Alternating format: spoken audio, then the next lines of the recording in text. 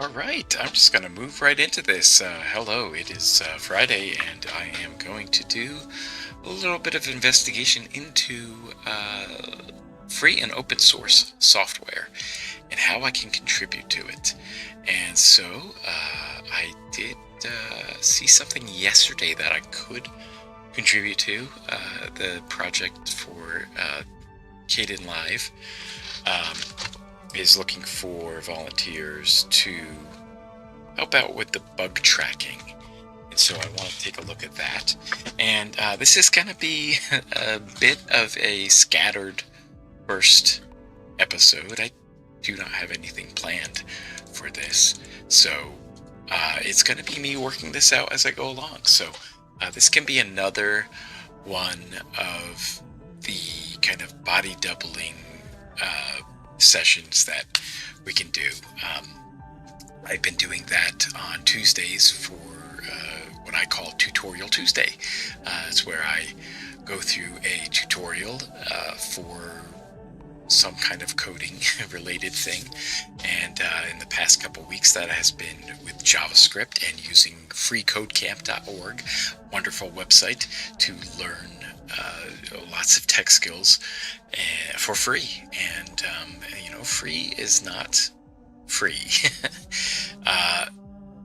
We live in a society that requires financial, it requires finances. Basically, you need funds in order to do things, right? You need money to survive, and so you can't survive on free subscribers alone. So if you use free software, please consider contributing financially, or you can contribute in other ways. But the main thing is that there are people who are working on these things, and you always keep that in mind, that there are people behind these things, and they need to survive. So, and unfortunately, money is involved there. You need to have money to survive. So, so I'm just going to get right into this and kind of go over what I am planning on doing with this. So I'm just going to jump into sharing my screen and bring up my Obsidian here because I was doing Tutorial Tuesdays. I was working on that there.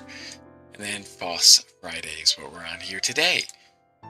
And I should actually try to update my new update to the latest day. And actually I should do that now. So let me see.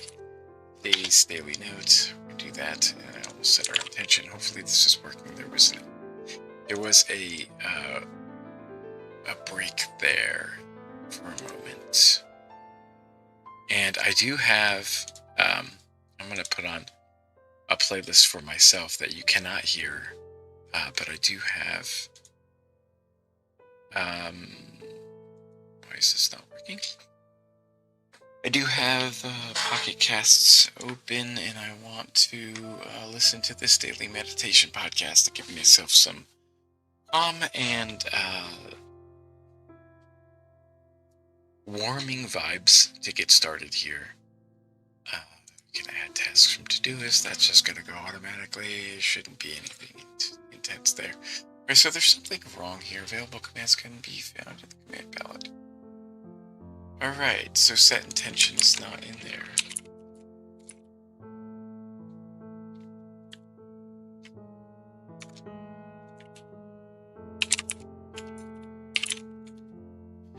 I don't know why this isn't working. Something's wrong here. Constant file, get intention system prompt. Maybe I need to update something. Go into my community plugins, check for updates here, and we'll do that.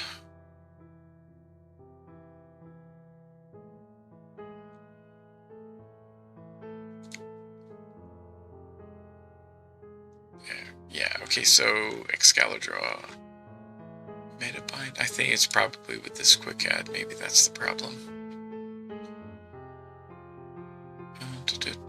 Adding OpenAI, all that fucking bullshit. Okay, so they just added things, but I don't know what they added. Template or update. Anything there? Maybe there's just an update there. Metabind. I haven't used that yet, but that's supposed to be a replacement for buttons. I don't know why. Okay, so buttons updates. Do Obsidian. From my Goodreads, I kind of want to get away from Goodreads. And there was another FOSS thing that not real. Was it people involved with Real Python or the? I think it might have been. What is going on? Why is this so slow?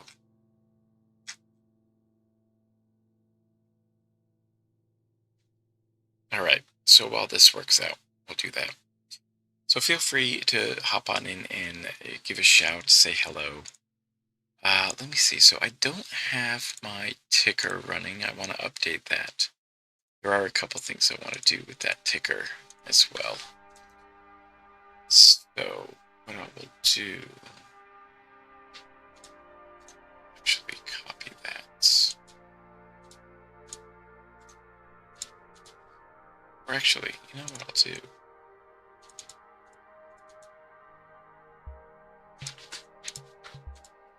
Let's see.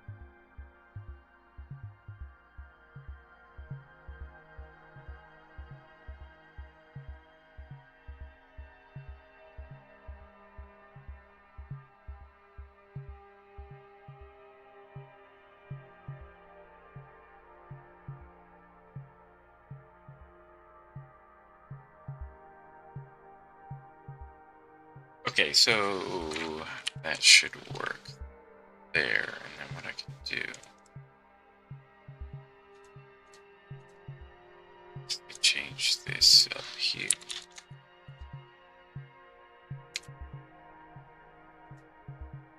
Your info. What I should do, I should just do this for today. So what I'll do is, should have to require updating it. So today is the 8th.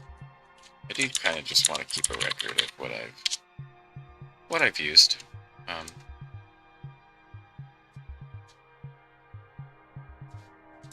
Always come back to that. So what I should do is to add this folder as a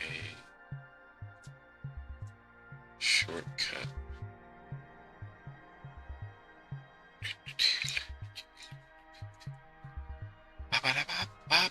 Yeah. How's everyone? Nobody's here. We're just vibing. Yeah. Okay, what's going on here?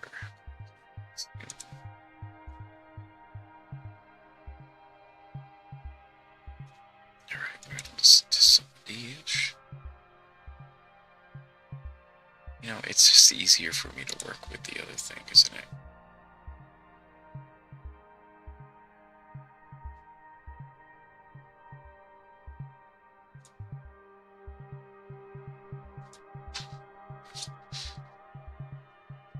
Okay. There we go. Okay.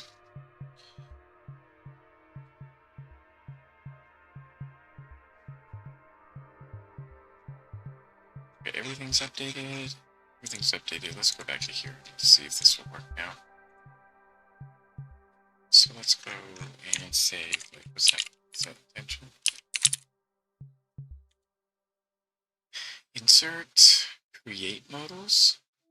What is create modals? What does that mean? Well, that works. It's just, okay, so it's editing that. That's interesting. It's not an insertion, but what I want to do today is stream FOSS Friday.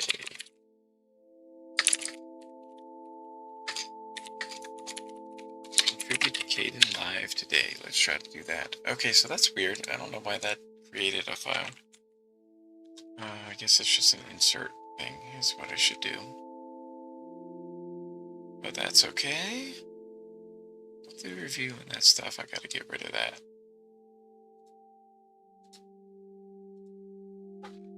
Okay, so what I kind of want to do is to start off with like looking at some newsletters and stuff that I need to keep up on.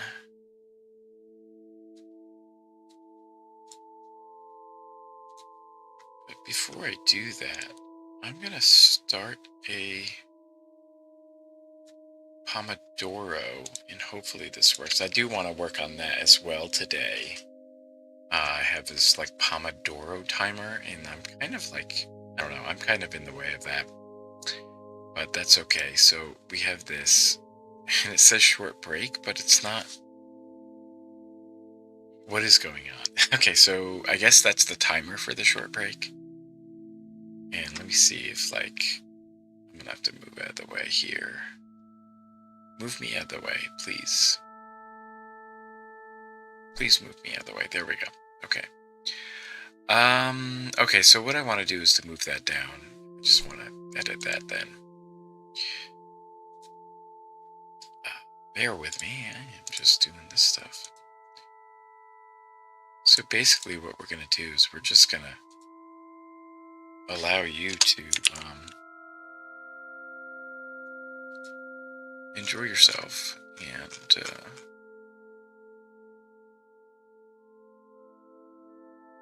while you work.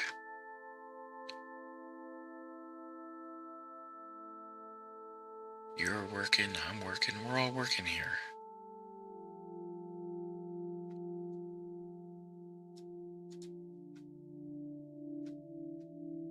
I think that should be pretty good then.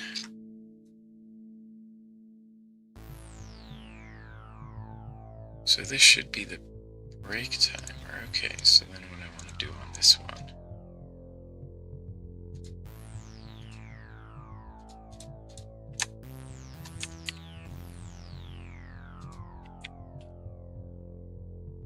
We will move this over.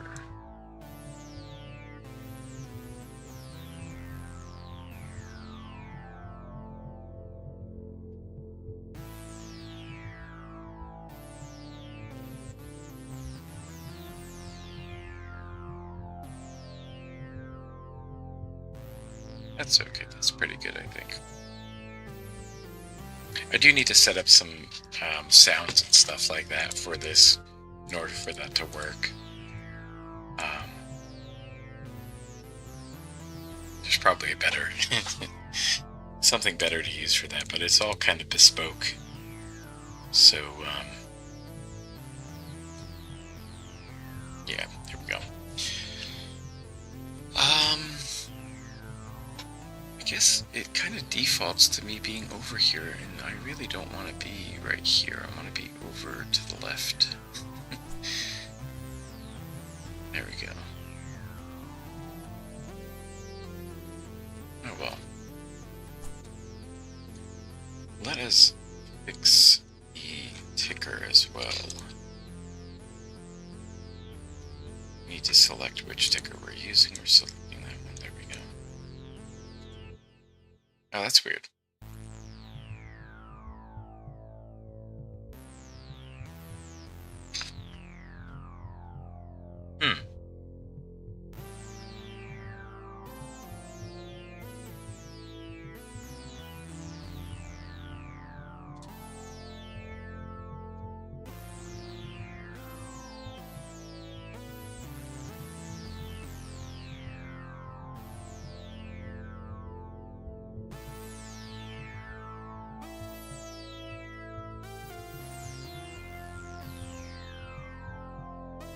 It's very weird.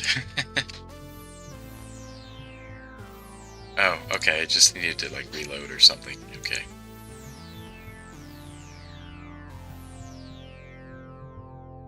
There we go.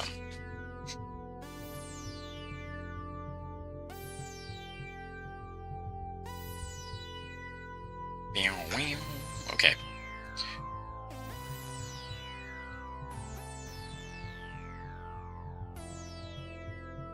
Gonna contribute to Kdenlive, so but before I do that, so this Pomodoro thing, I need to make sure that I have this Pomodoro thing coming up.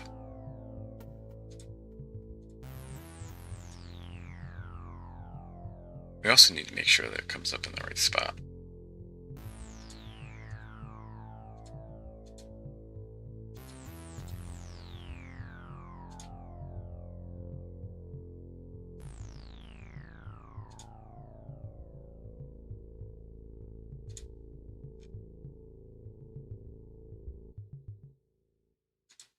So I guess what we'll try to do, you know what, I think, because the cam overlay, you know what I'll do is I'll put messages above that, and that should be enough to do that. And then I'll just have to do that, yeah, like that, okay.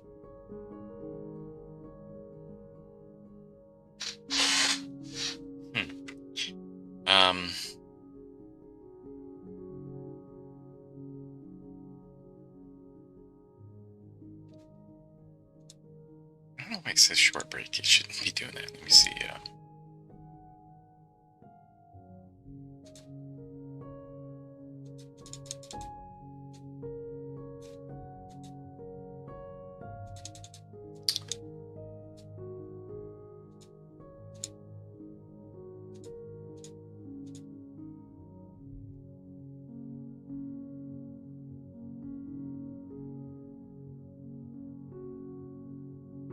I guess what you have to do is just reload.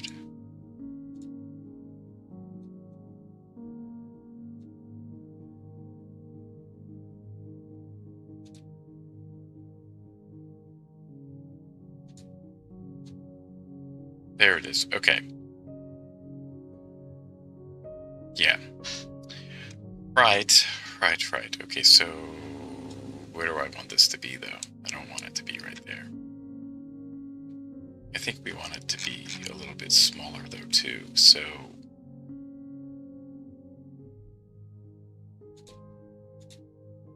this Pomodoro thing. Just getting used to this thing here.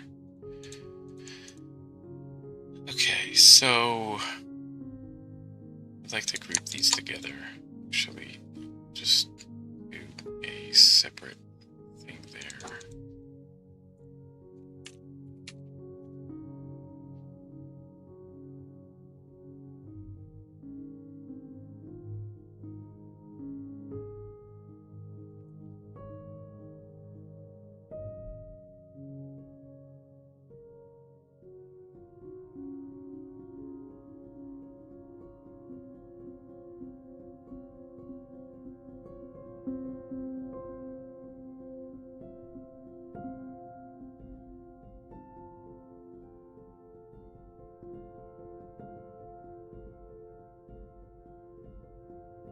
Okay.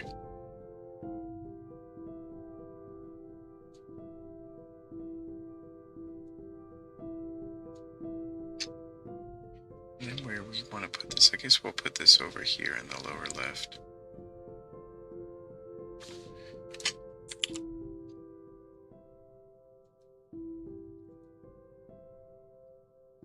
That's so odd, it's not going to be correct. Okay. The positioning. Okay. Oh gosh, stop that.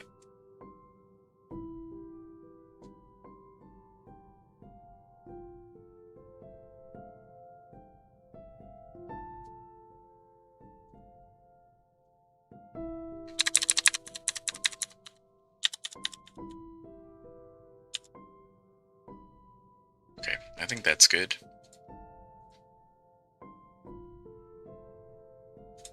Actually, let me move this over just a little bit so that, because I think I kind of screwed that up.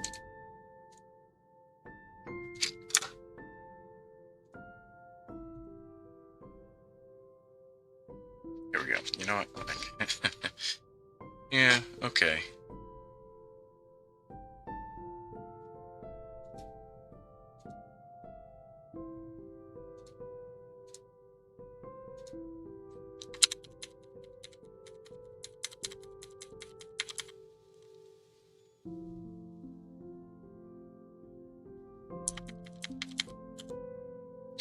Forget if it's, how big is the ticker again?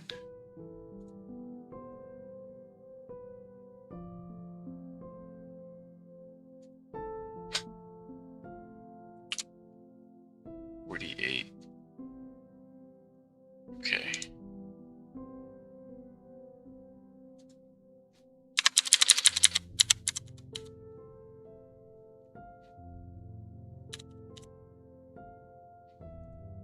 Okay.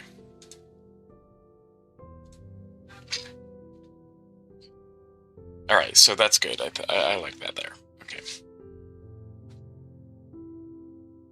Could also put it in the upper right. Oh boy, I don't know where to put it. Actually, I kind of do like it up in the upper right. We'll just keep it there for now.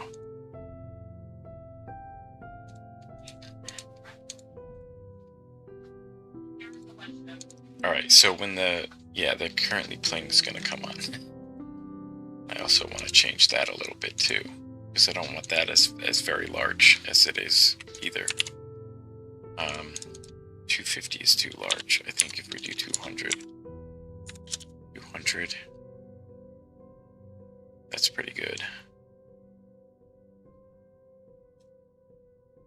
And then I think what I can do is I can move that down over here as well.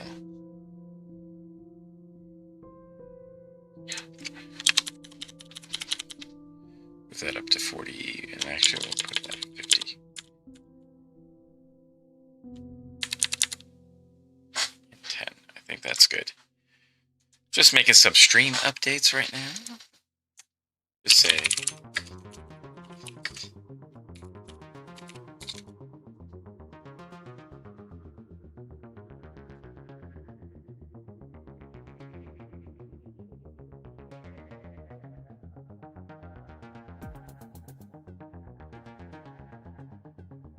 Okay, and then so the other thing I need to do then is to adjust the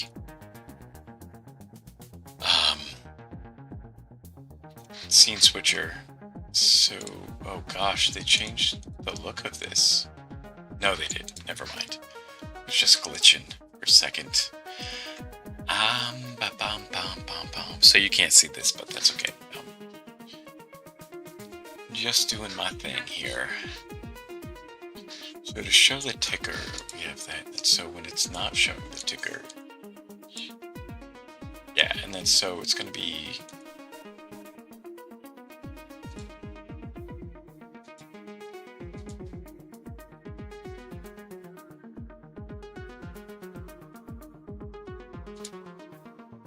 why is that on show break music details, show background music details. There we go.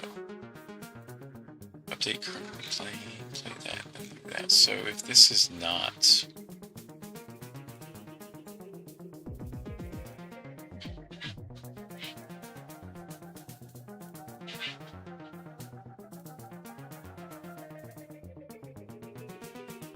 alright, so we should add an else. So if we're adding an else condition, we're going to be showing the Pomodoro. Okay, so we need to. Oh, was it a hotkey?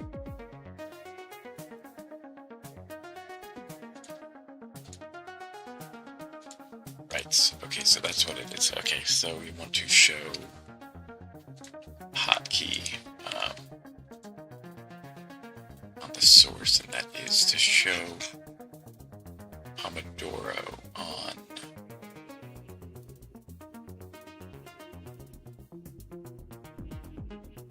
DSK messages.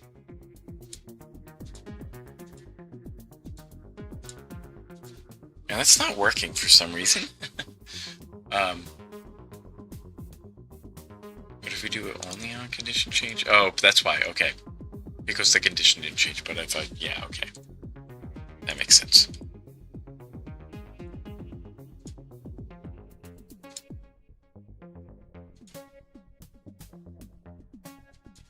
Okay, so I think that's all set up.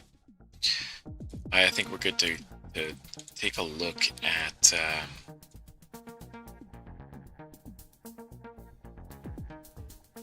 some things here.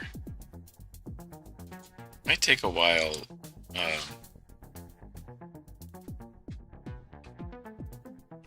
Get started here. So I also want to set up a way for me to add the stream markers. Yeah, so the live control panel. We want to put that over here.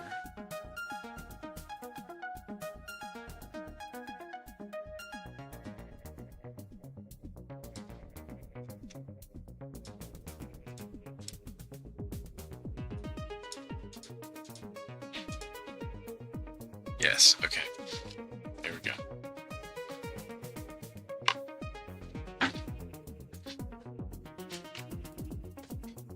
Alright. So maybe in like a couple weeks I'll be able to have this as a pretty nifty little show here.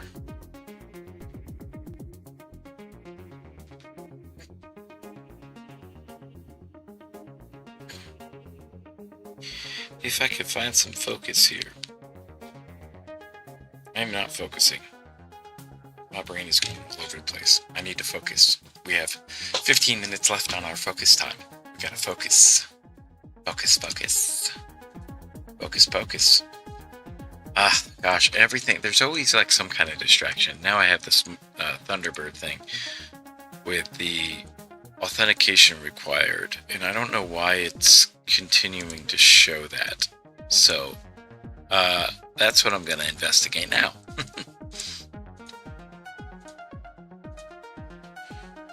While I do this, though, I think what I'm going to do is to bring up the Kdenlive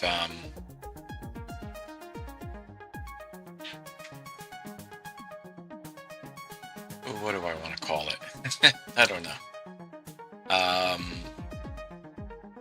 Okay, let me go to the thread that we had there. Let me just find where it was before I had shared this whole thing. Okay, so here it was.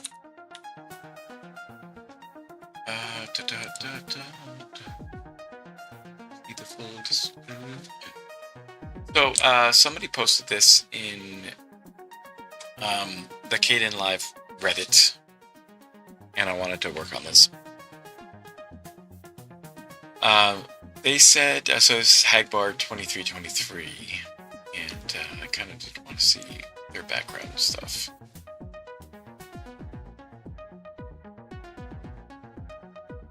I don't know what the background is. They say, maybe we can help the Kdenlive team by testing all open tickets on their bug tracker. And there is a link, I think, here, so I'll just bring that up.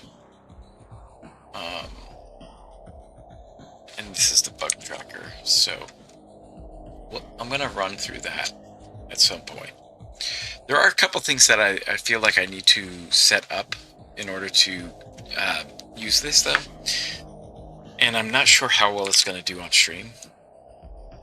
And that is because I'm going to be using the virtualization on my computer so that I can run a virtual machine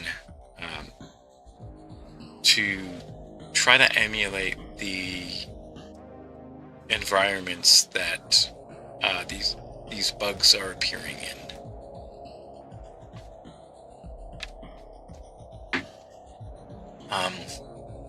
Before I do that, I think that I could just try to find all of the Windows ones.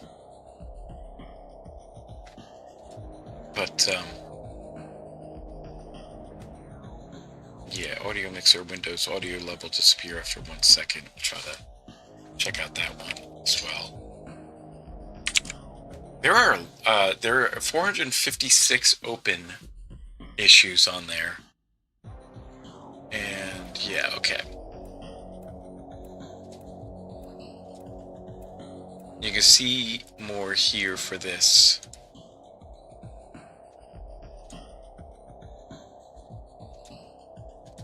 Yeah, so we'll take a look at this bug triaging. So maybe that's what I'll take a look at.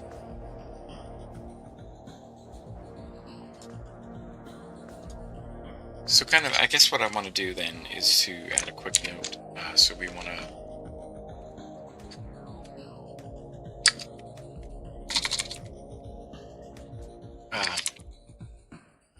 work on bug triaging.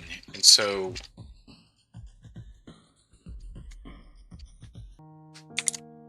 actually what we would like to do, so I'm just going to add a link here. So the ways that we can contribute is bug tracking, and then so bug triaging is the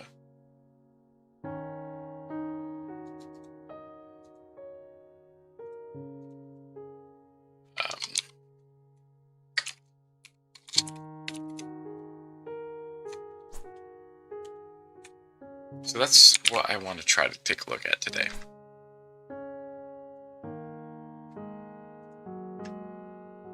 But I will leave this up on the screen while I work on figuring out what's happening with the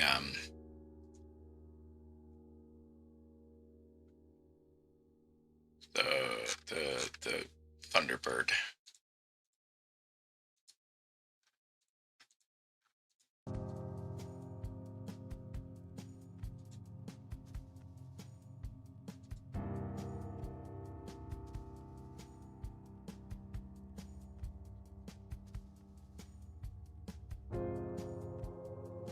Alright, so I don't know what I want to do with this. I'm going to share this.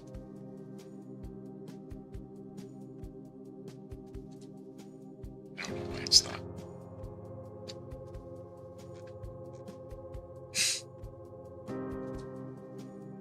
Oh, there it goes. Copy the link. Okay, so we're going to post that to the chat.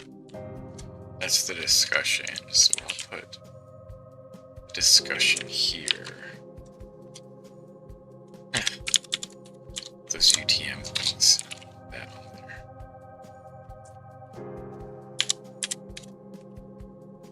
Okay, and what I'll do is I'll close close this down, and then we'll just add the bug triaging.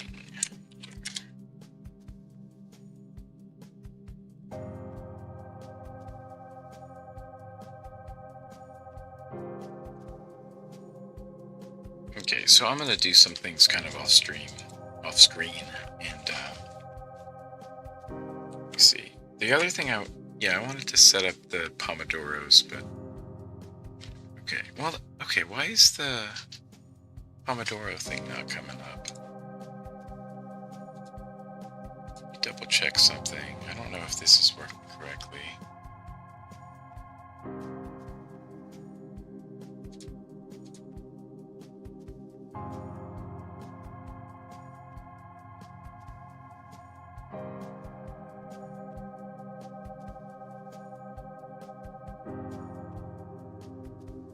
You can see that. Okay, yeah. Show on DSK messages. I don't know why this isn't. Can I like trigger this somehow? Trigger it? Trigger this custom label. Oh, there it goes. And now it comes on. So somehow the condition changed. Maybe it was just...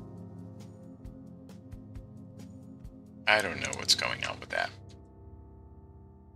Okay, but we still have 8 minutes left on this focus block here.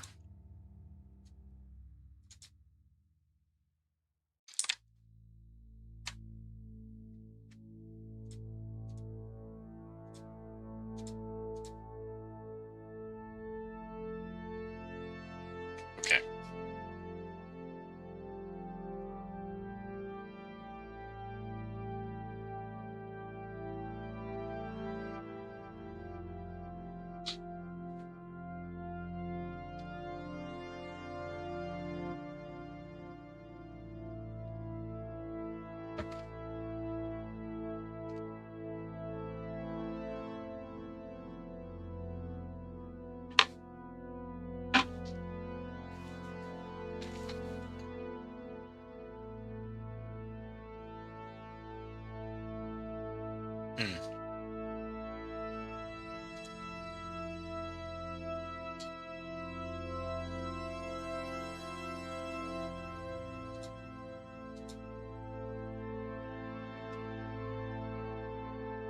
Yeah, I don't know why it's not working correctly.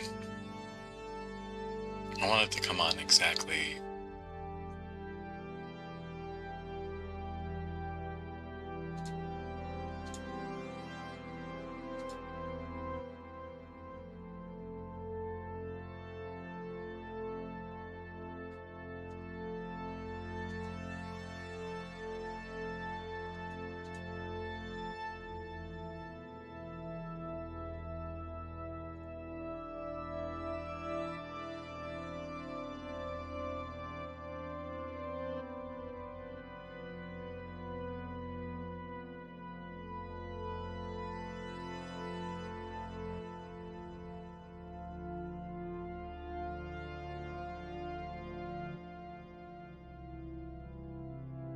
So these conditions are not matched, so I don't understand why this isn't running. If I take that off,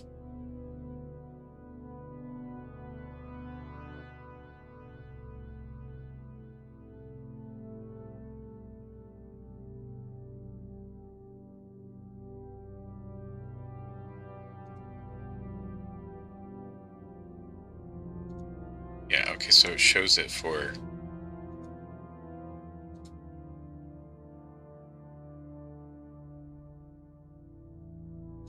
Yeah, I don't know. I don't know why it's doing it like that. It's so weird.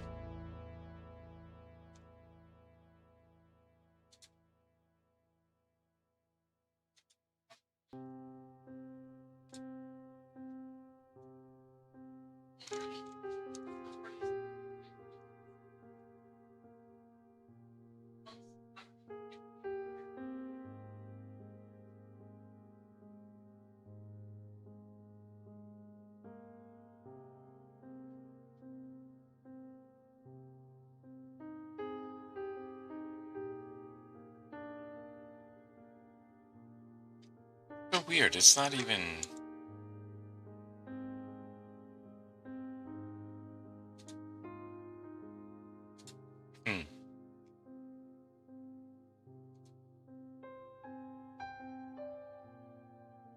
I guess what I could do is to just have it do this and have it switch back.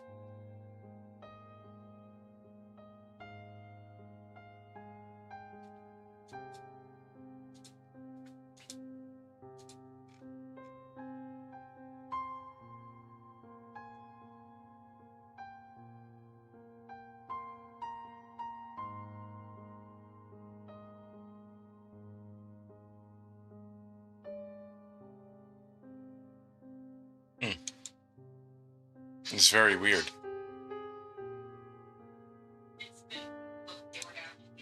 Can run the macro.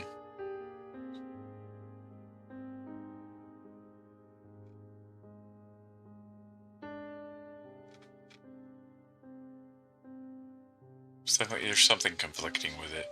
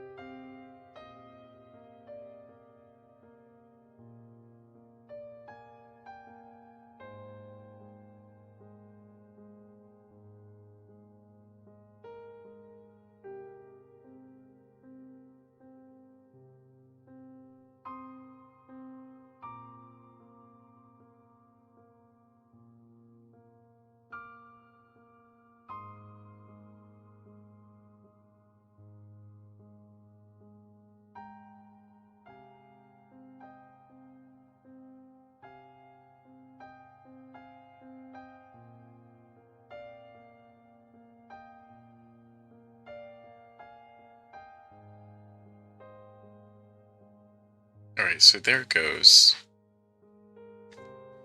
And then at the end of it should just bring back up the focus timer. Okay, so that'll work for now, I guess. So every time that comes up, it's gonna repeat that. Working on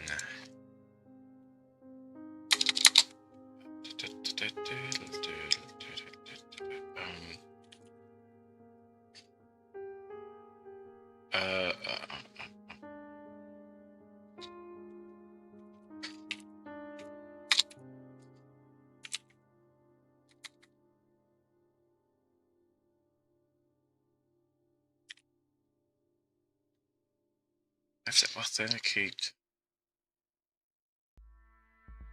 Yeah, that's it there.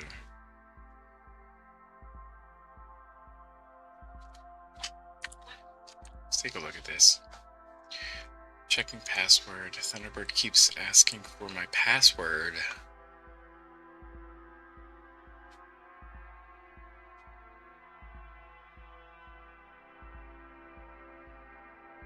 It's not this. It's outgoing server under security and authentication. Deselect username and password.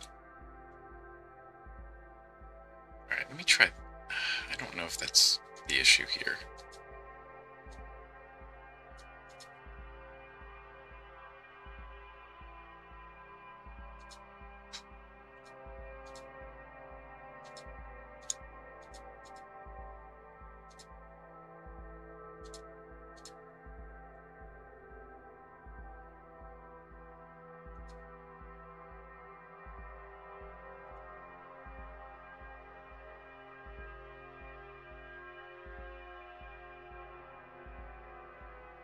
It's in account settings, so it's probably inside of other things here. So let me check my account settings for this one.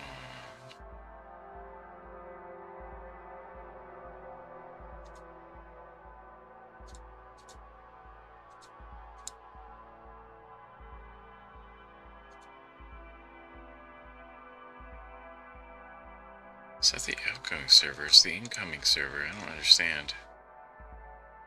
It's definitely in the server settings, isn't it? Port 993. A TLS certificate. Can I set that up? Password.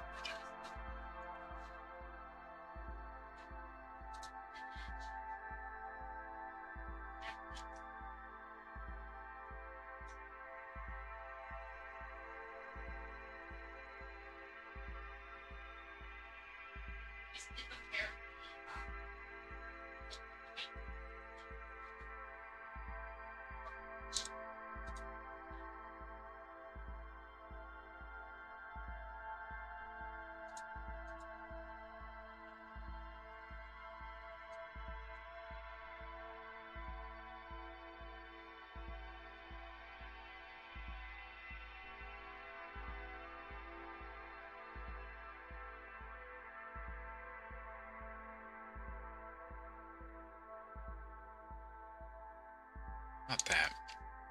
It's not on outgoing, it's on the incoming.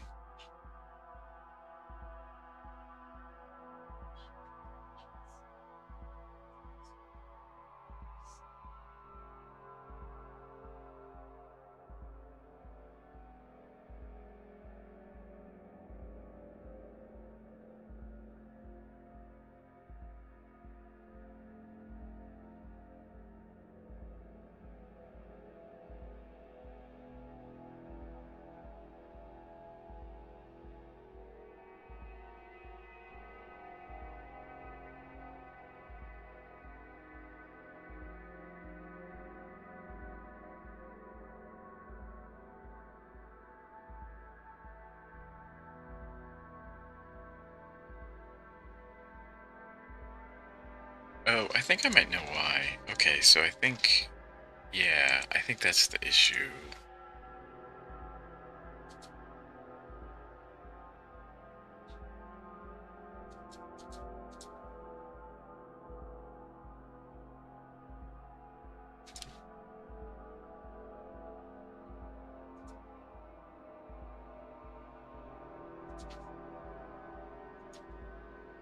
So hit it, go through there.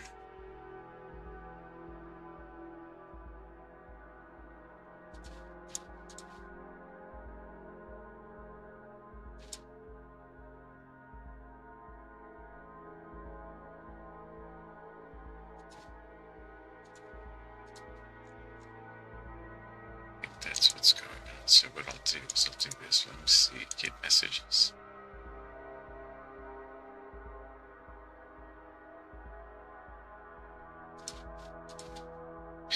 Weird. Okay.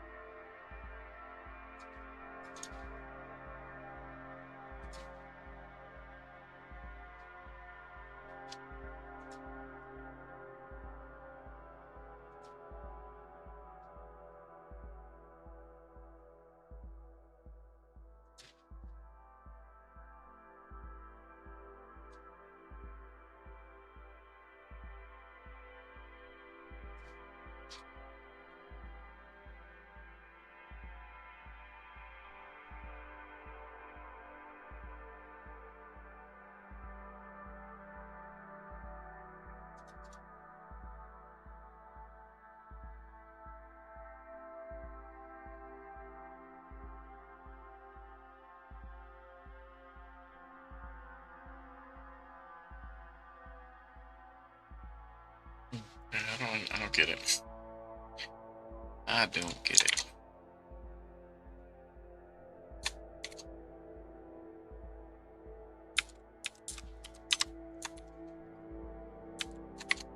I think we should be on a break, right?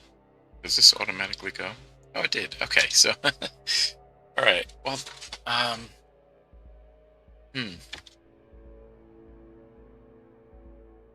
now we're back onto a focus time.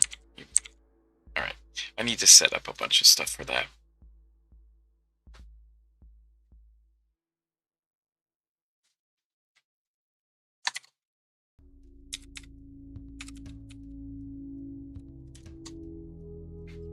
Blue sky integration. I didn't do that. Okay, so no.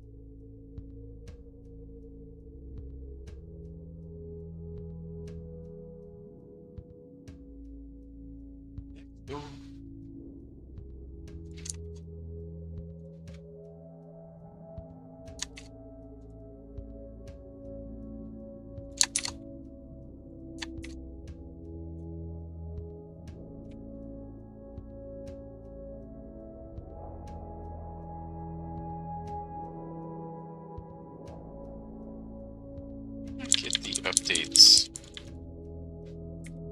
for this other thing. I need to updates, announcements, and personal things. So I need to do that for my other one. I'm just bouncing all over the place. That's okay though. Yeah.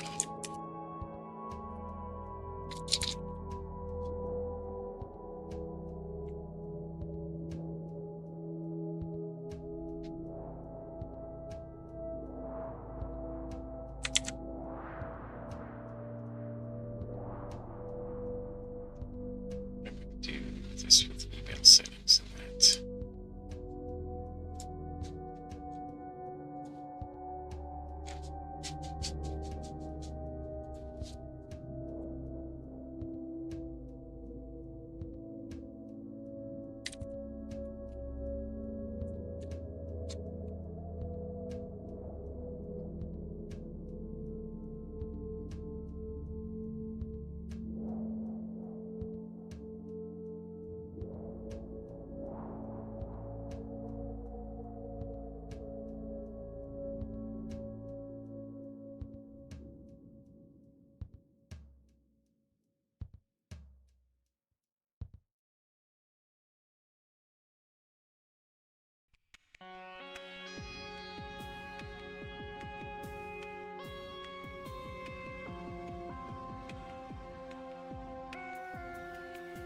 Okay.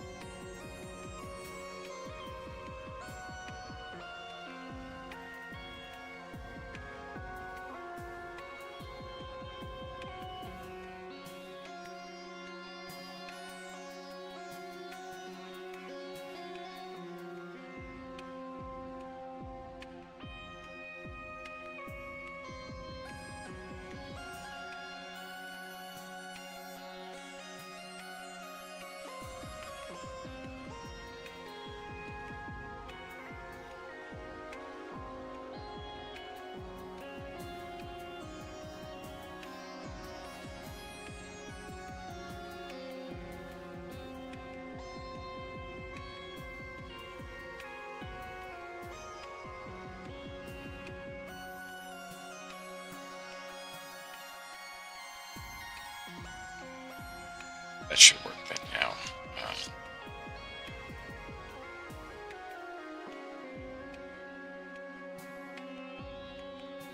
No stuff's not good. Okay.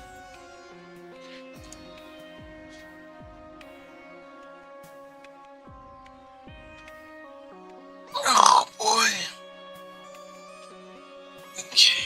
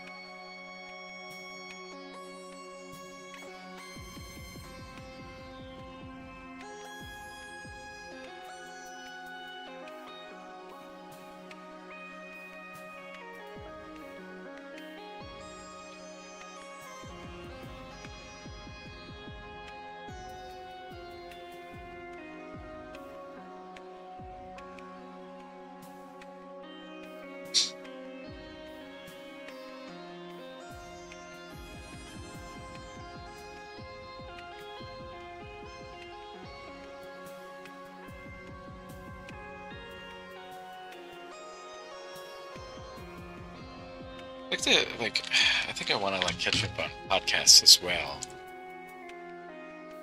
That would be interesting. I don't know how you do that. How would I do that on screen here?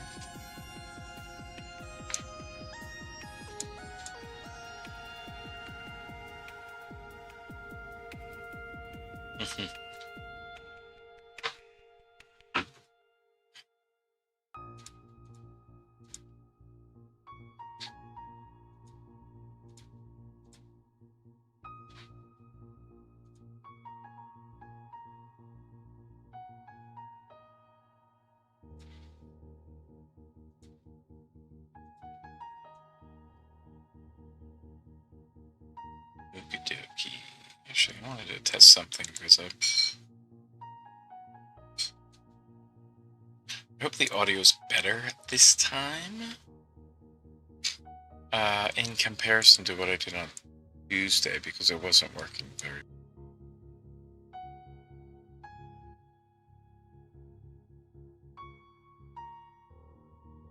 Why is that? Why does it sound like trash?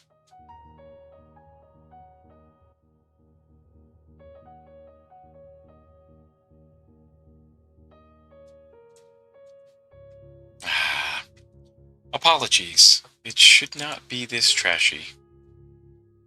So I think what's happening, we might be using the wrong thing.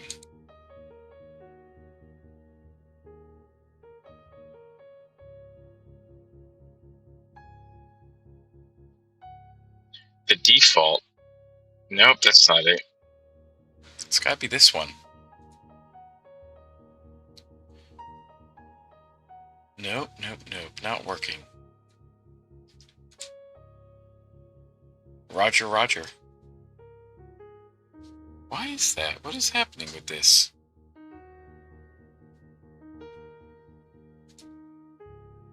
It's so weird because it worked on my other channel.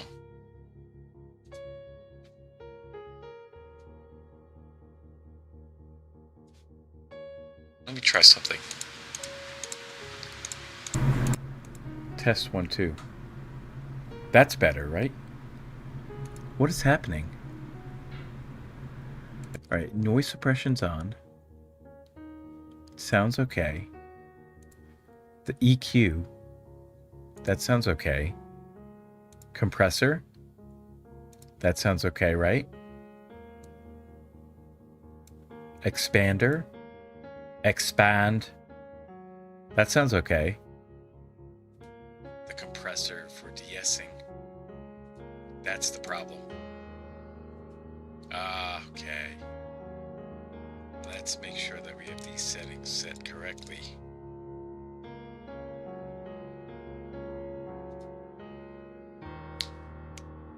Vanish in the haze.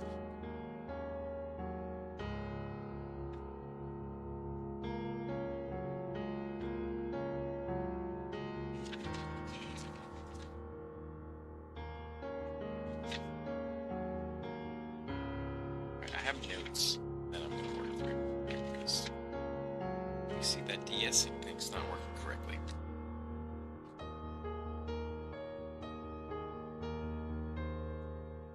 Log automated frequencies.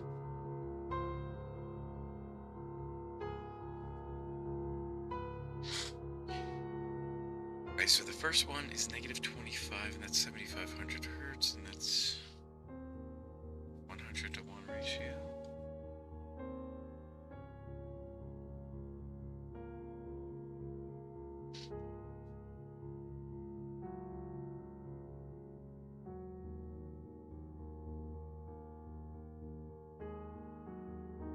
All seems correct.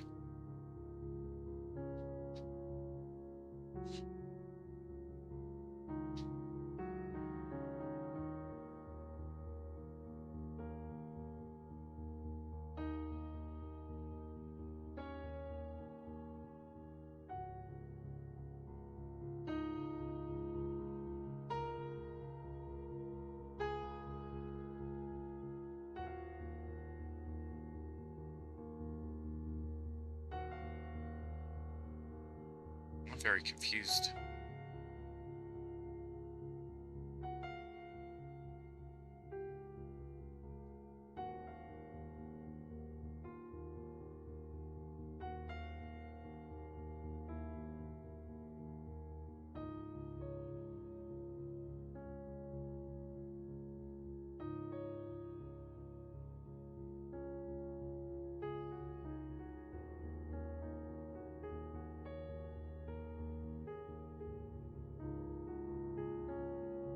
I don't know what's happening to this. So it's better when... Yeah, it's fine without the de-essing. Ah, this is annoying. Okay. Why is that? Something's wrong with this. Let me see this here. Open interface when active? No. Log frequencies.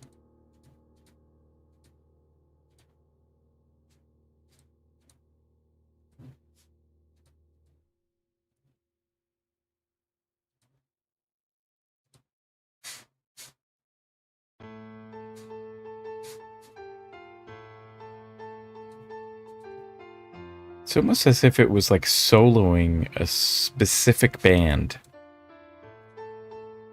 Of the... Yeah, I don't get it. What is happening here? That is so weird. Let's see, which one is it? Is it the low band? No, I don't think it's that one.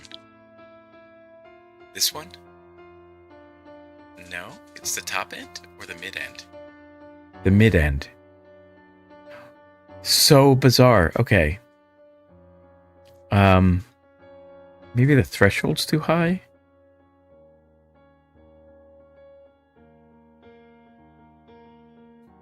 Okay, so it works here, and it works with the top end. But the middle end... Is where it's... Wow. Okay, that's so weird. Do I have to reverse the order of these things?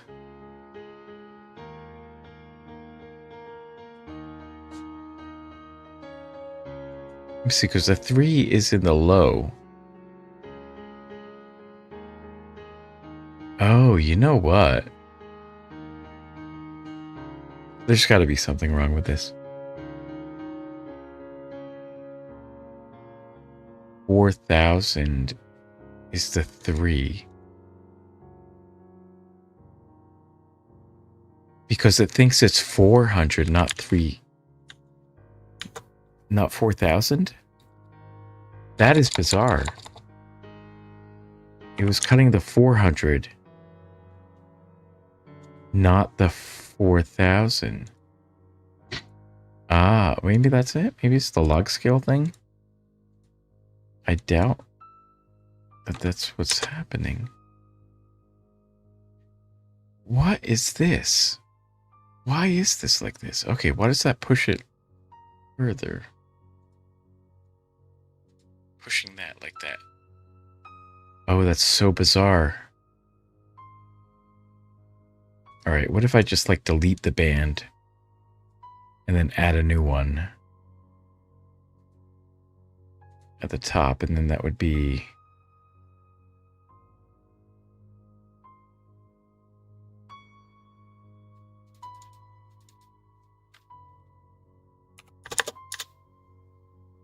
Oh, it still pushes it down there.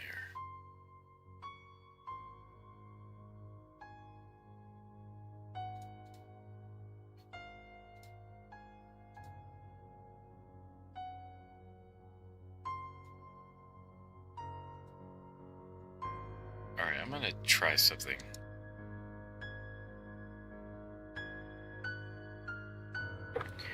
So the first band is 4,000.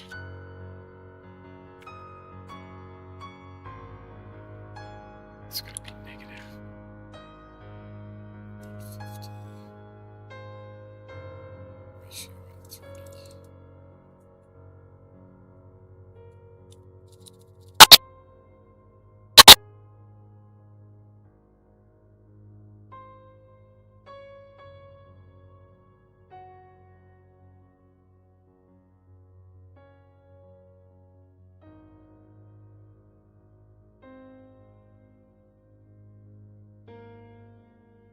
It's gonna be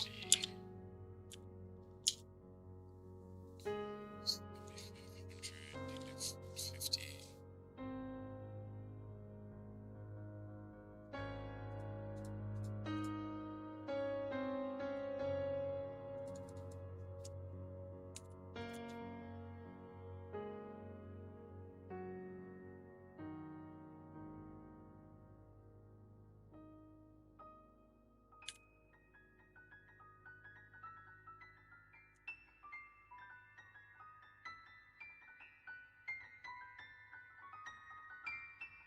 Okay, maybe.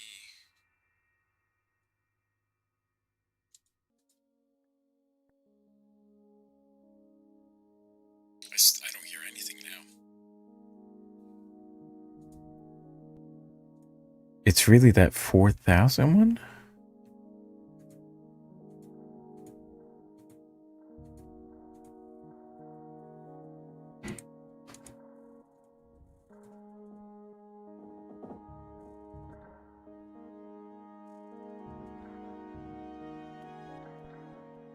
If I push it to 1-to-1. Ah, okay. Alright, maybe that's what I just have to do. It's active, but it's 1-to-1. Okay.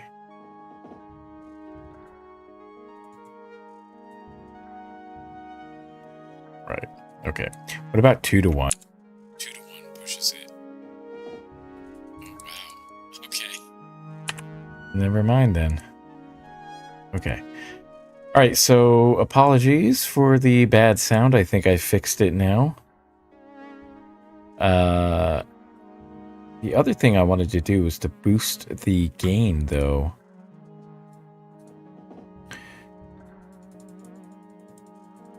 It does seem like it was coming in a little low, so I think this is a lot better.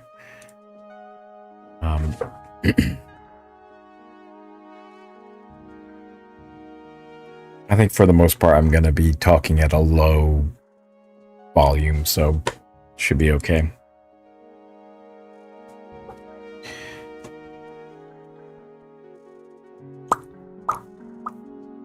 There we go. Okay, that sounds pretty good.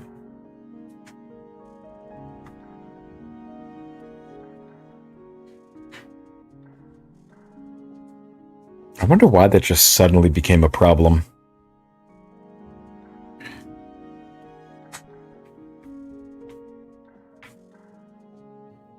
We need to make an adjustment here. So this new edge.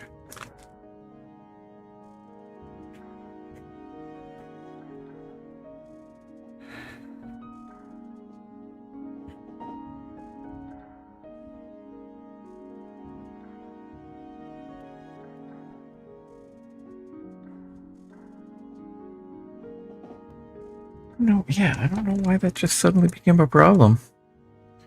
I'll have to check out my other channel because that sounds fine.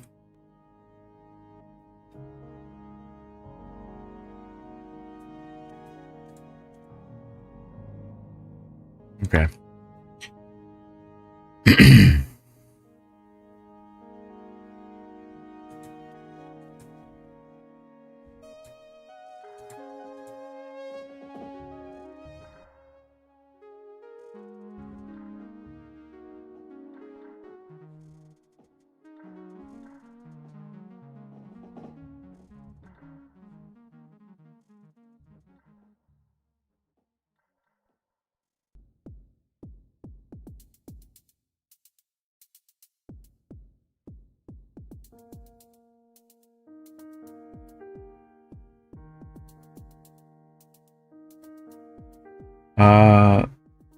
Yeah, I should be taking a break soon. But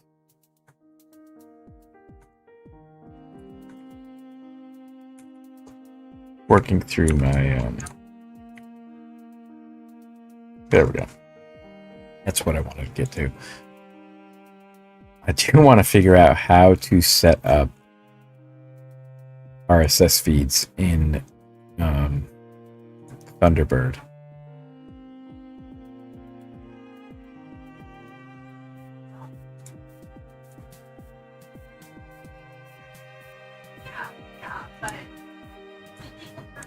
So let's see.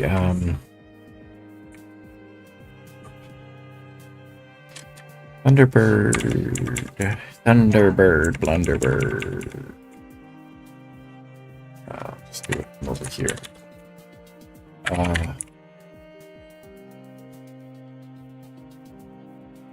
Alright, so plus RSS. How do you do this here? So I do think that they did change something, so this is not... I don't know if this is relevant anymore. So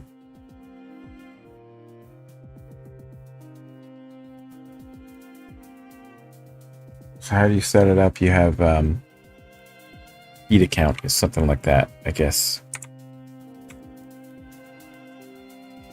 I guess that's what I want to set up then.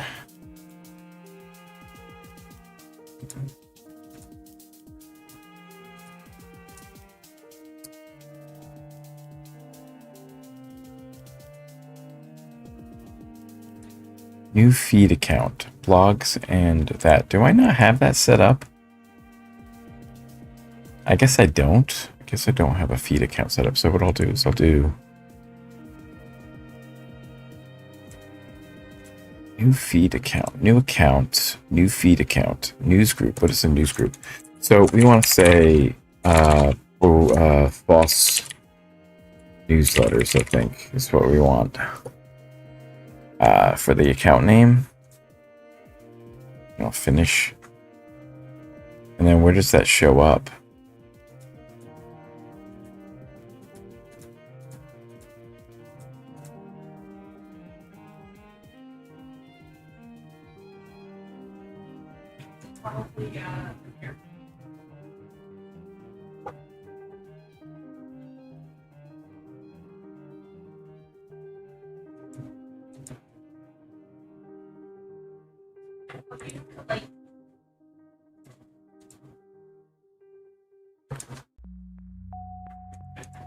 We'll check for updates every day.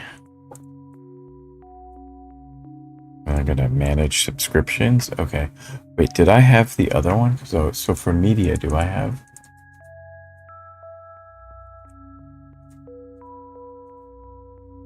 Oh, okay. So yeah, so we're gonna add a feed. One of those feeds is this FOSS weekly thing. So let's go and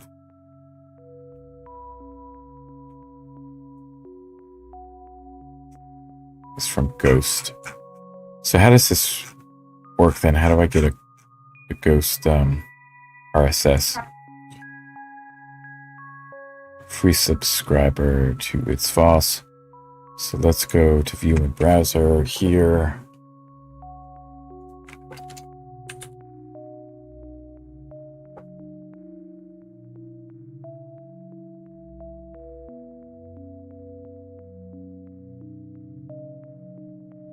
Quizzes and puzzles. Ooh, interesting.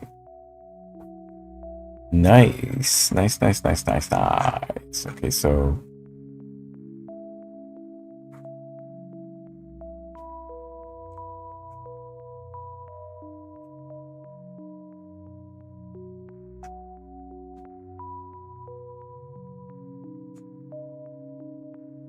share. Is there a feedback? A feed, I mean?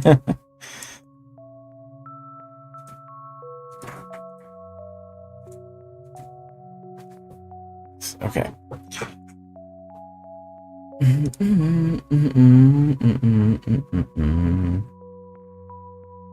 Newsletter? Is it on here? Can I just add that as the feed? It's got to be a feed URL, so it's got to be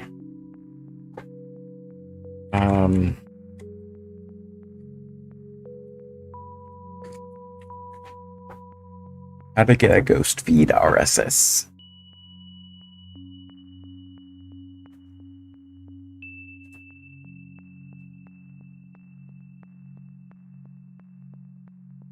Okay, so if I go here, oops.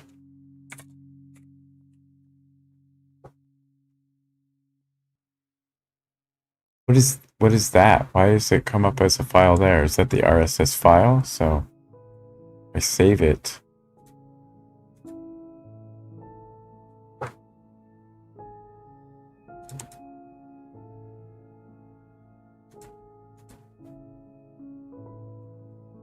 Okay, so that is it.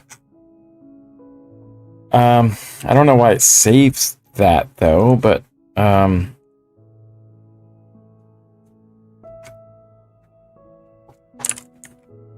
okay. So that is a valid. So on Ghost, you just put the so check every day, show the article summary instead of loading the web page. Show the article summary. You know, automatically create tags from feed category names. I don't know how that's going to work, but okay, so we'll add that one. Verifying feed. Oh, there's 15 to 15. Okay, so there's quite a lot to get to there. It's FOSS. Okay, so it's FOSS. It's the weekly newsletter. FOSS Weekly. Okay, so then I can just delete that. And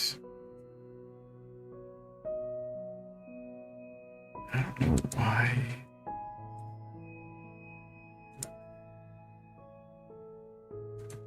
Media. So where does it show up on my side here?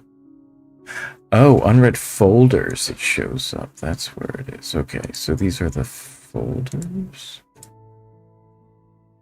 Okay. That's nice. Okay, and then what I want is the... Yes, okay, so the other one I want is mostly python.com. So I should be able to add that as well. And I can add one, so I'm going to add... is it dub? I don't know if it is or not. It is dub. Some things still use the dub. I think that's going to be it. And so what I'll do is we'll add that. Mostly Python. Nice. Okay. And then I can just delete that. And then Programmer Weekly is the other one. Is that by Ghost as well? That's on Beehive. So we need to figure out what Beehive feed is going to be.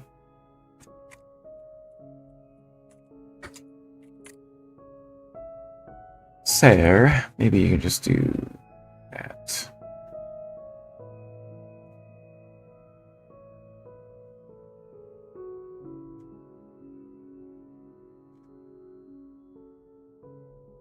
So they do the RSS dot prefix then. Okay. Or so let's see if that actually works. We'll see. Add another one.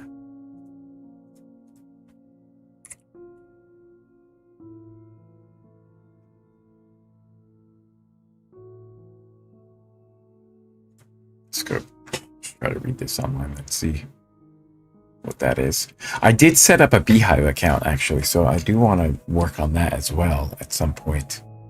There are, like, I've been doing a lot to do a lot of setup this year. So it's a programmerweekly.com. Is it rss.programmerweekly.com? We're going to try to see if that works. It's not a valid feed. Okay.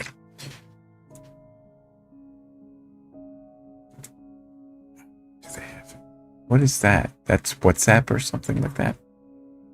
I need to check to see if we're due for... We were due for a break.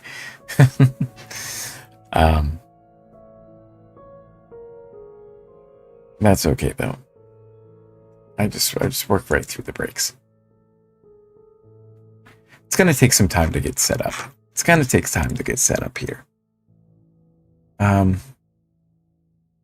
So how do you access the RSS feed? Is it going to be like /RSS at the end, add RSS feed?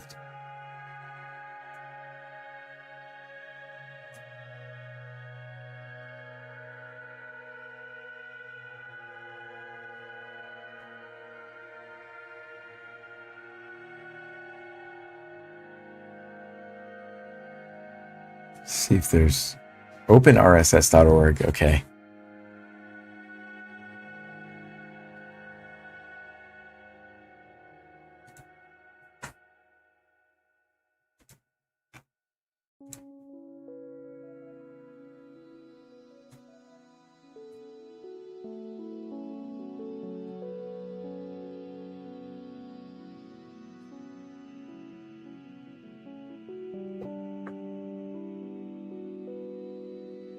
OpenRSS would be so grateful if you consider donating. So what is this? OpenRSS to the beginning of the page.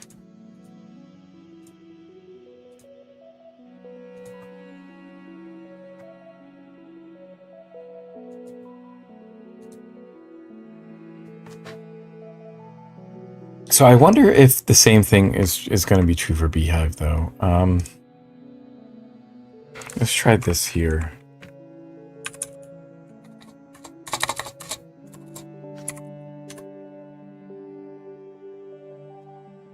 No, it doesn't exist. So how do you get the RSS feed?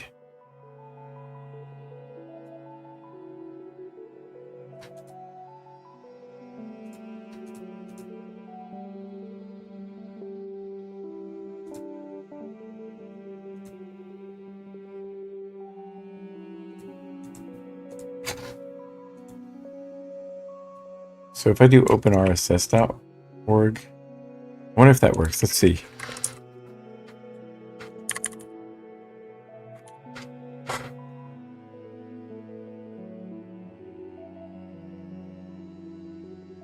It's not a valid feed.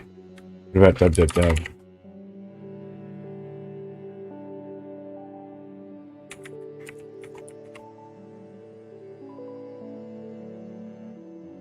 Wait a minute. Did I do this correctly? I think you might actually have to do that.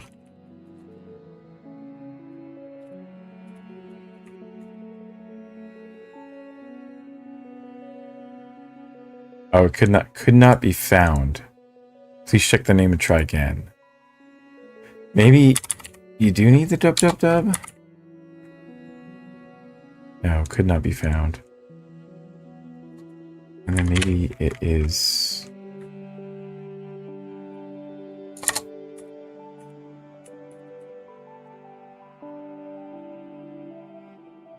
not a valid feed. Okay.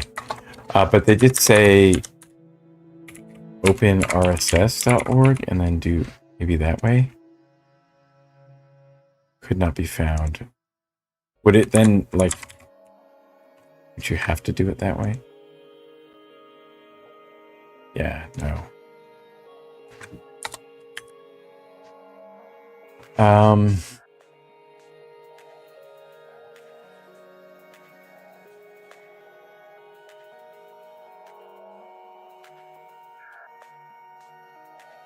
I can't imagine that they wouldn't use RSS. So how does it work, though? I guess we'll try to find out. Programmer Weekly. Let's see if there's an RSS feed for this. Posts.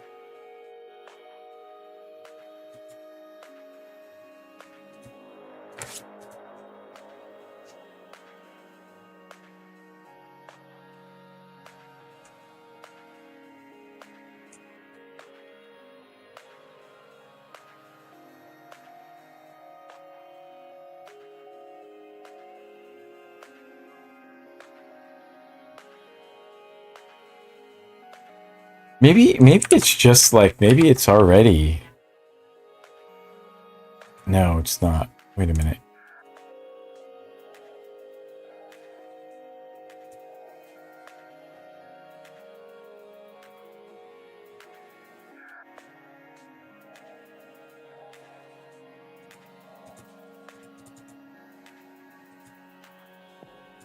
Okay, well that's interesting. Okay, so there's a feed validator. I wonder how you do this. You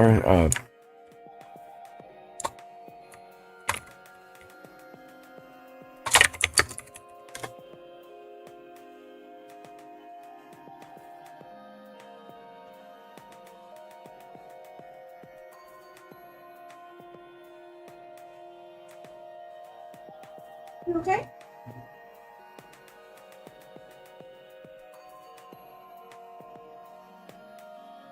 pretzel. Like what? Like a Mitzi whale. Where is she? Just put that. Huh. What? I don't know what I heard, but it was like a. Okay. Okay. Go back to it then.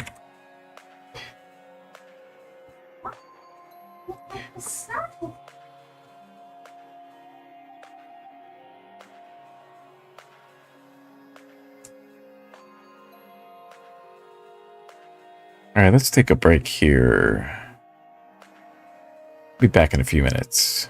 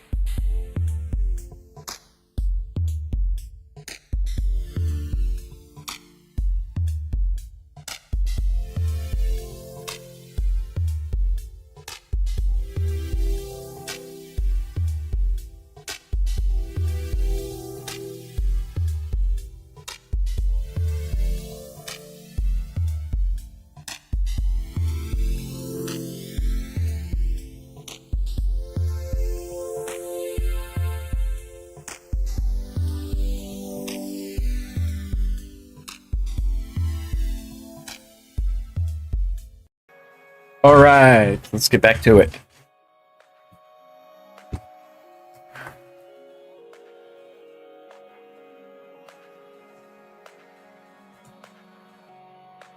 Okay, so I've got some.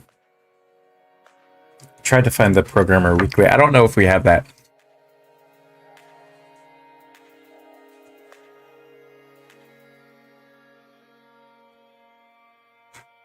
There are quite a lot of feeds here that I can go through.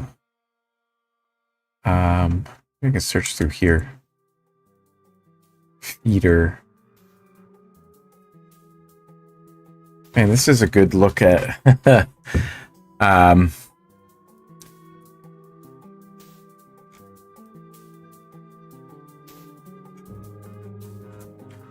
Yeah. How do I? It's a shame. I would really like to have. So you can't have. I guess they just didn't set up an RSS feed for this.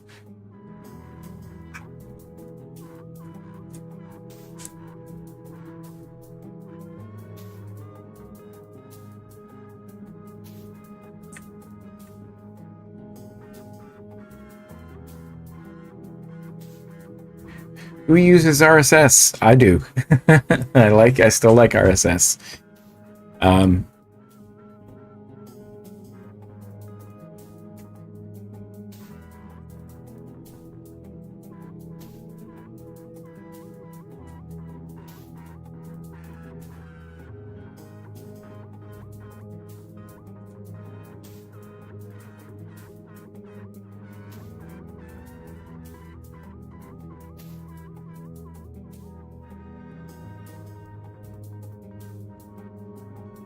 I gotta put my food in the oven.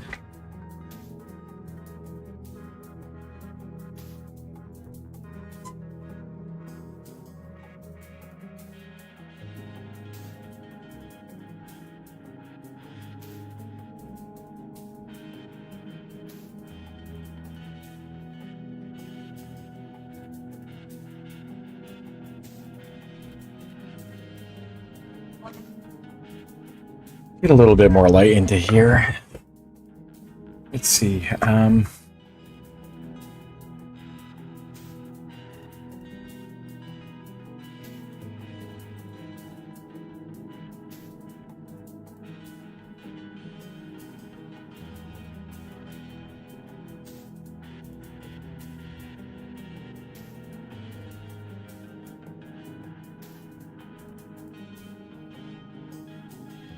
It's weird. This was recently, I think. So I guess there's no RSS feed for that. We do know how to do for Ghost. I guess maybe that comes in built in. Or Beehive, you have to opt into that. I want to take a look at this again at some point. But I kind of want to just get moving with these other things. So there's Programmer Weekly as well. That is the other kind of newsletter thing I want to take a look at. So FOSS Weekly, got those. PyCoders Weekly is another one. Let me see.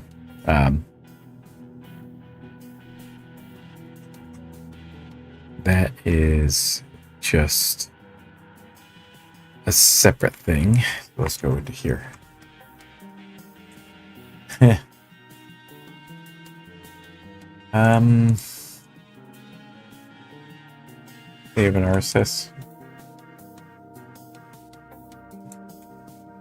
There it is. Look at that. That's beautiful. I'm gonna copy that one, and we're gonna come over to here. Add that one. 3 articles. PyCoders Weekly. Okay, so we'll go through those ones.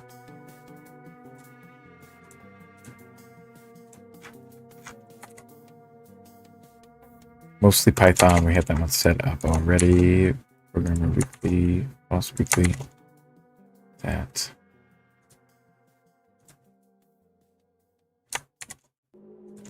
Okay.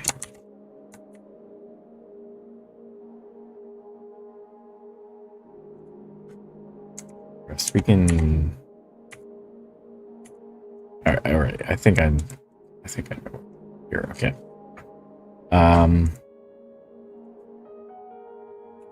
Just working through. Also have a Wired weekly newsletter that I check out. Just all the articles from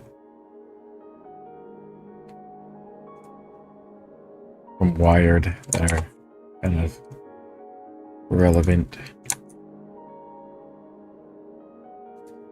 Okay, so what I'm gonna do. Okay, so now I'll share this on there. We'll take a look at all these.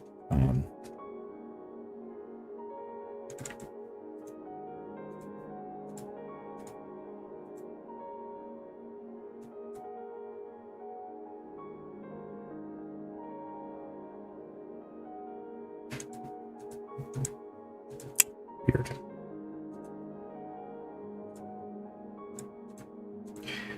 All right, so we'll take a look at FOSS Weekly. I'll just open this up in a new window. Is that good? Why does it not? Why can I hide this? I don't understand why I can't hide this.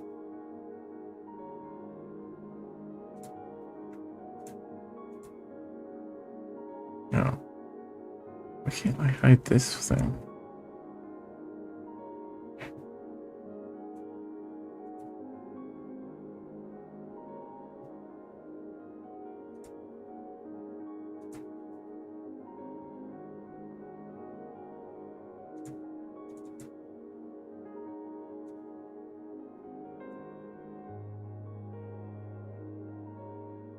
All right, that's so weird. But I guess this is fine for me.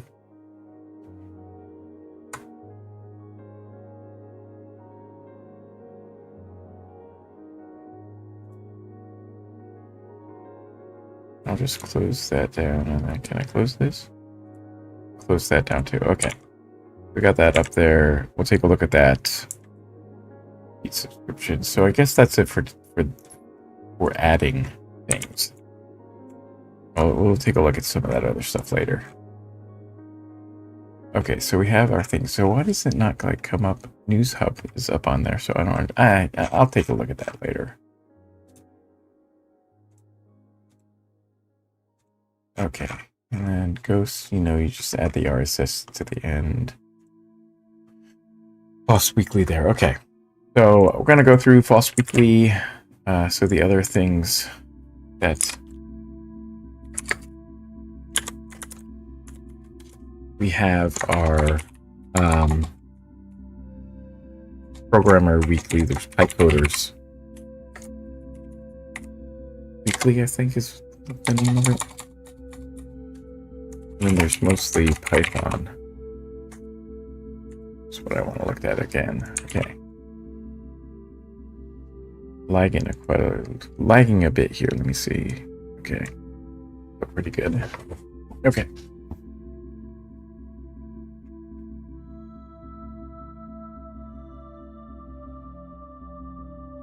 This is too big.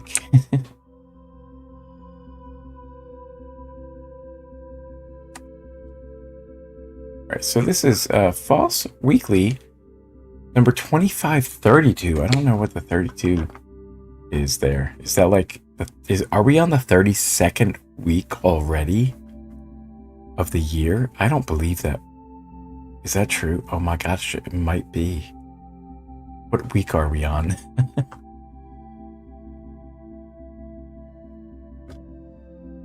Okay. Put that side by side there. So this says you own nothing in this digital age. Your ebooks, your games, your movies, nothing belongs to you. If you rely on a third-party streaming storage service provider, I've been trying to tell my wife this like for the past 10 years. In a bizarre turn of events, Amazon Web Services deleted the 10-year-old account of an open-source developer who lost all the data. Interesting. So all the AWS stuff. Deleted the account and all the data without. You became a digital execution and why you should never trust cloud providers with your only copy of anything. Yeah, so this is kind of interesting because, yeah, that sucks.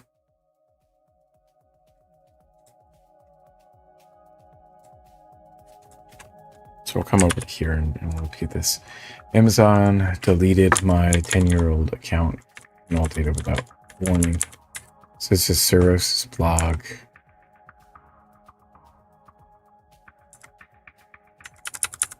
That's crazy. Okay.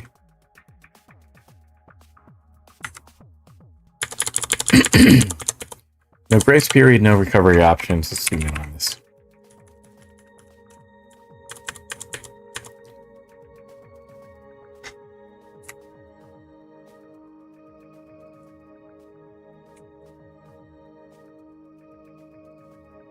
Ooh, yeah, there we go. Internal mistake at AWS Mina, a 20-day support nightmare where I couldn't get a straight answer to does my data still exist and what it reveals about trusting cloud providers with your data, the architecture that should have protected me. So before anyone says you put all your eggs in one basket, let me be clear, I didn't. I put them in one provider. With what should have been bulletproof redundancy, right? Multi-region replication across AWS Europe, completely separate from US infrastructure. Dead man switch implemented for disaster recovery. Interesting. Not sure what that is. Proper backup architecture. Following AWS's own best practices, segregated encryption keys stored separately from data. The only scenario I hadn't planned for AWS itself becoming the extinction event. 10 years, that's how long I'd been an AWS customer, a decade of using AWS. As my testbed spinning up into instances to validate deployments for the Ruby gems I maintain, like Capistrano Puma, Capistrano Sidekick, nothing production critical but essential for open source development.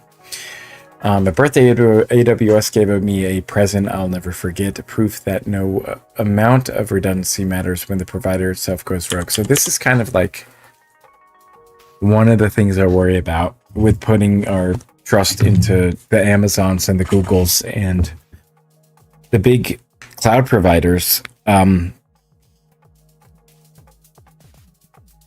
Is that like what like they have complete say. So if they get like captured by fascist governments, like the United States is going towards, how do we protect our creations and our data?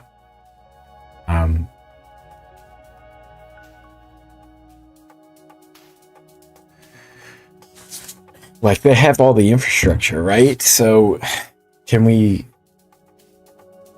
I really don't ever want to use AWS, Google, or any of these cloud providers that can be so easily leveraged.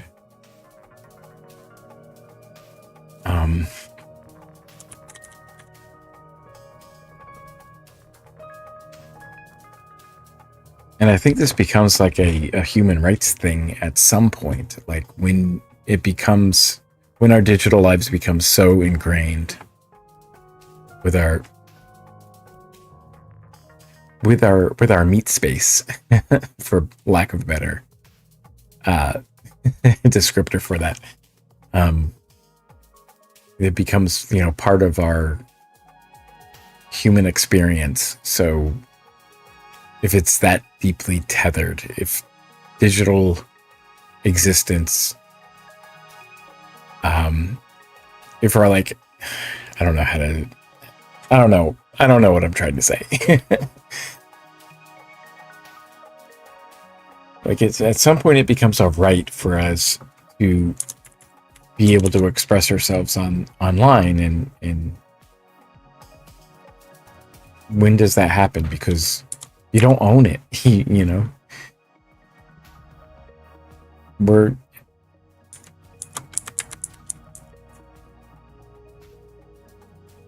Yeah, I don't know. It's just something I need to think about a little longer. Okay, so here's the timeline of what they said, the 20-day support nightmare timeline. AWS sends a verification request 5-day deadline, including weekend.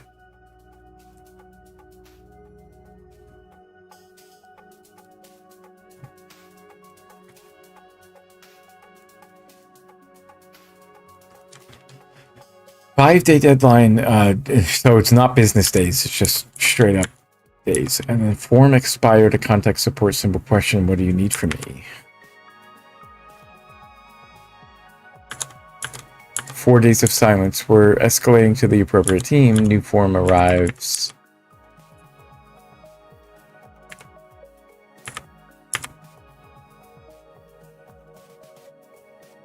So, form expired after 4 days. Contact support. What do you need from me? 4 days of silence. Then we're escalating to the appropriate team. It's 4 days of silence. On the 20th, new form finally arrives. Submit ID, utility bill, response time 10 hours. Document unreadable, the same PDF my bank accepts without question. Of course, account terminated on the 23rd, my birthday gift from AWS. Ask only question that matters, does my data still exist? Your case is being reviewed by our service team. I also request temporary read-only access to back up my data. Remember, if I were fraudulent, I would have already copied everything before the verification deadline. They refuse because the data is probably already gone. After 4 days of template responses, lose patience. Is my data safe? Yes or no? I want AWS response. I personally want to follow up on your case. Inform you that we understand the urgency. Compare their evasion to political deflection. Of course, you're answering like I'm Piers Morgan asking, do you condemn October 7th? And you reply with historical complexity dating to 1948. We generally value your commitment to following backup best practices. They finally admit the truth. Because the account verification wasn't completed by the state, the resources on the account were terminated. The final response includes, we value your feedback. Please share your experience by writing this correspondence. Oh my gosh. The gall.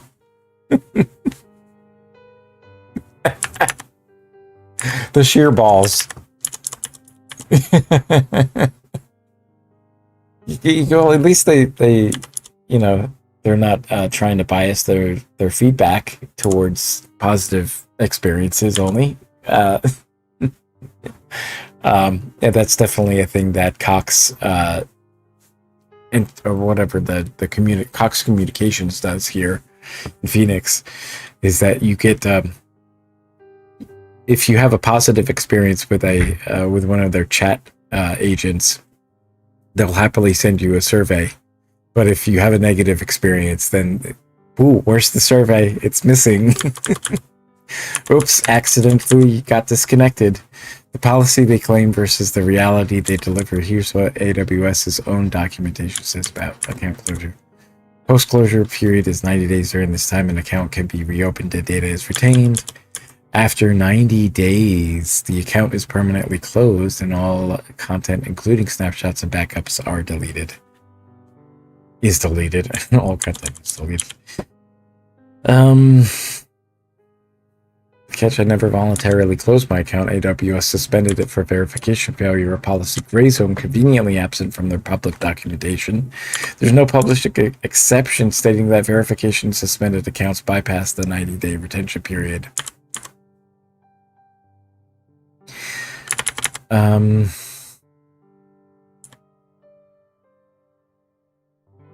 Yeah, so there's supposed to be a 90-day retention period. Yeah, that's fucked up. The community standard across cloud providers, 30 to 90 days retention unless there's actual fraud or abuse. AWS 0 days, 0 hours, 0 mercy. The payer complication they blamed the termination on a third-party payer. AWS consultant who'd been covering my bills disappeared, citing losses from the FTX collapse. The arrangement had worked fine for almost a year, about $200 a month for my testing infrastructure. So when AWS demanded this vanished payer validate himself, pointed out that I already had my own Wise card on file, the same card I'd used to pay before the payer arrangement kept active, specifically in case the payer disconnected while I was traveling or offline. They refused to simply switch billing back to it for 20 days, citing privacy concerns while making me fully responsible for the consequences. This wasn't about payment. If it were, they would have switched billing to on-file credit cards, suspended services, not deleted data, provided the 90-day grace period their own docs promised. Instead, they used the payer issue as cover for what really happened. Their botched internal testing.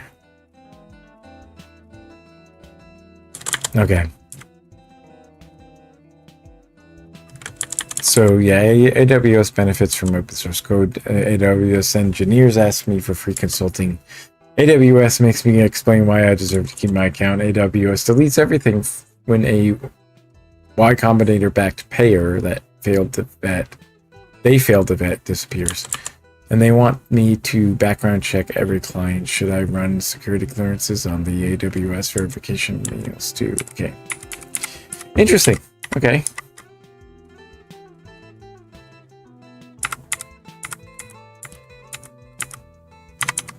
I want to read this, what this means to me. So you might be thinking, what are the odds they target you?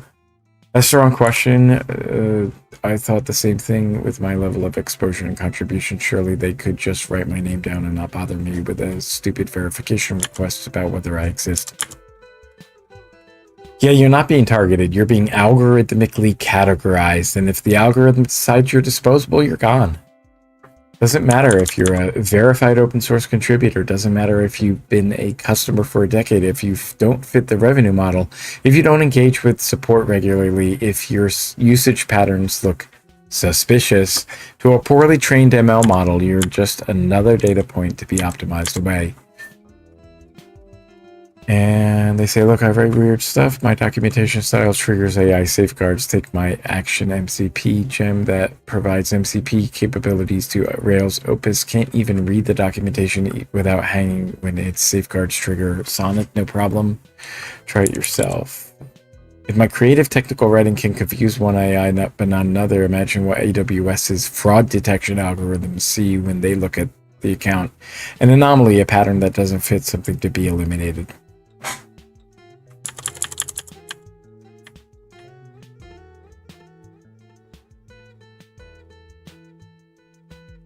It's not a system failure. The architecture and promises are sound. AWS doesn't lose data. They have backups of backups stored in vaults. Yeah, I think it's a policy issue, right? Teams in are trying to cover up a massive fuck up. Restoring data from those deep vaults would require explanations. Postmortems. Why do we have to open the vaults? Yeah, okay.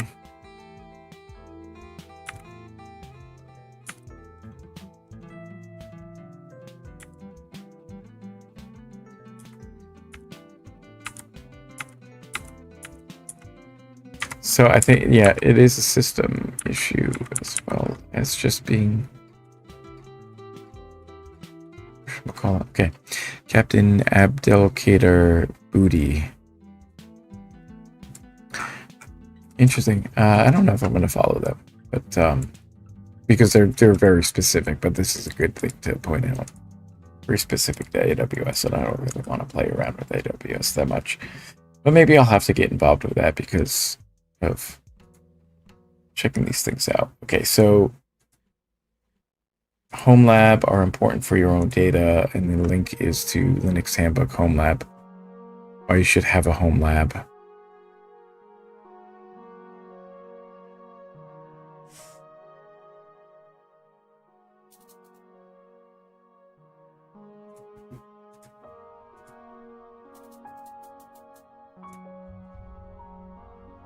Yeah.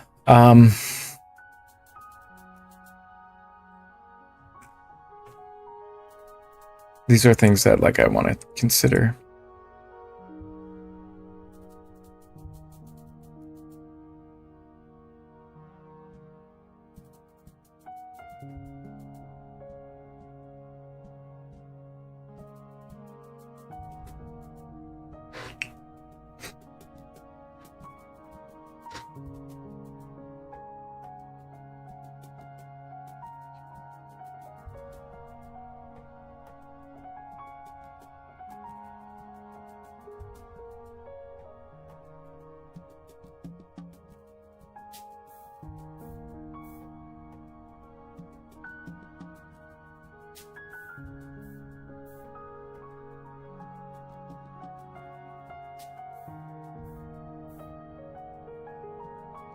Remote access.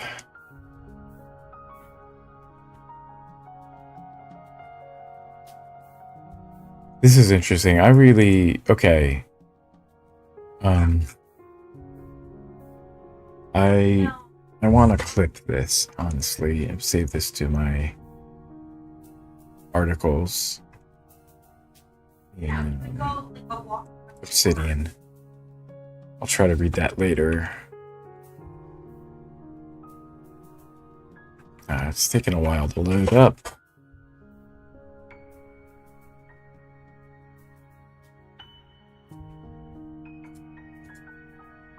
Alright, here we go. What is the home lab? We got some images here. We do have some images. Nicely. Okay. Alright, and I'll take a look at that later. So we're looking at FOSS Weekly. This is just for this week. And let me, I think what I should do is I should copy the link location. I'm just going to put it down into the chat. Takes a moment to show up. There we go. What else do we have? What else did we get in this edition? Arch Linux users being at risk again with another AUR infestation. I don't know what that is. Removal of wget from the Ubuntu server. Wget is like the Windows Git, right? Or something like that. I don't know what the W stands for. Cisco gifting a project to the Linux Foundation, teaching coding to kids and Linux tips and news and stuff. NordVPN has launched a scam protection scam protection feature. Don't use NordVPN. I should probably look into using them though. Not specifically NordVPN, but some kind of VPN. Don't really do it when streaming because I put a buffer on things that don't need a buffer, which just makes it so many drop packets and stuff. So Cloudflare and Perplexity are at odds with each other. What is Perplexity? Perplexity is keeps crawling websites even when it's told no, says Cloudflare. And then so yesterday, Perplexity AI, right? They're another AI fucking company. Stealthily bypassing website restrictions, cloud services firm said Perplexity continued to crawl content from sites that had explicitly banned it. The evidence came from a controlled test designed to trap unauthorized bots.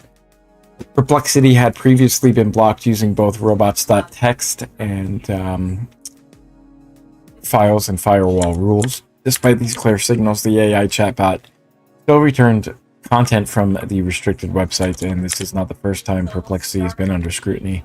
The company has faced multiple accusations of ignoring consent and reusing content without permission, of course.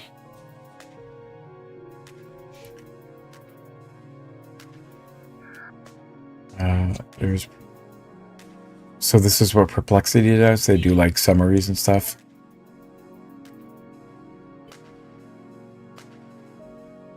It's funny. Okay. Cloudflare's investigation has revealed sophisticated evasion tactics. When Perplexity's official crawlers got blocked, the company just deployed masqueraded user agents pretending to be regular Chrome browsers on Mac computers. These undeclared crawlers, otherwise known as bots, right? So used rotating IPs and different ASN attempts to further dodge website blocks. But this let them slip right past firewall protection. And Cloudflare tested this sneaky behavior using brand new domains that had never been indexed by any search engine. Despite having strict blocking rules in place, Perplexity still somehow accessed and returned detailed information from these supposedly protected sites. So crawlers attempted access, declared user agent Perplexity user robots.txt allows access. So if yes, then the content is crawled, but if no, then they go through all these other things. Blocked by WAF rules. I don't know what WAF stands for, but I don't really need to take a deeper look into that right now. But then, so no, if it's not blocked, then the content's scraped. But then if yes, then undeclared user agent is a Mac OS on Chrome. Blocked by the WAF rules now? No. If if yes, then you're gonna rotate the IP, what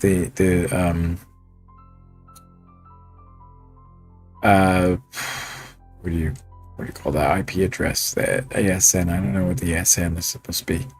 Max retry succeeded. Fallback to external resources, less specific or hallucinated or output.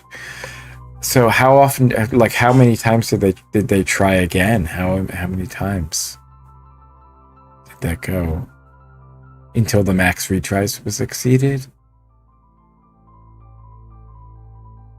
So that's the condition right there. Okay. The scale of this absolutely massive. Millions of daily requests. Tens of thousands of domains. Clearly wasn't some accidental oversight. Systematic circumvention. And when the crawlers were successfully blocked, Perplexity's answers became less detailed, proving the blocks were working. Cloudflare expects these subversive bots to come crawling back with even sneakier tactics. The company warns that bot evasion techniques will just keep evolving as AI firms continue trying to evade detection.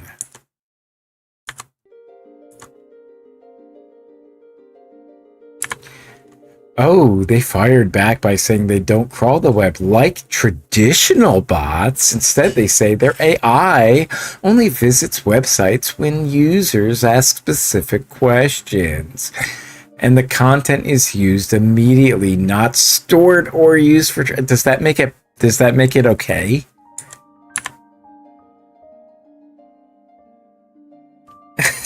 And that somehow makes it okay? When you put a robots.txt, aren't you just saying that like you don't want the site to be scraped? Regardless of whether or not it's like for data mining or for, immediate use.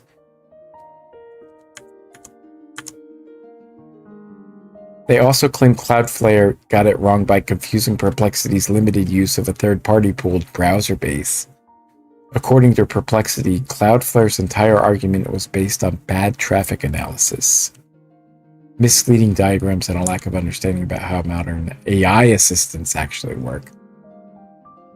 You see, you just don't understand it.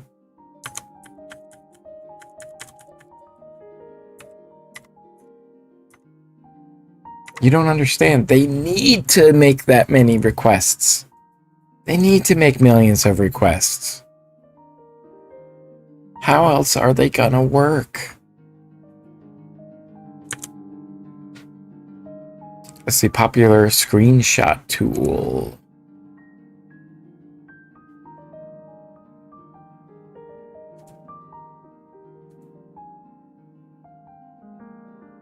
Okay. Oh, I should have added the whatchamacallit for that one. The link location and just that to there.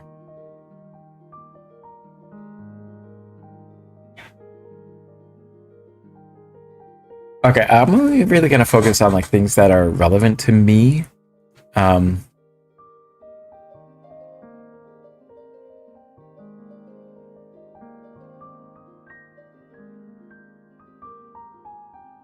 Open Source Summit in India.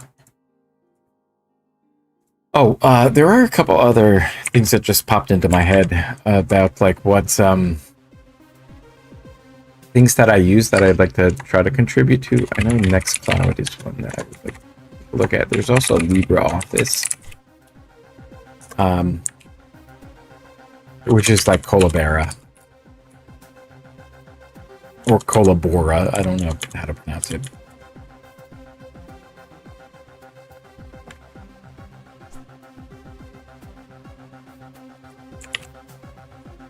Okay, so we can take a look at the FOSS Weekly. I wonder if I can link to that on there. also want to take a look at the Blue Sky review of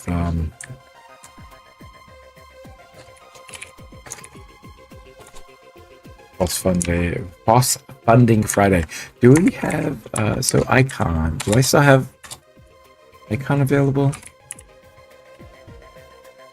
Yeah, there we go. Okay, so Blue Sky fill or just the line? Just do it that way. That's fine.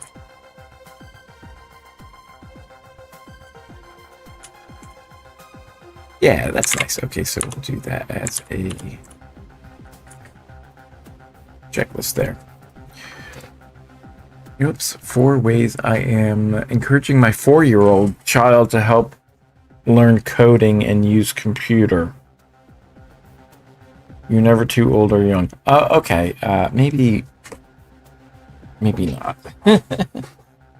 I'm sure that there's ways to introduce coding in that. I mean, there's like the children's books and stuff like that that are kind of like geared towards helping children understand logic in that, which can always help.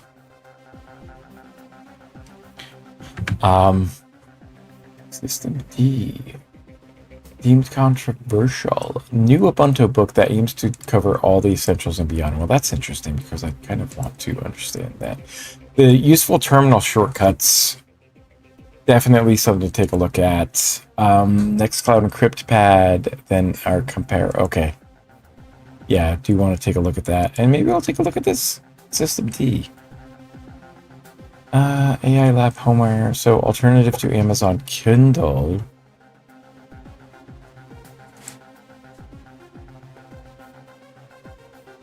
Interesting. Alternative to Amazon Kindle. AI-powered visual editor. No.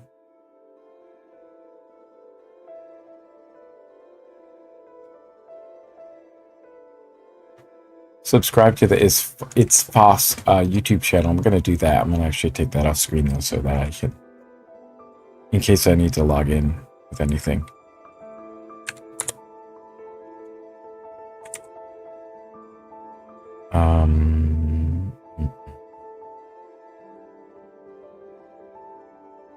I need to sign in.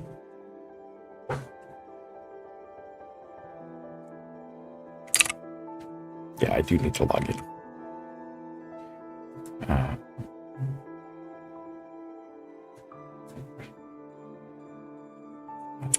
Is low. What happened to the Pocket Cast? Where are we? Oh, never mind. I just have a meditation going. It's very low.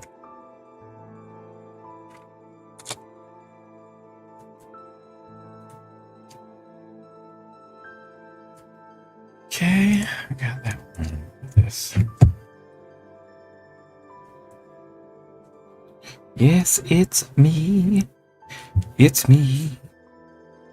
I don't know what to. I kind of want to have like some other music on the background, but I do also want to kind of like run podcasts. I haven't really fully figured out what I want to do with that. The background. So kept up codes. We'll do it for that one in FOSS. X. Subscribe there. And we want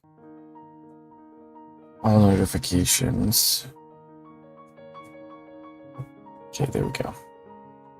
Which desktop environment matches my vibe? That's a pretty good quiz. I'd like to take a look at that. And then what's GNOME? GNOME, you can order appearance of search results.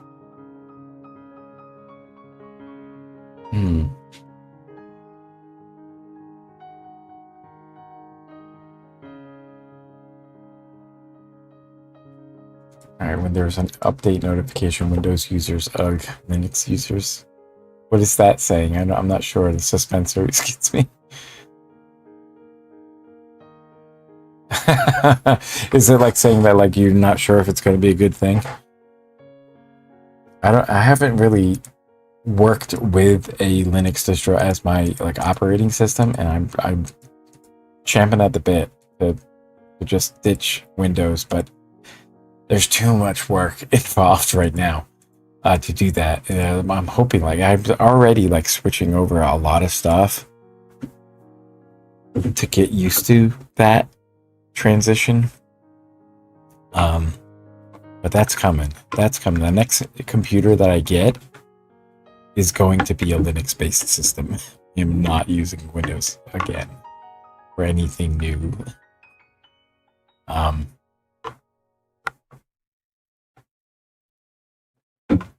I'm gonna take lunch pretty soon. I want to work through.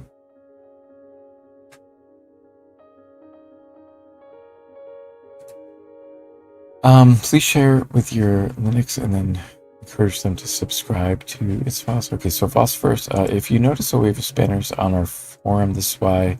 Being targeted by spammers.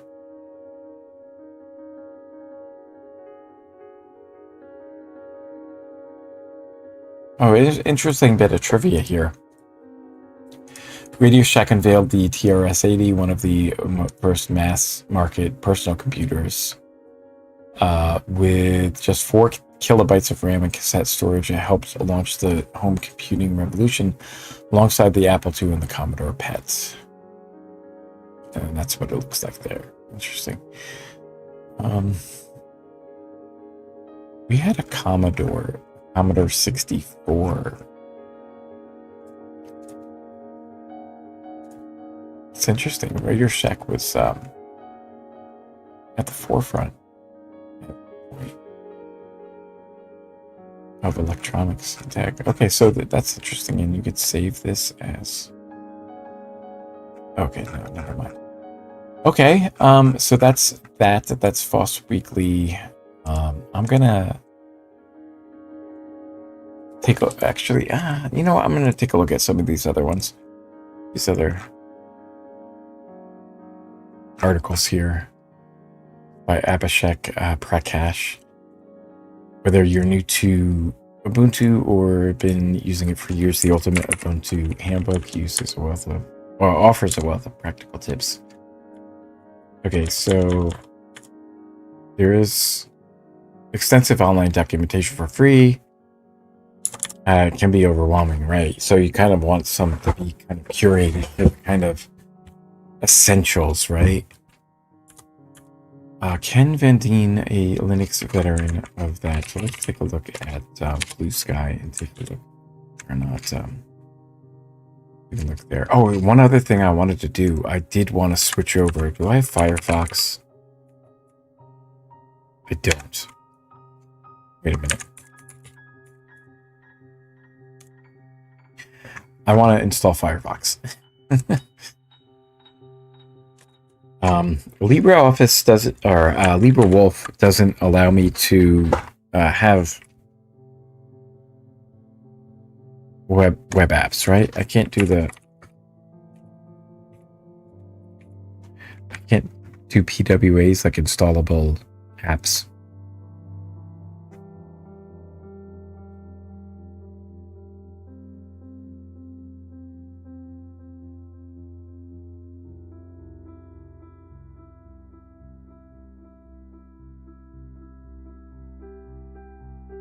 PWAs don't load.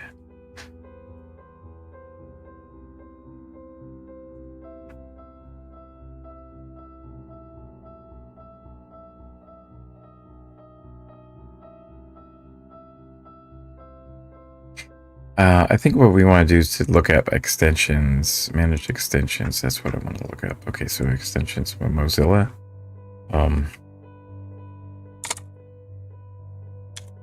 Let's find PWAs.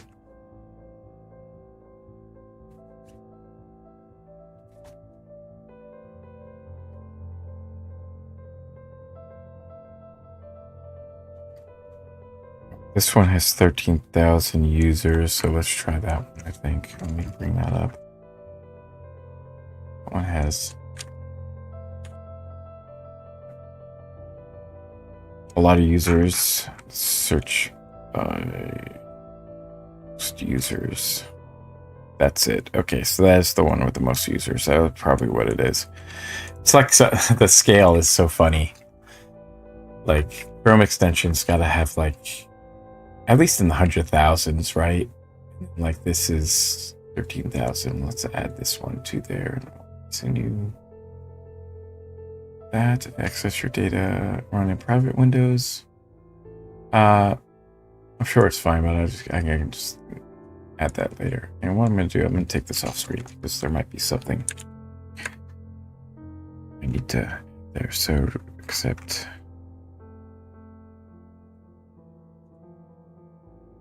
And let's set a stream marker here.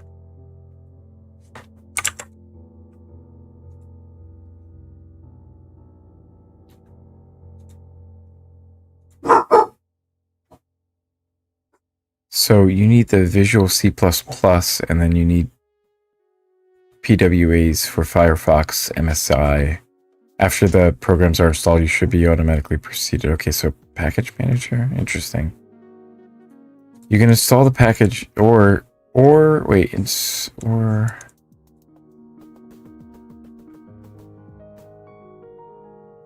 chocolatey or using Scoop or using Portable. Okay, so we can do it on Windows here.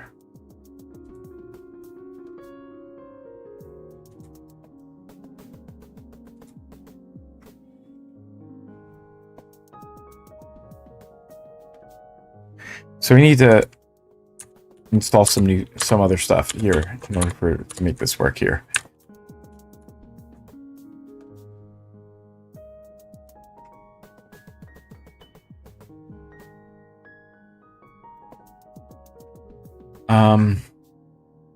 So I know we already have winget. Is that different? That's different from wget, right? That's a different thing. Install the package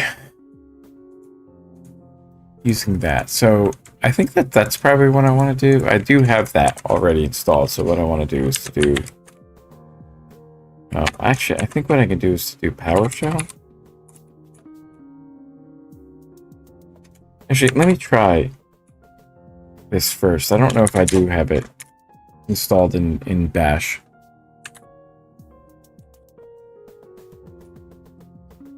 Winget. Let's just try to do the help there. Okay, so it is there. So winget.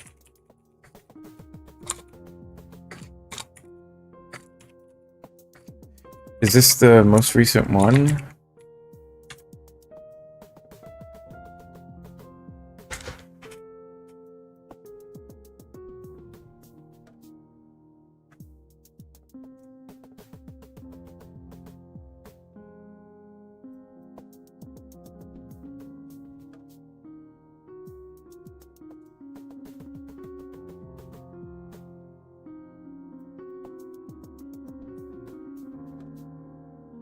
Okay.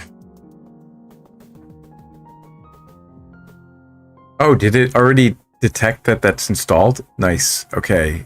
Runtime installation is good. You need a separate runtime where all your progressive sites will, when pressing the button below, will automatically download the unmodified Mozilla Firefox from Mozilla. So we need 7. I'm pretty sure I have 7-zip installed. Restore the browser. I don't need any of this advanced stuff, I don't think. I don't really care.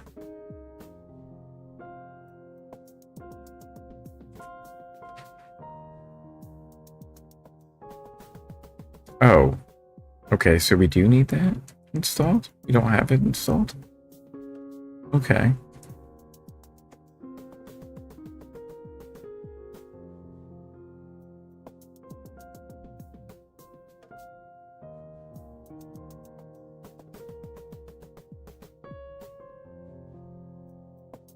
So it says it's installed now ready to be used. You can close this page. Okay, and we're done with this. And now I can add it, and now I can use it. Open extension. No web apps installed. Nice though. Okay, so we're all set there. That's just a side quest I needed to do. I wanted to install some things off there. And what did I want to do? Oh, I wanted to have blue sky. That's why. It's bsky, right? bsky.app. I'm gonna take that off screen, and what I'm gonna do is I'm gonna add that as a progressive web app.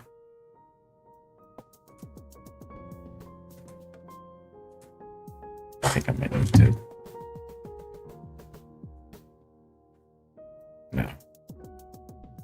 We should have two-factor. Okay. And then so what do I do? What do we do for home? And then once I'm here in the home, how do I add it as a PWA? The extension, can I add this app?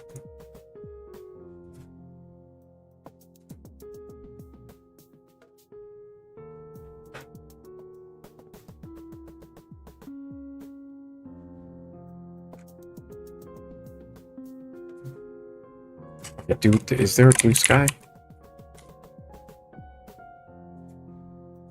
No web apps installed, but can we like search? Oh, install current site. Blue sky, social media should be categories. Okay, oh yes. Nice. Okay, so we should.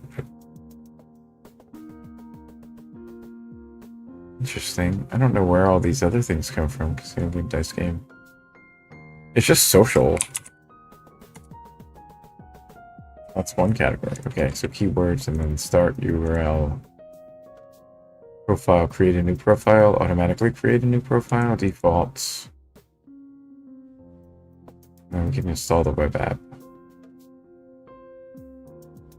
Okay.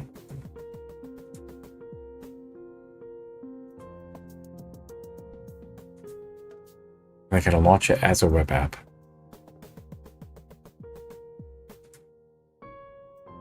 See if that works. Let me close that down. We can exit out here.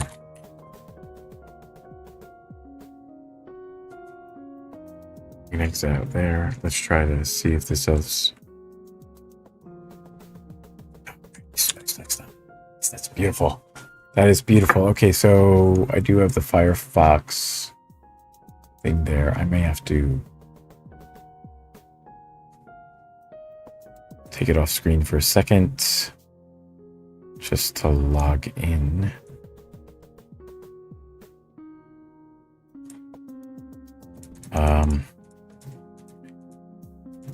No Bitwarden? Oh, it's a separate thing. That's why. Okay, never mind. So what we'll do is we'll have to install Bitwarden.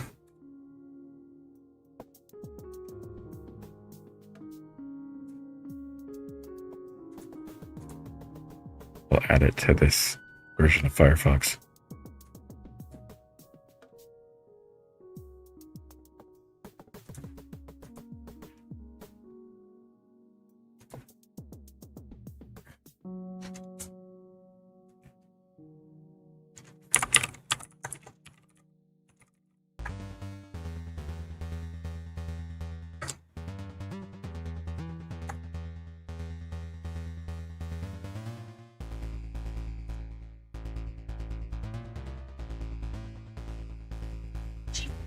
Jeez.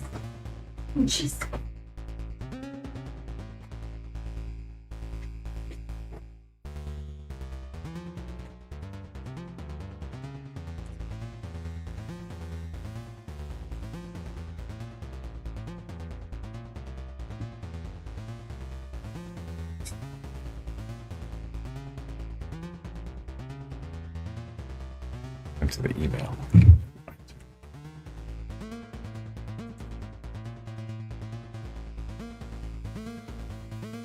It off screen for a second.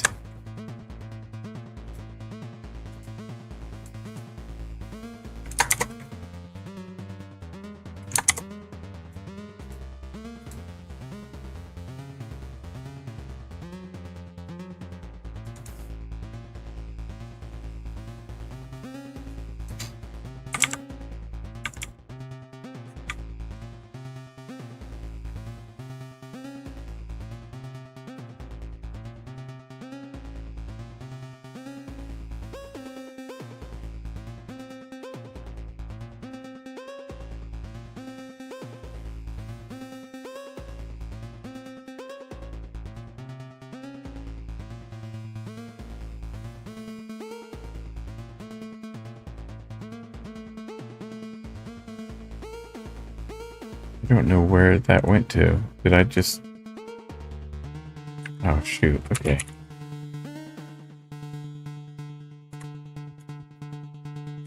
I think this is it. Yeah, it is. Okay.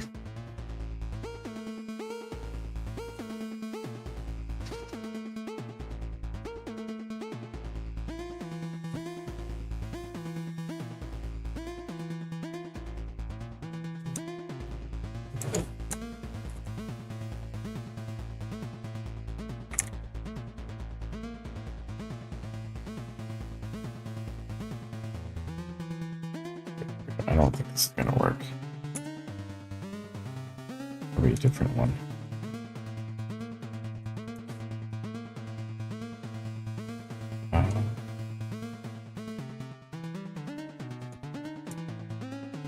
Oh, there it is. Okay, never mind.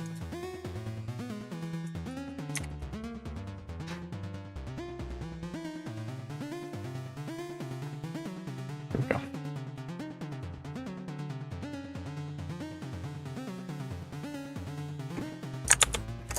Okay.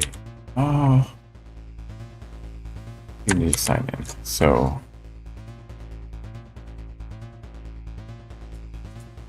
Why is that not working?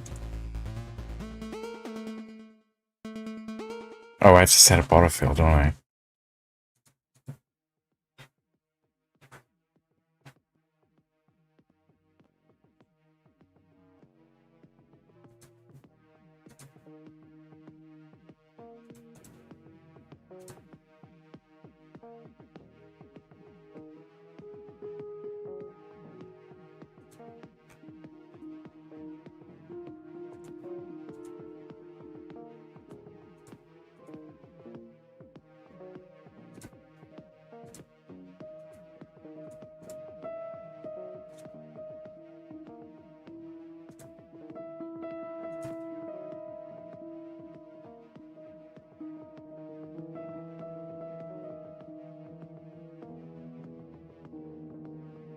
Weird.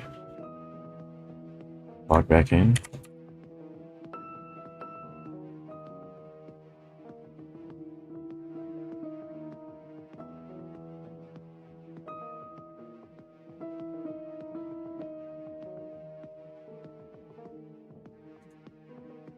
Here we go. Okay.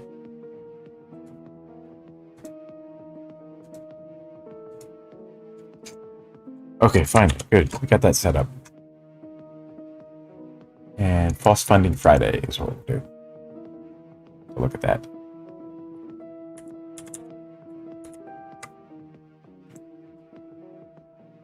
So we're just trying to interact with that as well.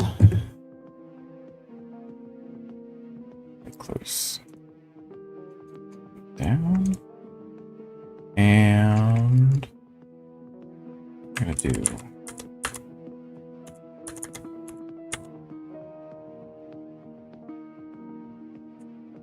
zoom in a little bit here. There we go. That's nice. And then I think what I can do is, oh, what I need is the blue sky shortcuts.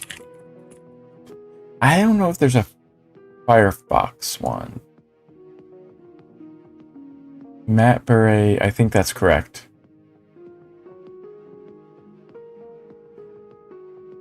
I think that's correct.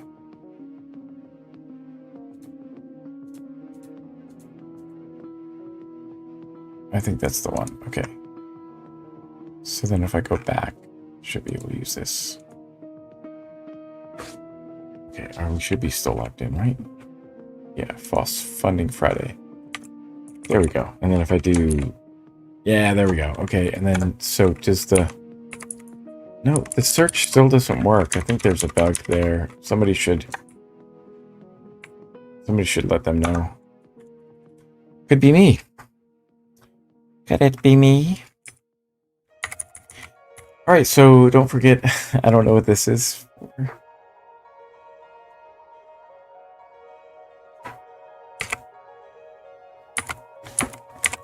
Okay, so today's FOSS funding Friday is Chiaking. play client for PlayStation pretty much exclusively play the PS5. And how do I do a like there? Is it L or yes it is? Okay, so reply is that. So we'll do a like there. And let's do a repost. Repost. And then I think... Is it just enter to get into the... Yeah. Yes.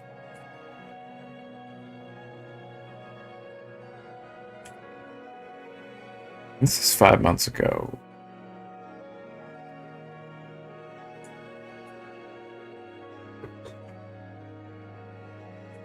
Oh, you know what?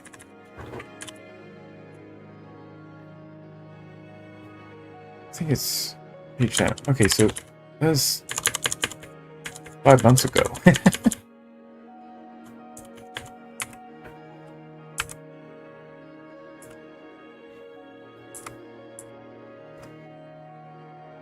Alright, so this is outdated. I don't know what happened to this guy. Just decided not to update this?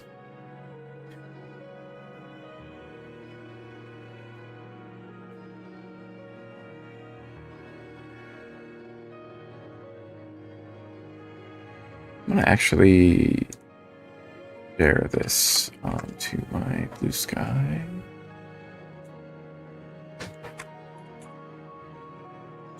How do I do a new post?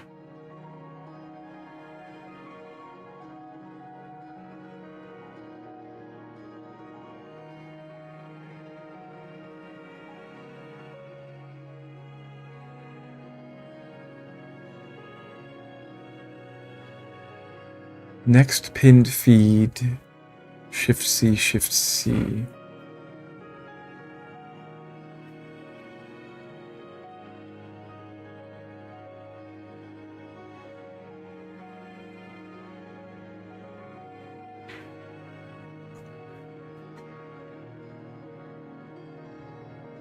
Is it just N for new post?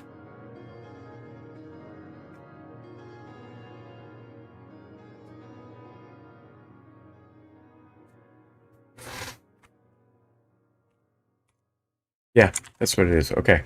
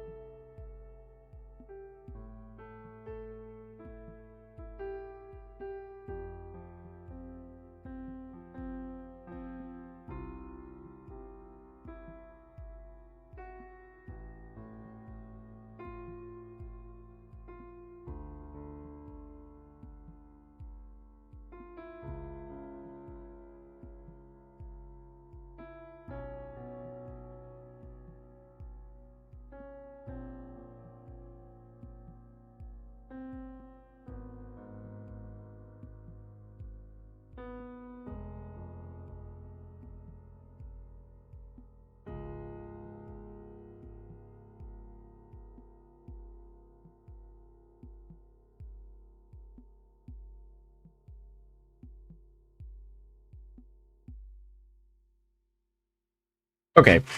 So I'm probably going to take lunch pretty soon. In fact, I think I'm going to do that now.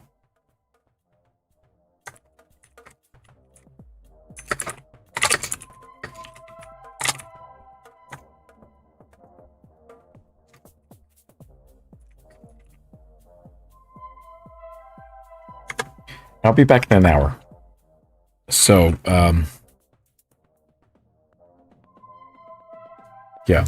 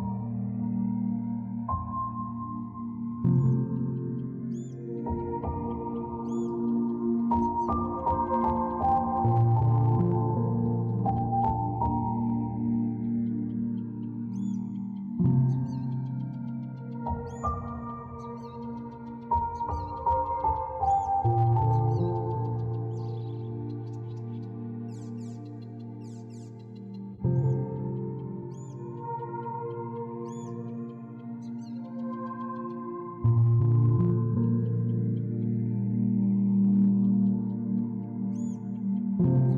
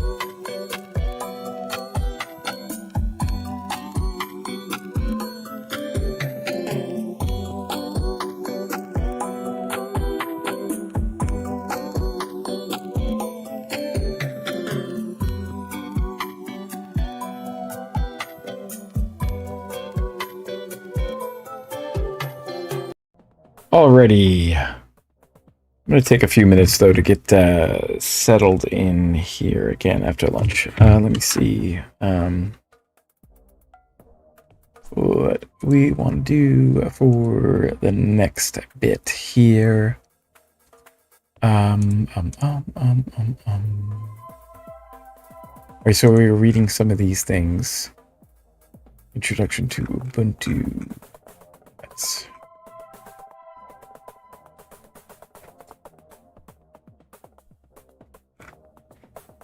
the useful... Yeah, it's a good article. I reviewed that as well.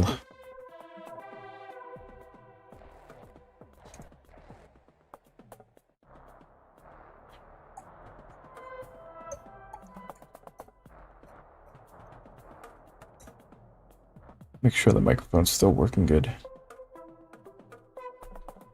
Chickadee check.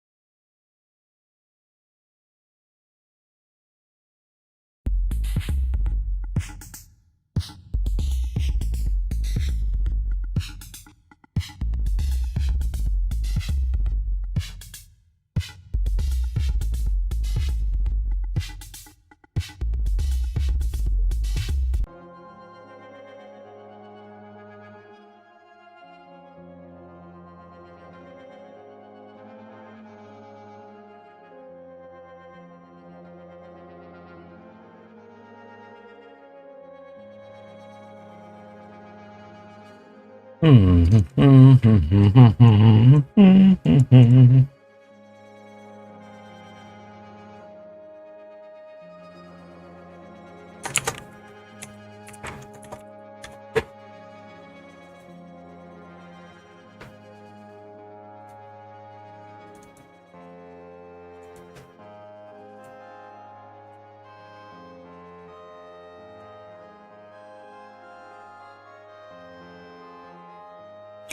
audio bit rate is low.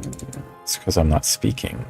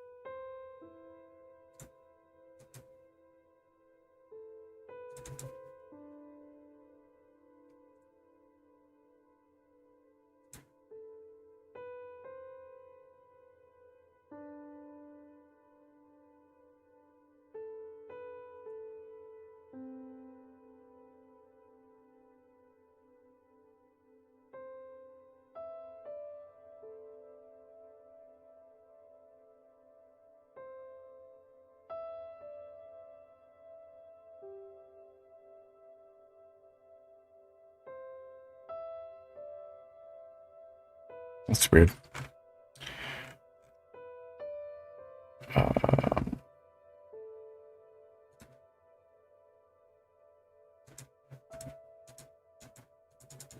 What's going on with this? Weird. Okay. Okay.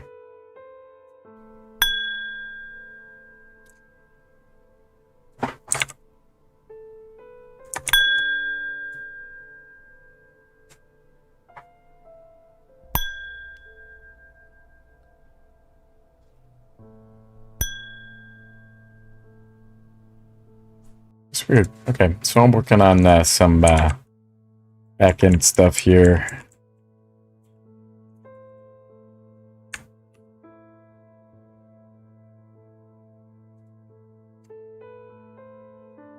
Wait,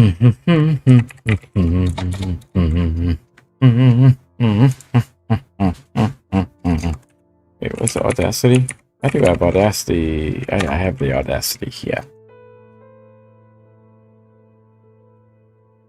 SFX, we want dink, dink, dink. Okay, dinkity dink. This is what we want. We open with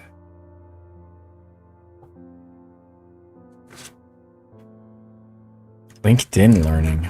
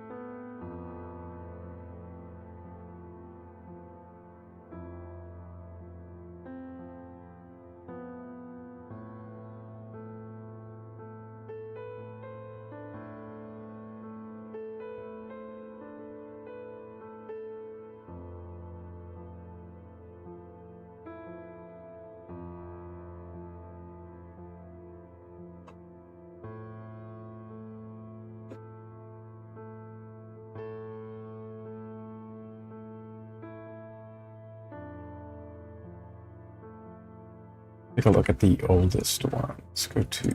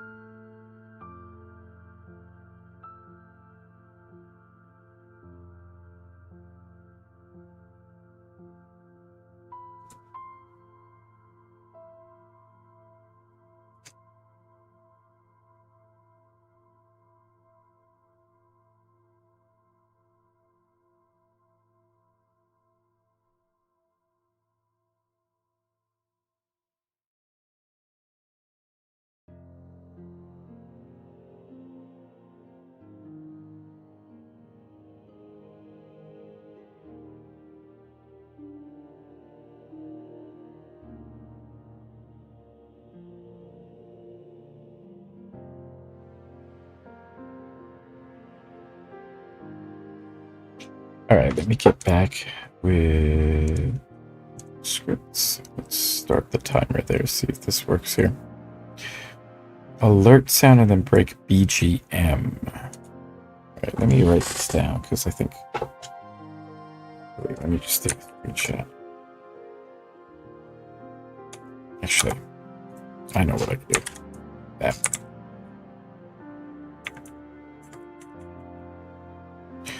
It's Friday. The only thing I want to do, I just want to take a note for today. Take that one. Okay. I need to do break BGM. Okay.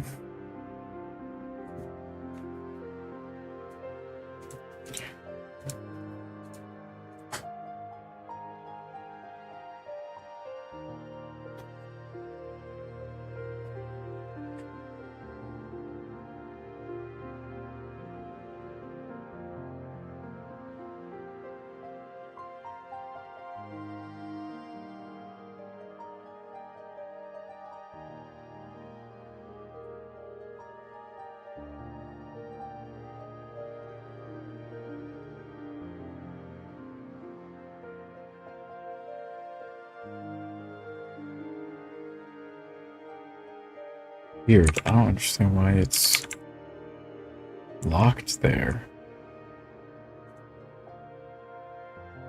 What's happening?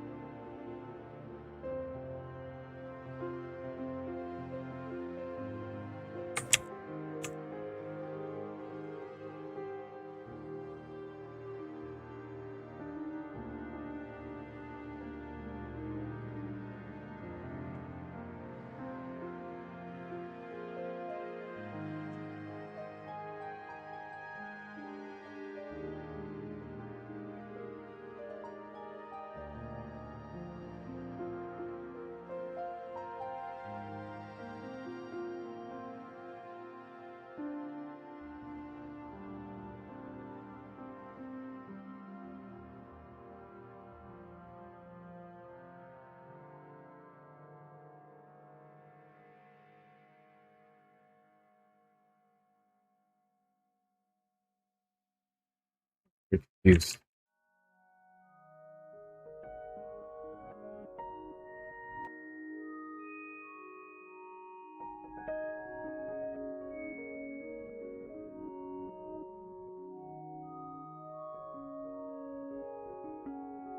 Hmm.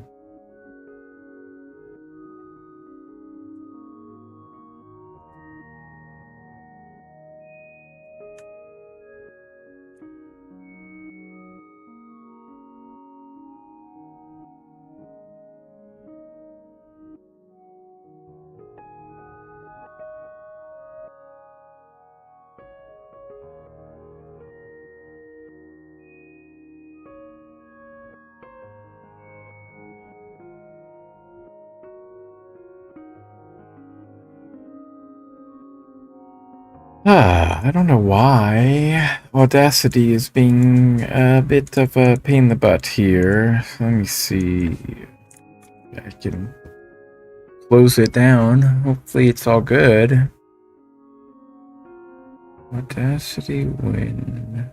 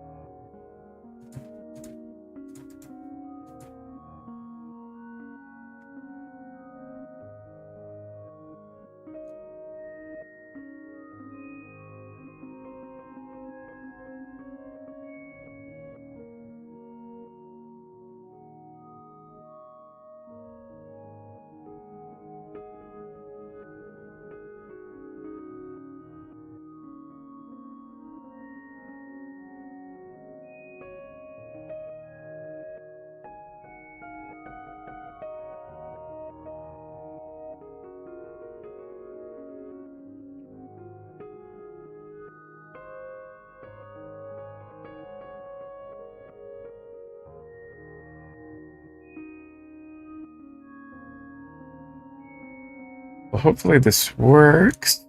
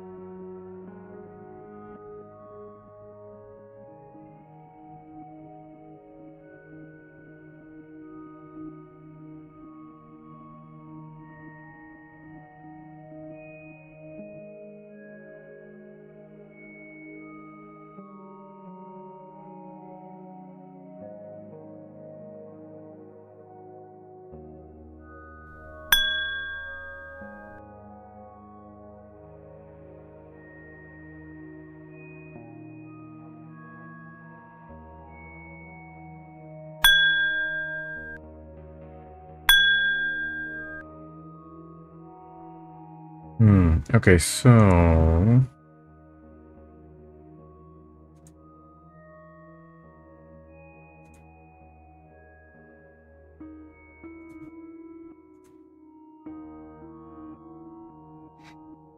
That's weird.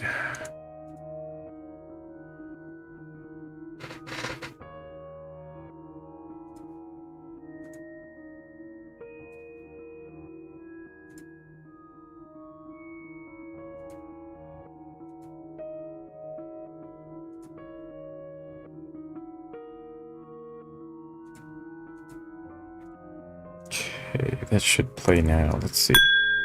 There it is. So I want to move this down to...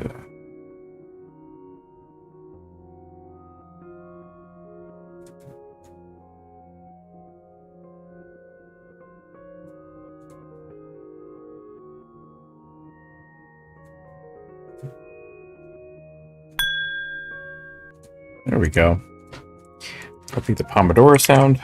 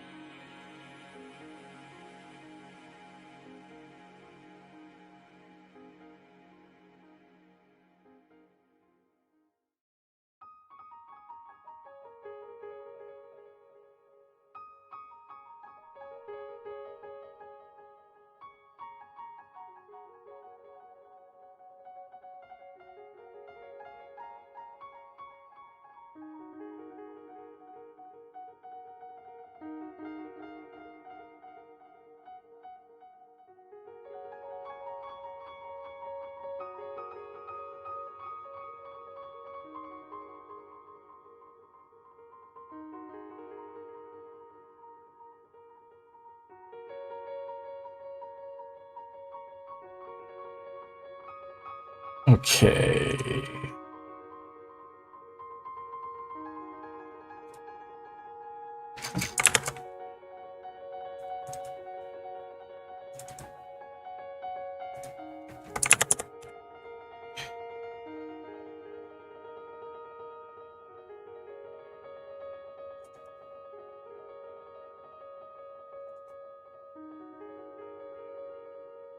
I'm gonna finish setting up the Pomodoro thing. Oh boy, I'm just taking some detours here. I'm gonna try to find a couple of things that I can use here.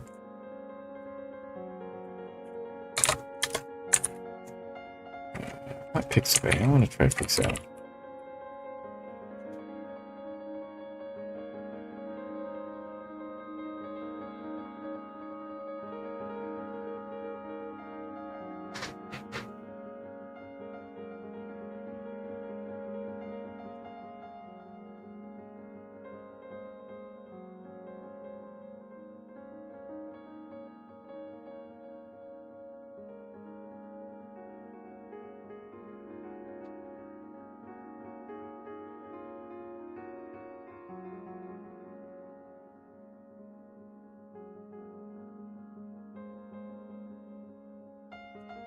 Okay, just gonna a little bit of searching here.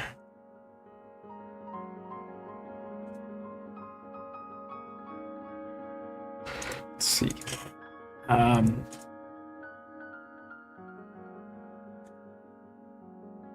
Done sounds. Some non-attributive attribution. Usually look for creative there.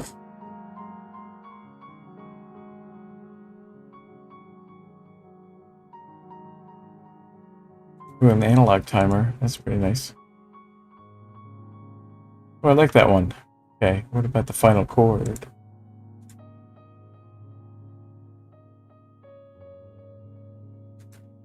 How about slut music? That sounds great.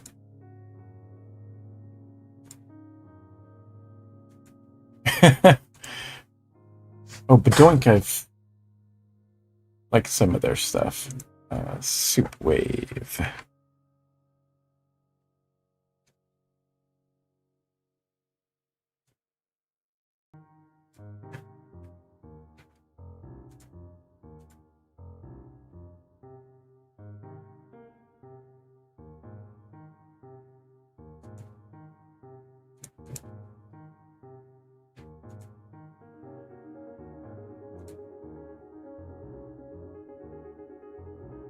Okay, I like that. That's pretty nice for game development. It's a pretty good one too.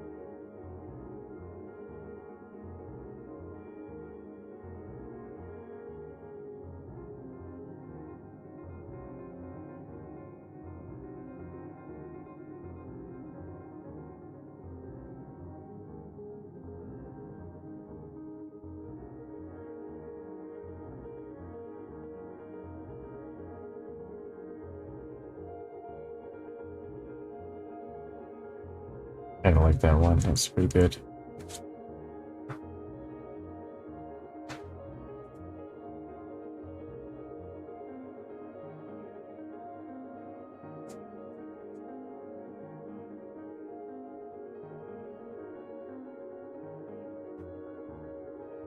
Like that. That's pretty good. Okay, so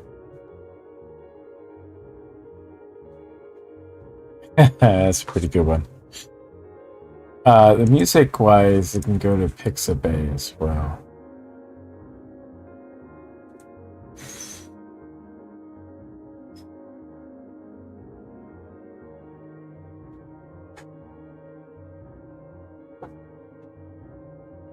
Alright, that was kind of annoying. Alright, so I think what I'll do, maybe this one.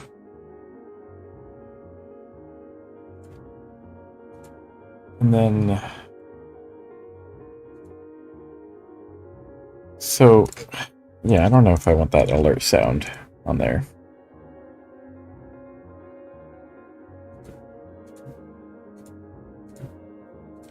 So we need a couple others. So what I need is I need alert sound. I need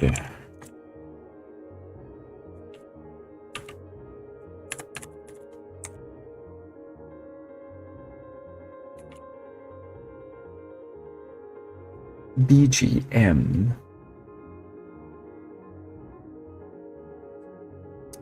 Oh, I see. That's some background music. Nice. Okay. And session limit music is a different thing. Maybe I should do a different music for that. Let's see.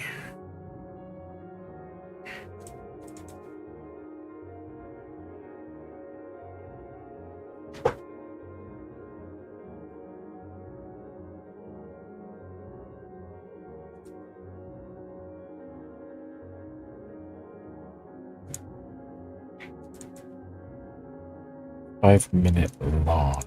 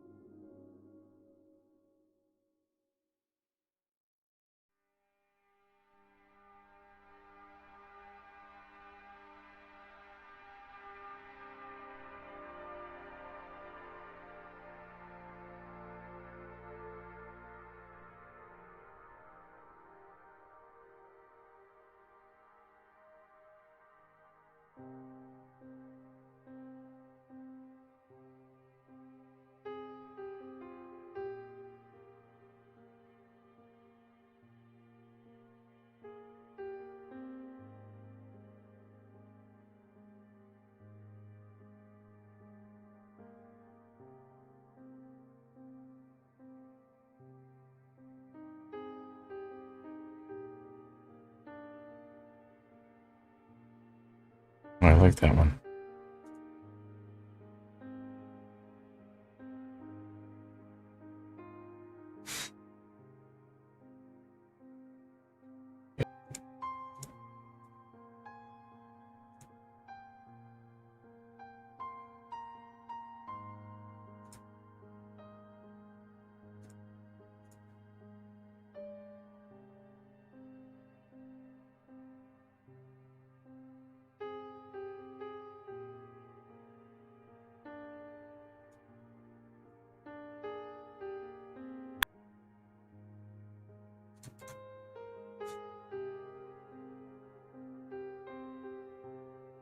Short break for 5 minutes. Okay, interesting. I like that. Okay, so that works out pretty well. I like that one. Because then we'll switch on over from there. That's cool. Okay, so that gets triggered correctly. I wonder if I can just hide those or not.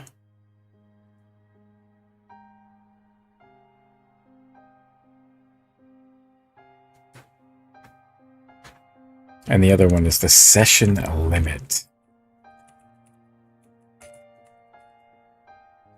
And I think that's going to be something like...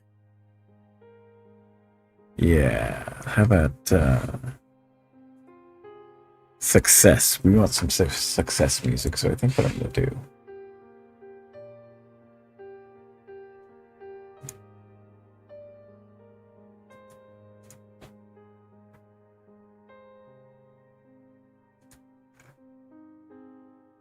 I'm gonna download this one.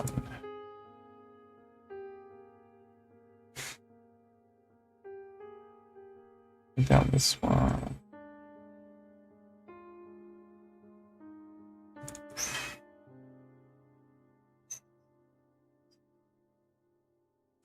Do this one like a countdown or something.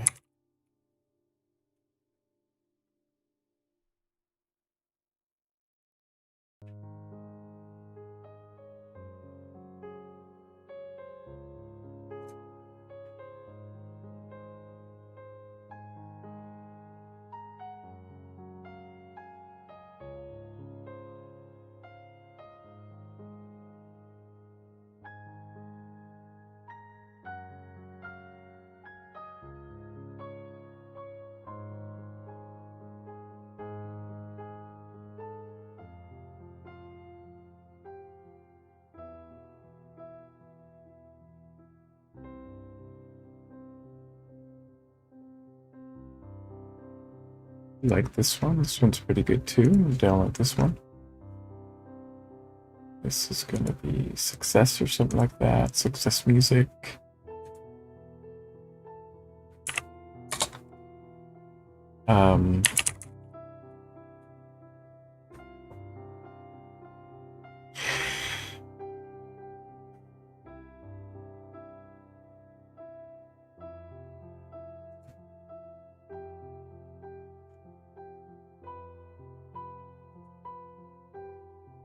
I like these ones.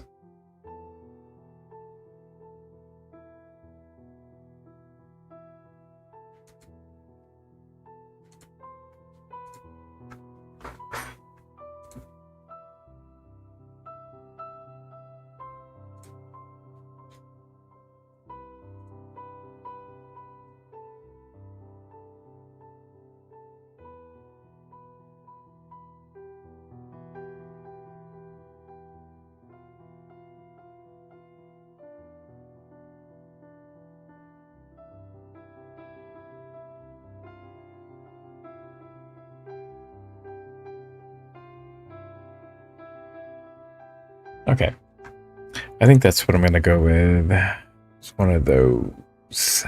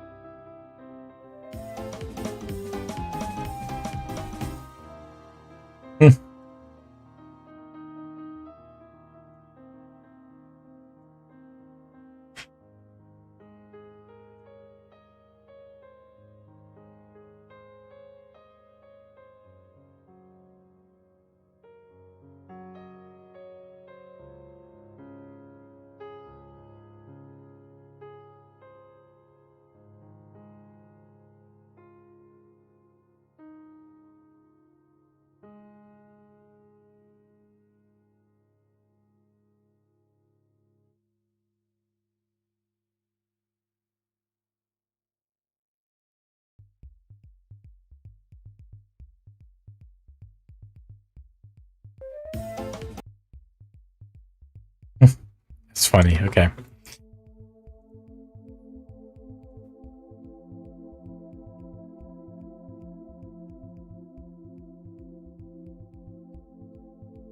Okay, so we have this Pomodoro. I think I could turn that off, actually. Restart.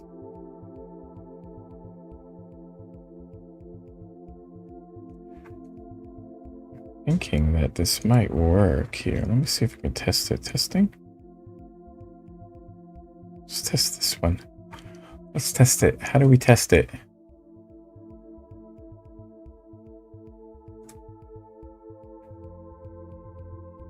Oh, it's going fast. It's going every 1 minute every second. So we'll see if it works.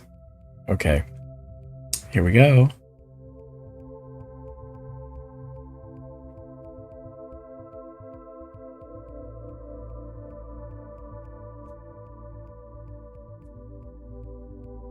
Yeah, I don't think that worked, actually.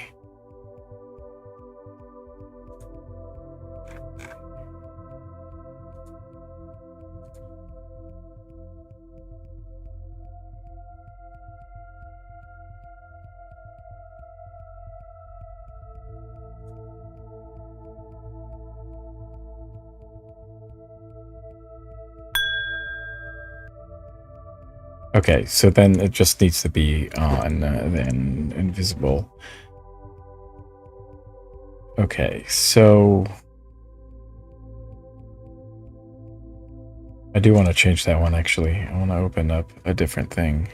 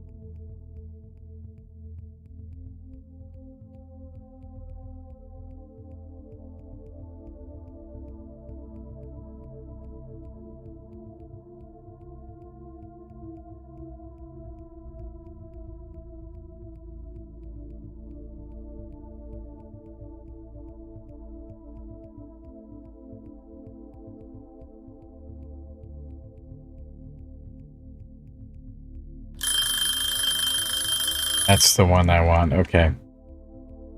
Yeah. Done. Look at that. Okay, so and then that's done. Let's go back and test this other thing here. Scripties here. Scripters. Let's come back over to here. Let's go to start timer here.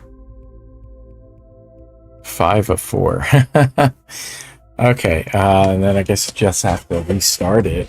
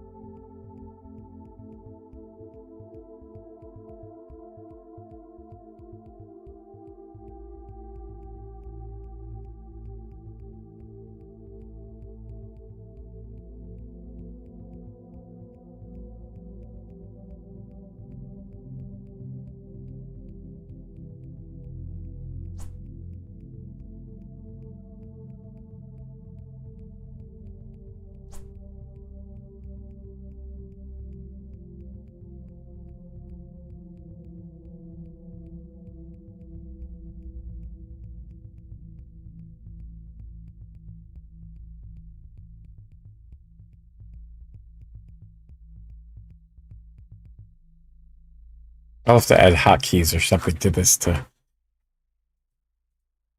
make this work better.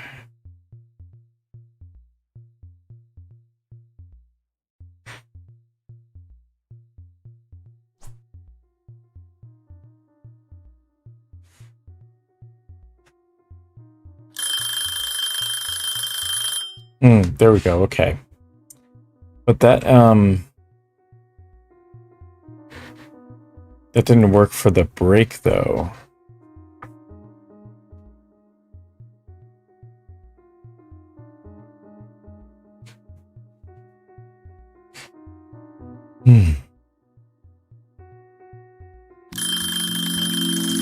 Okay, there's that.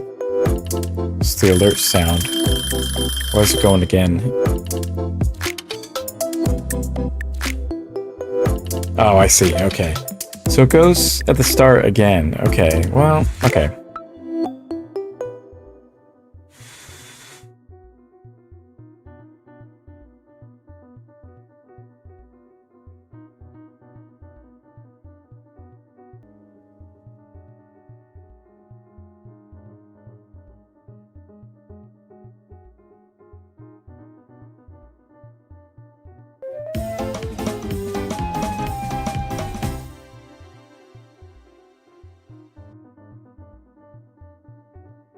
Okay, well that's kind of cool. I like having these things here. So what I'll do is I'll stop. I'm just gonna restart it, and we can get going with this. Even though we're not gonna be doing, yeah, I guess the 2-hour thing is pretty good. And the long break is gonna be there.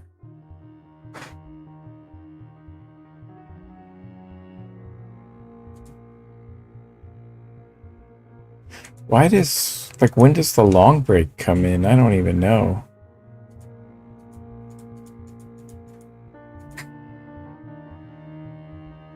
Skip session moves to the next one. Okay, so we can hotkey these things.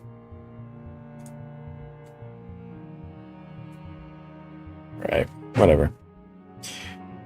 Alright, the one other thing I wanted to do here was to add a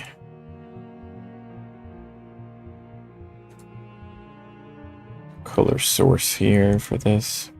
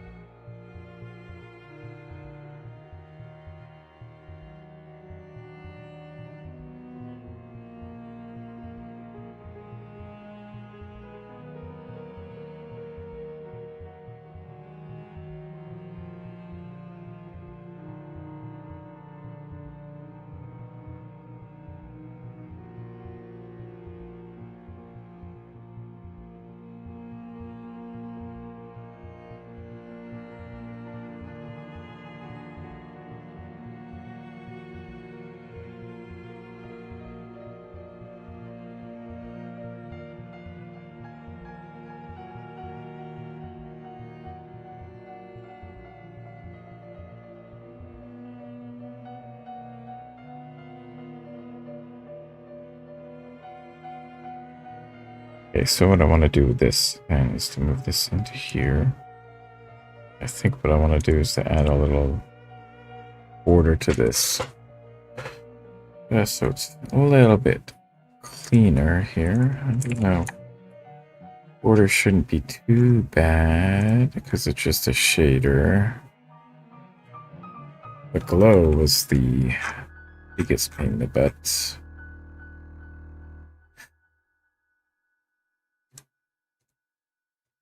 Okay. And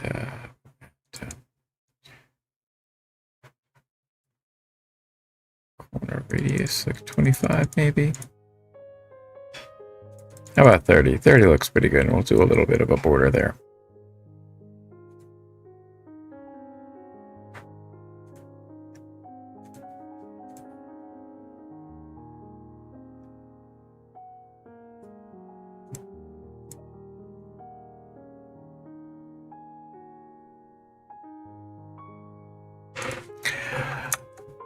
Ricky.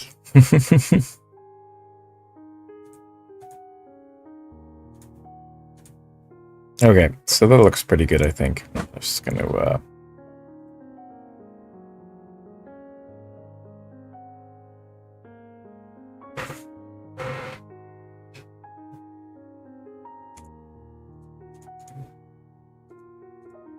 okay, pretty cool.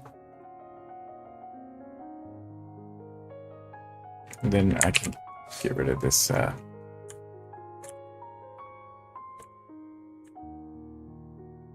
rid of that there.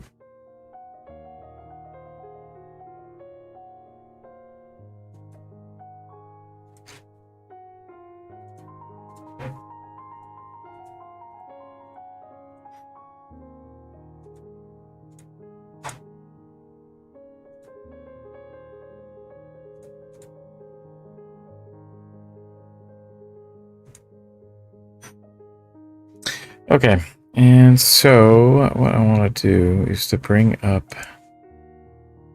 this bug triaging. Read that.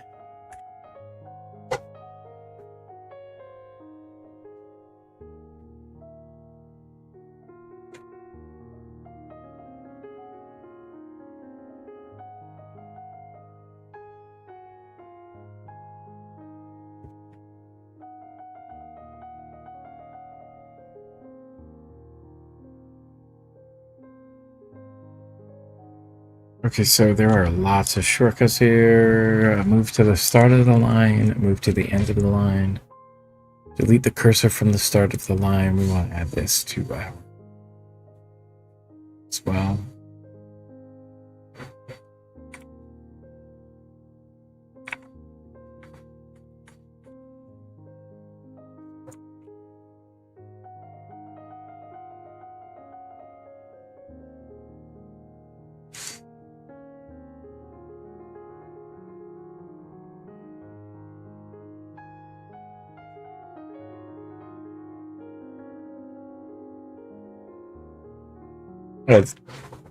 This came out pretty well.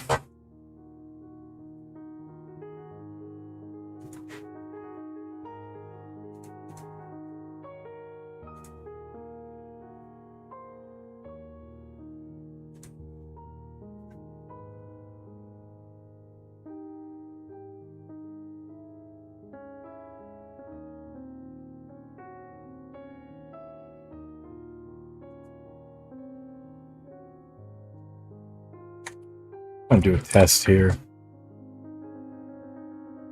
Yeah, okay, so there's no sound associated with that. I'm just gonna hide this one, so hang on 1 second.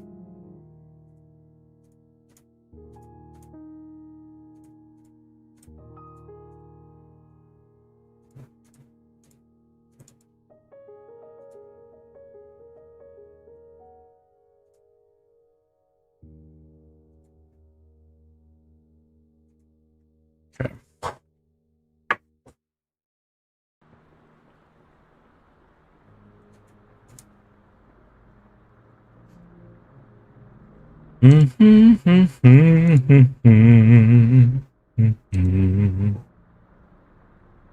Oopsie doopsie. Okay.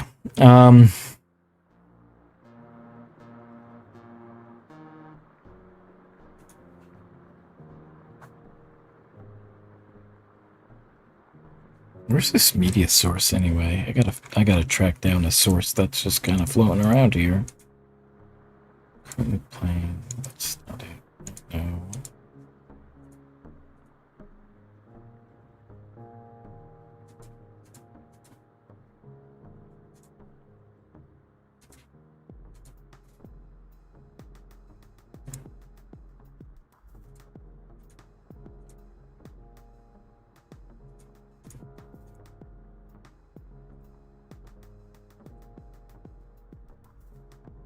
Oh, that's what it is. Okay, never mind.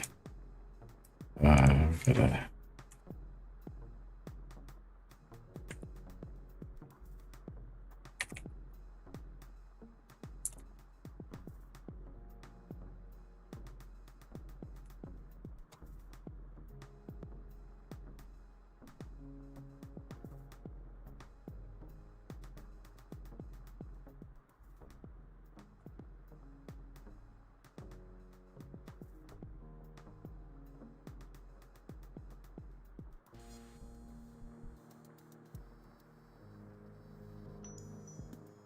There.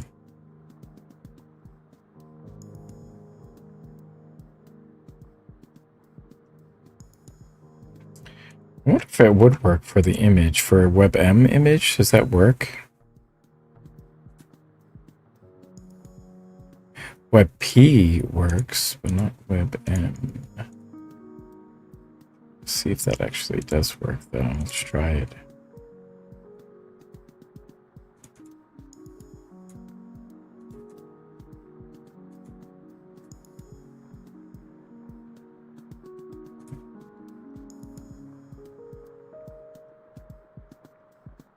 Like it's the still image, is not the... Okay. Yes, I'll just delete that. Okay.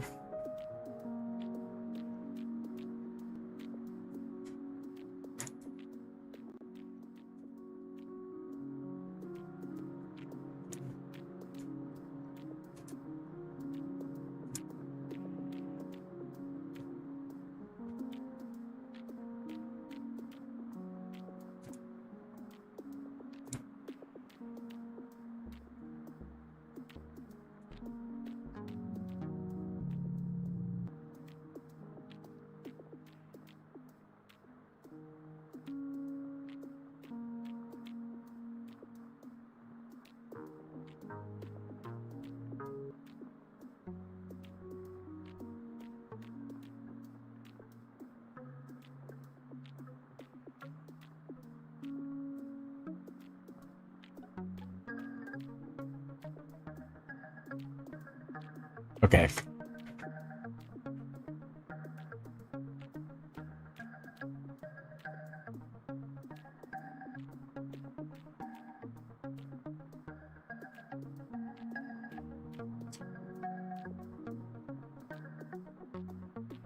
Oh boy.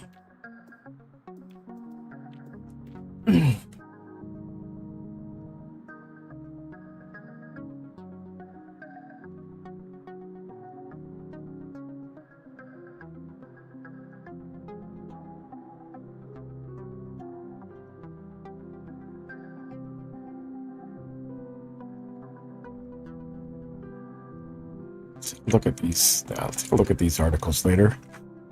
Ubuntu manual. Let's see. Actually, I think I can really read through this really quickly. Let me see.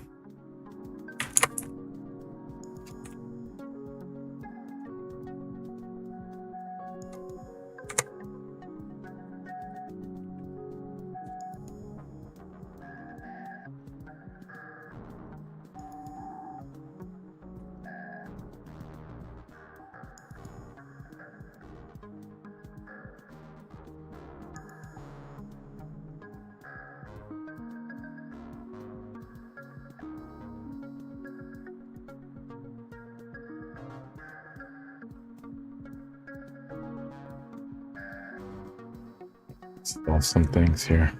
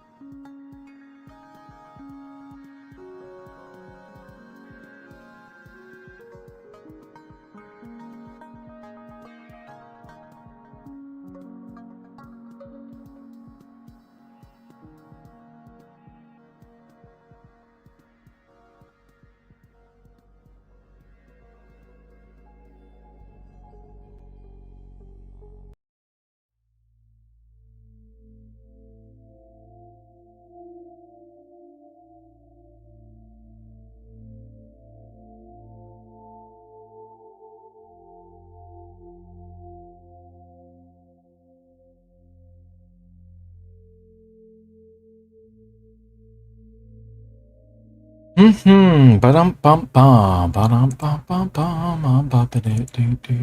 was looking for Ken Van Dien. Very sure. That's the Lungaria. Yeah. Oh, it's funny. Lungery.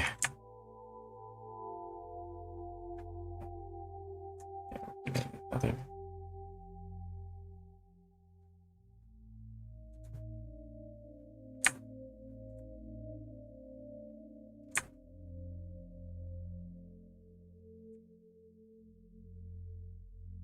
Switzerland.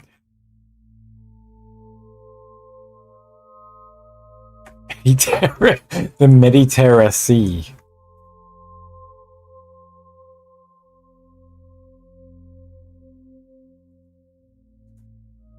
The PhD level GPT-5.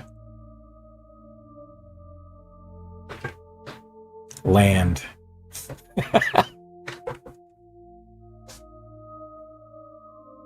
Ireland is all of the UK now.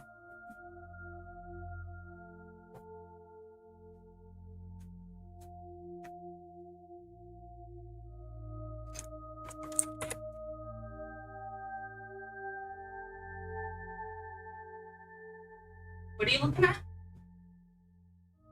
Is that a map of Europe, the Trump administration?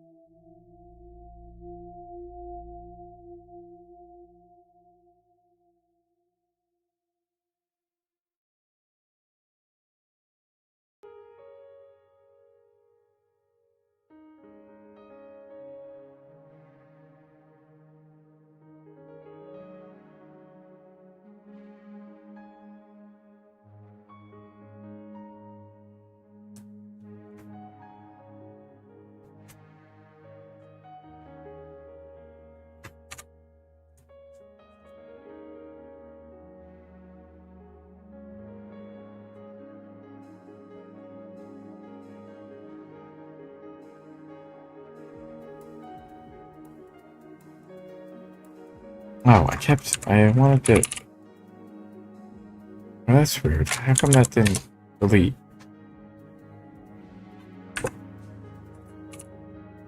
Minutes.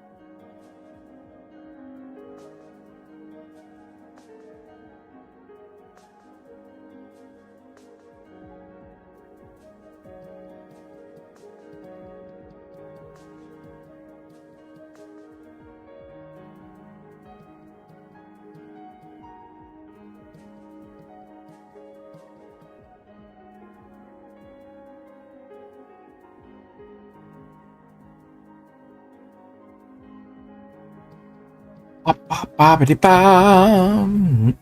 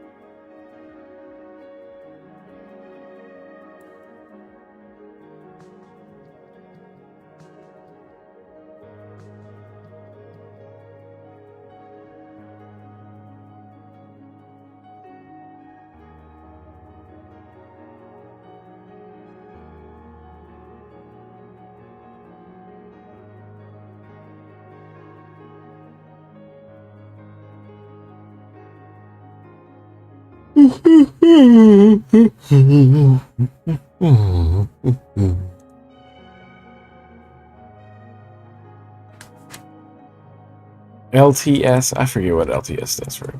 Long-term support, I think.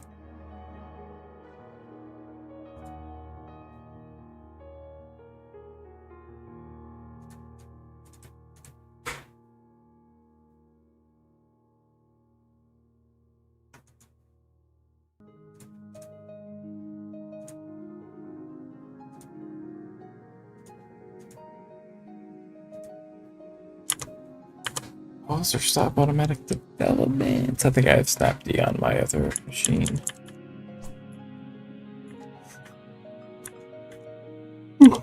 Yahoo!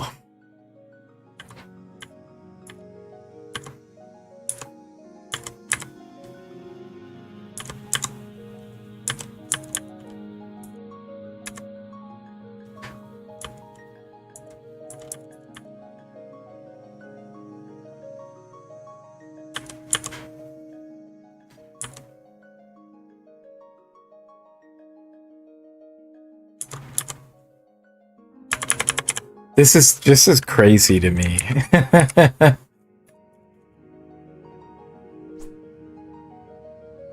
Do we need a book in the age of unlimited internet and AI? Oh, yes and no. Looking for a specific information on the search engines can be daunting. We live in the age of information overload, and getting the precise information from a trusted source is a challenge.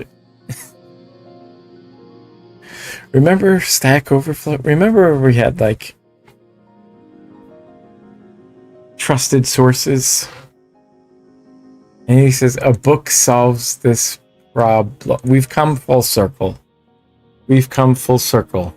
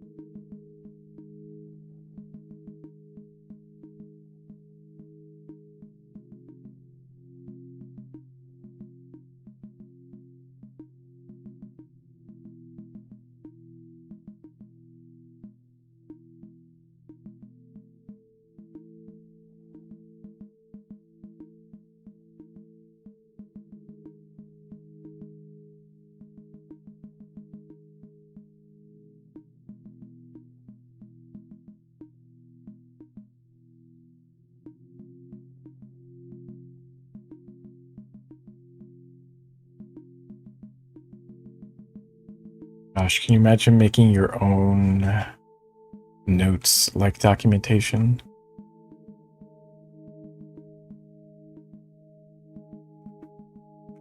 Ooh, what does this say? Webhooks refers to a combination of elements that collectively create a notification and reaction system within a larger integration. Webhooks are like a phone number that me calls to notify you of activity in your account. The activity could be a creation of a new customer.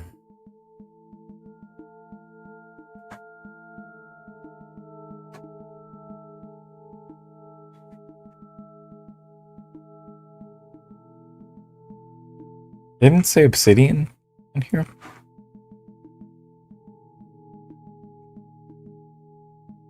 Alright, well, everybody knows Obsidian, I guess, on this one.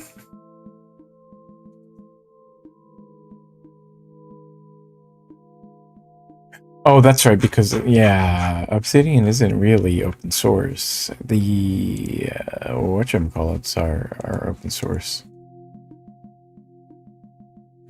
Right.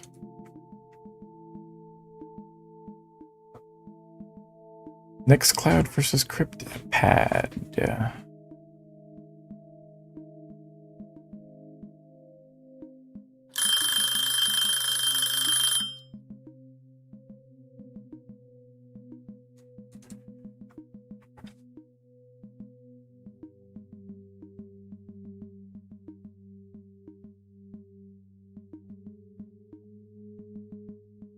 Files at rest.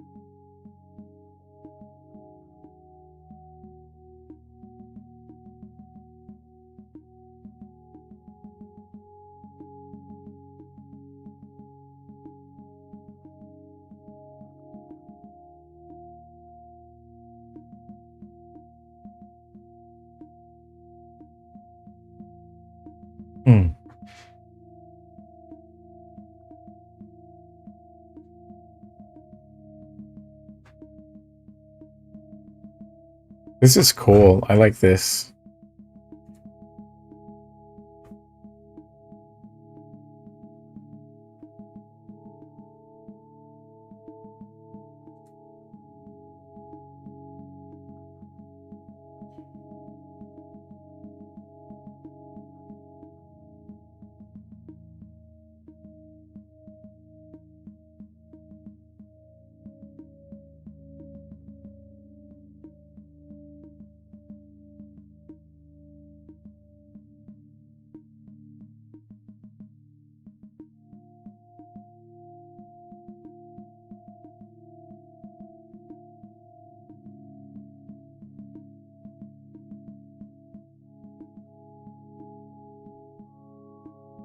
I like my desktop to look clean and minimalist.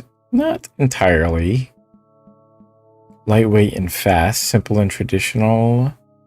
Flashy with full control. I don't know about that. The desk, but like the, what do you mean? What are we talking about? Like my, I'm gonna say simple and traditional. Modern UI with simplicity. Speed and efficiency, stability and familiarity. Modern UI with simplicity.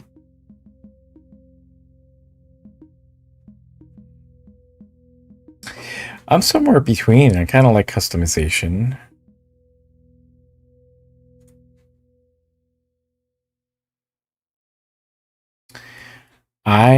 tweak lots. um,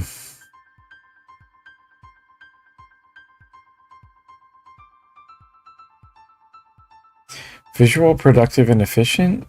Not productive. I need speed and minimalism. Focused and distraction free? Oh gosh, no. I don't know if I like any of these options. I think speed and minimalism, I guess. That's one of the KDE things. So that's kind of like, I kind of want to look at those.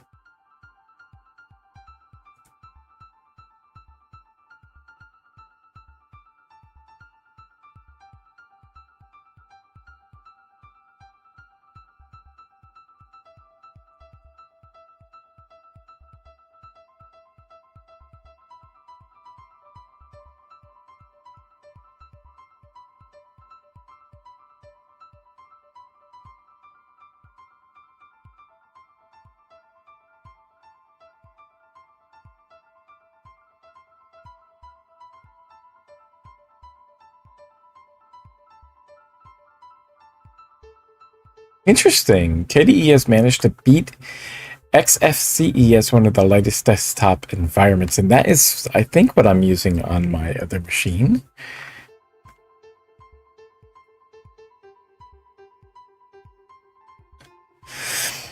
I might have to give KDE a shot at some point.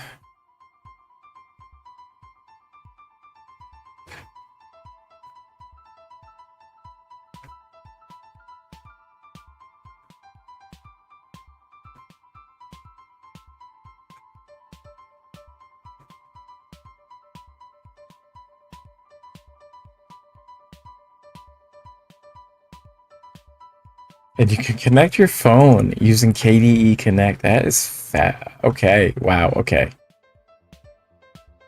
I've got to start checking out KDE.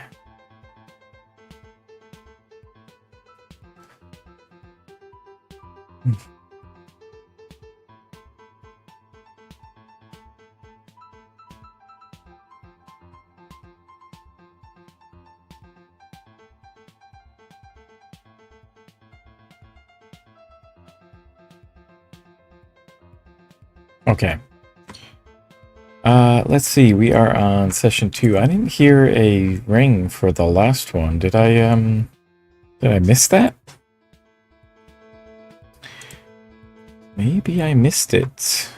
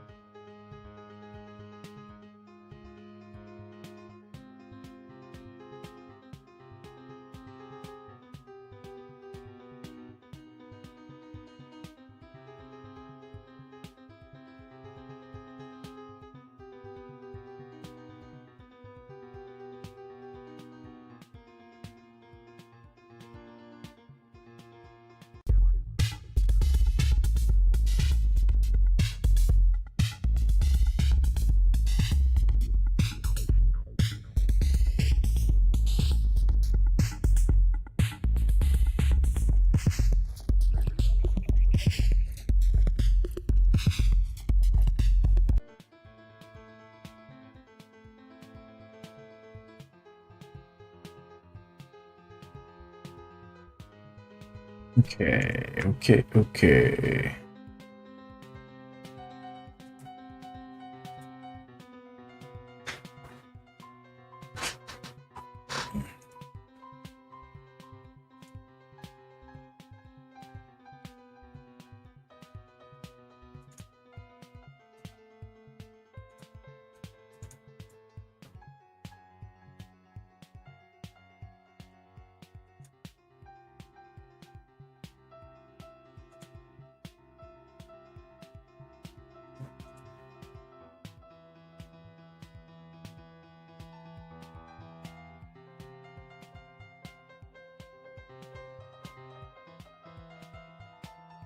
We're gonna read this article on bug triaging.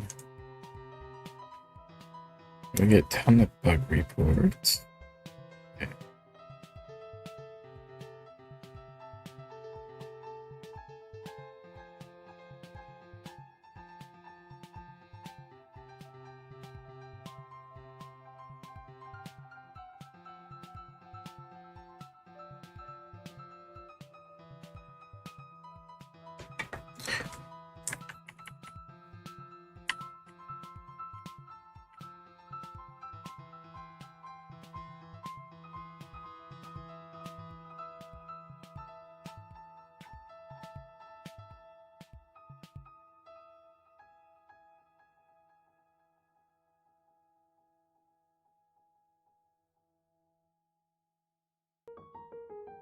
Why? What is going on here? I don't understand what's happening with this.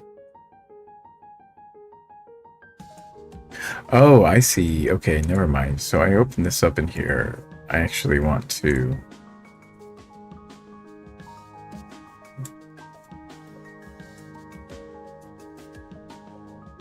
copy that address. I see. Okay, never mind. Right, we want to come to here.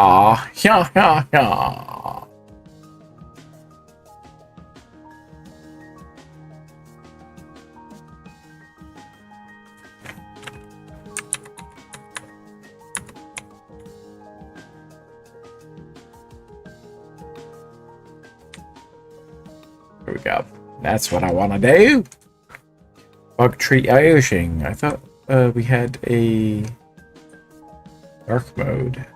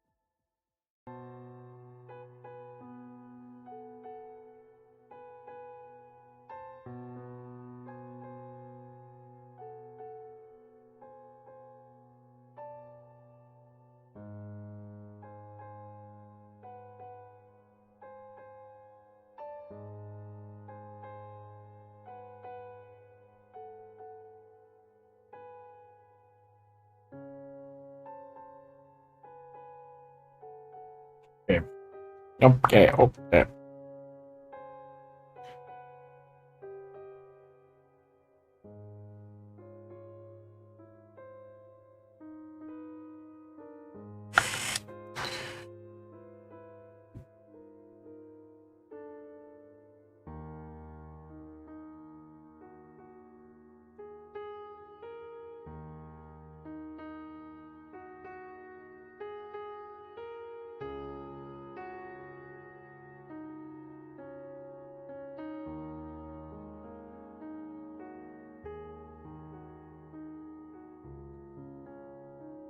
Hmm.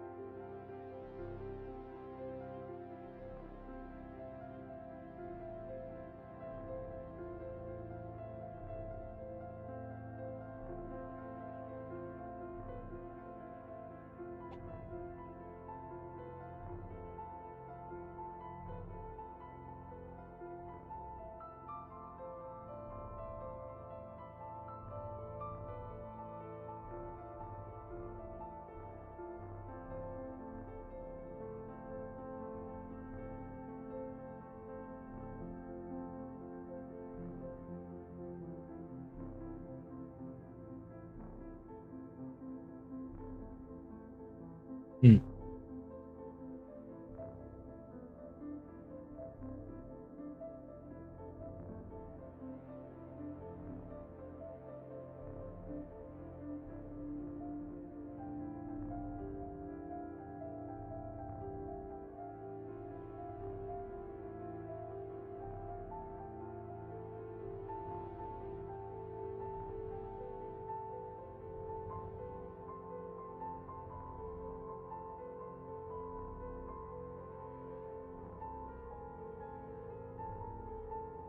So before we can start, we can create an account on the bug tracker. It's not connected to KDE identity. That's a separate thing. Okay, so we need to create a new account, complete the registration forms, and click on the confirmation link in the email we get sent. So, let us do that. I guess we have to create a new account, so let's go ahead and do that. And I'm going to take that off screen. And let me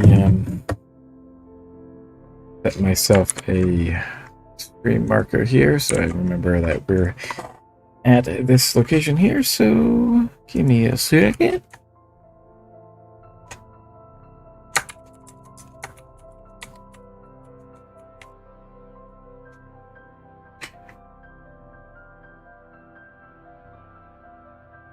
So it's not my identity here. Okay, so what I want to do is Kevin.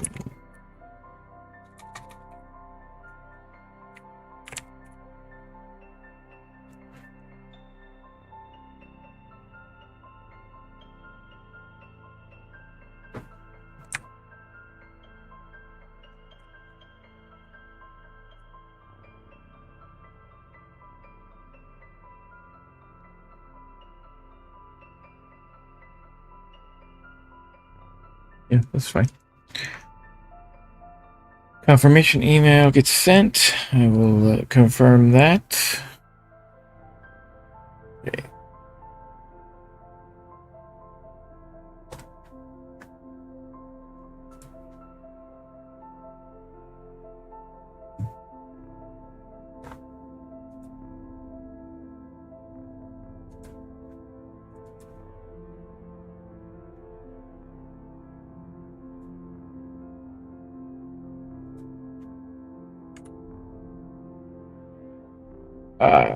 Weirdy McNeardy. I don't know which one this is. I don't know which one this is.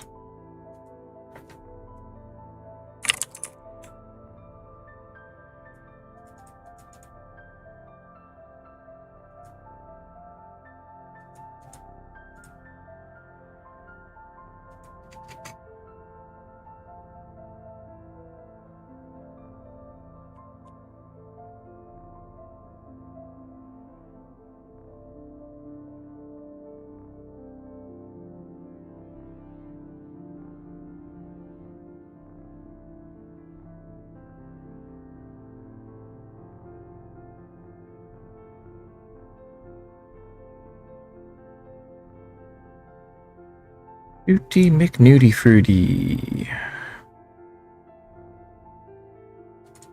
St. Sherrick's.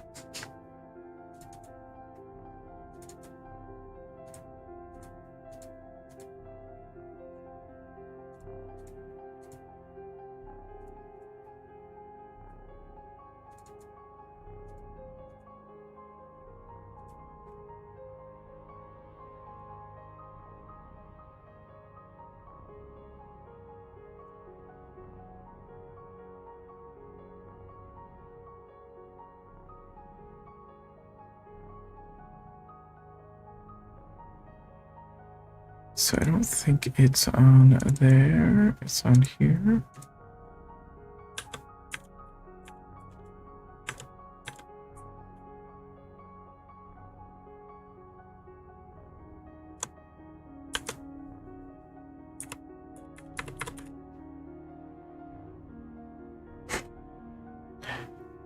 Huh.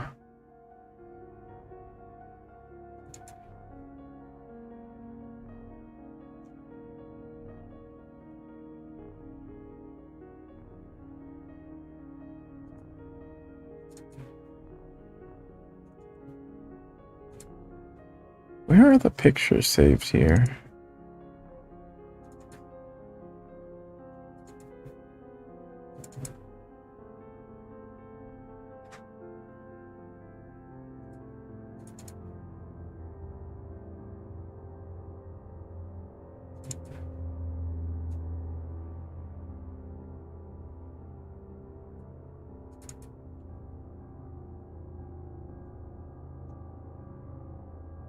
Hmm.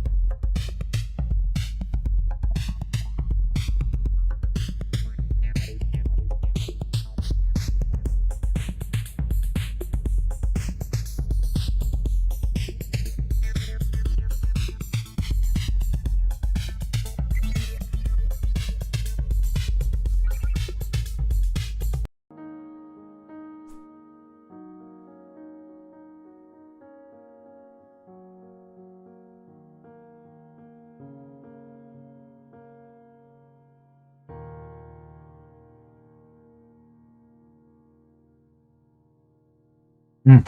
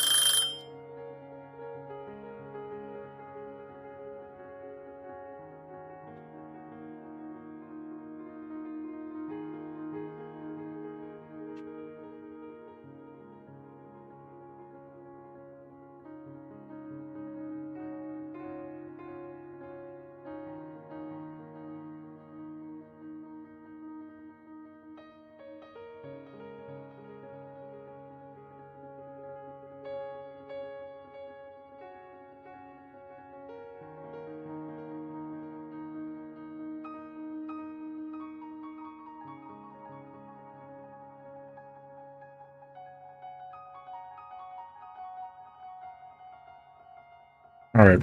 Hmm.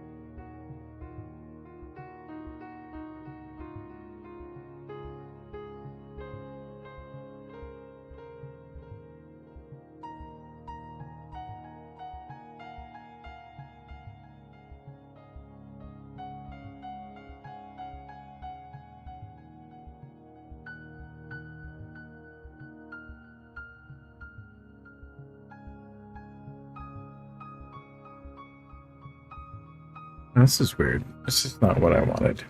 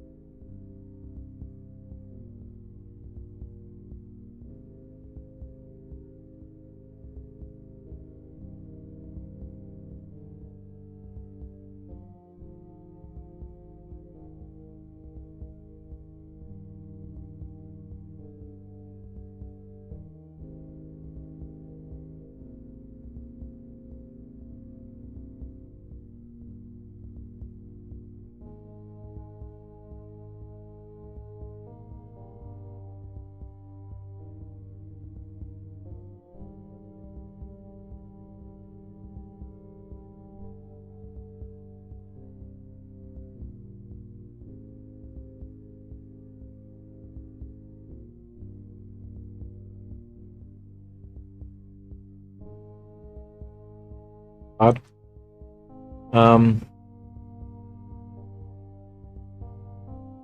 Should be able to log into that.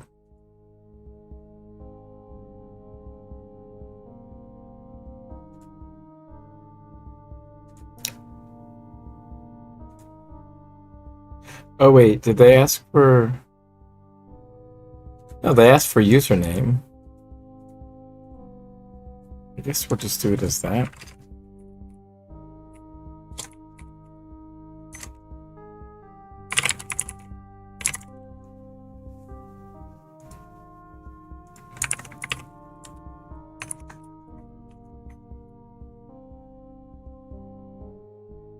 I don't know if this is correct, actually. Yeah.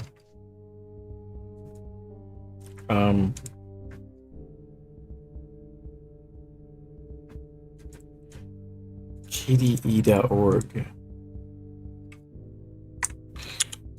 Here.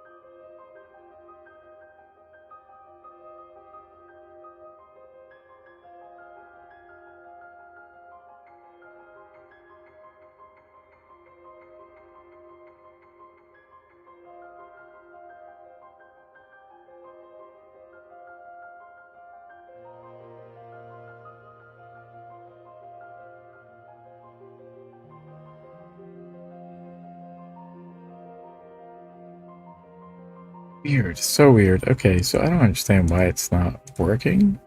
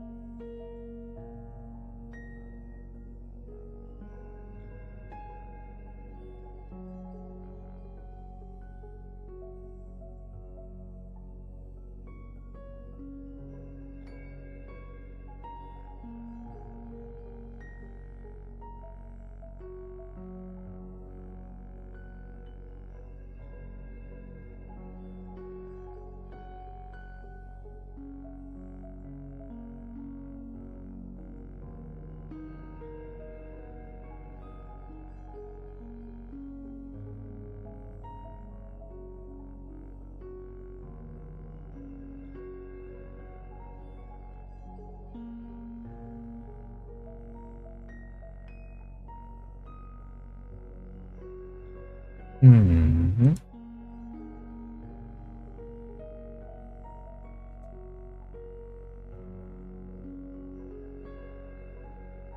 Don't know why I can't. Like the bugs matrix group, is this active? Is that what's happening? I don't even know what's happening. Nope, we're on a short break. Okay. This is so bizarre. I don't understand.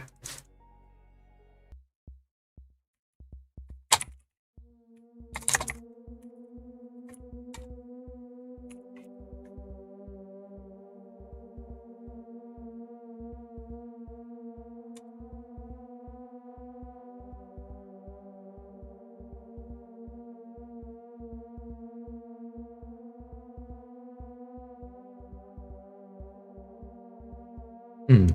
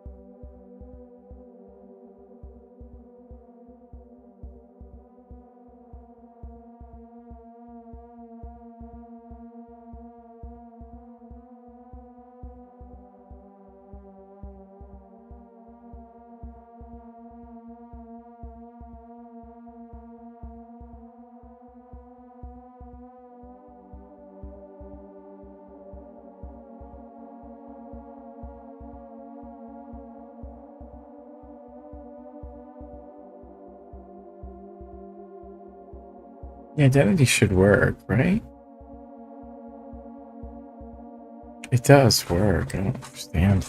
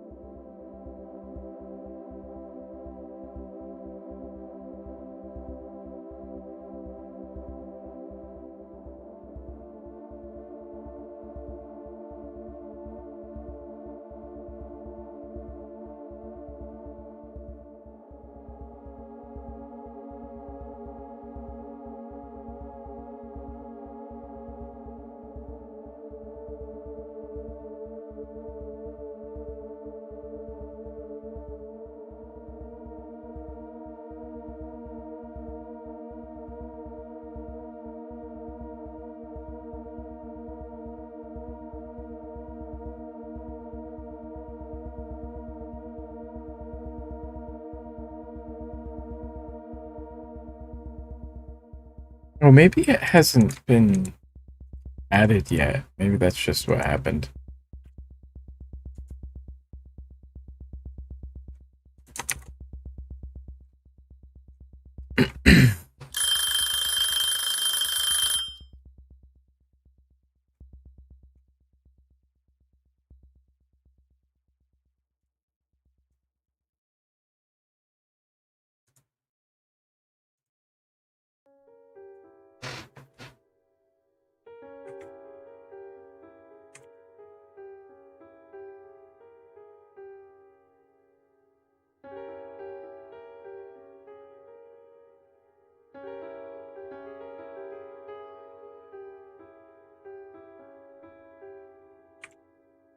Hmm.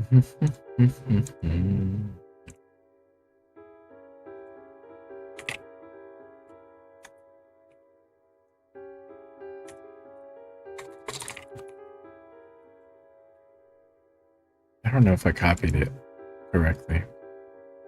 Yeah. I need to have them send my...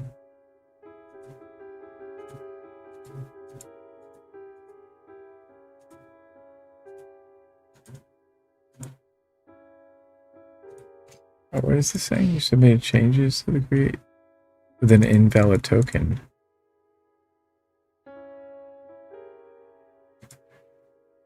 I mean, throw away those changes. I want to go back to the... Okay. Well, I was logged in, right? Wasn't I? Alright, so how do I set up my...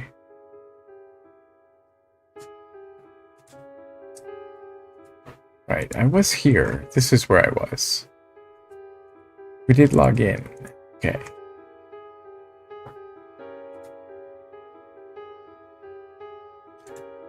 There's preferences, email preferences,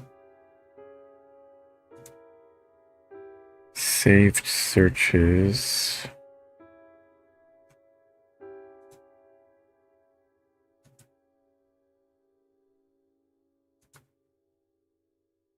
API keys, account information. Okay, so that's what I want to do. I want to do...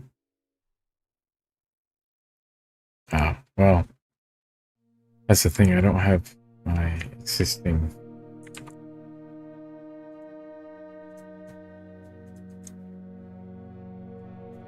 Yeah, I don't think that's right. Okay. Let's see.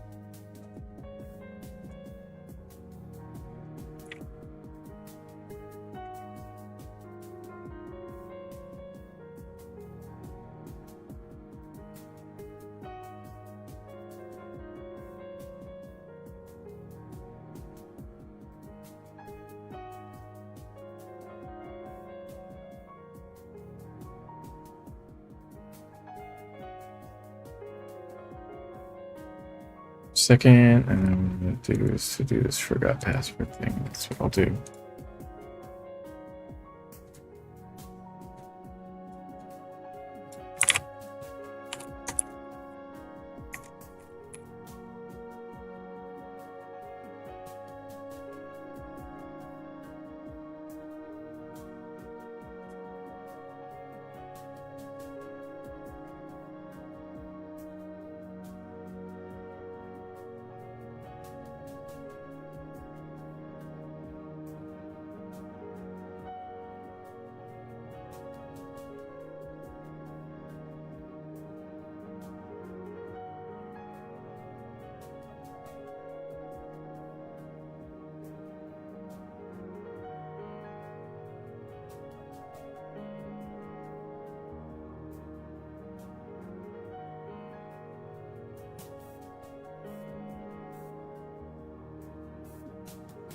Okay.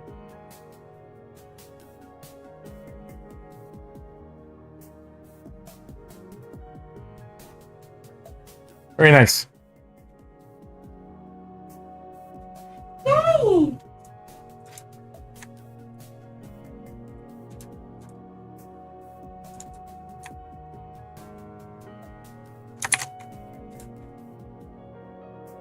Okay.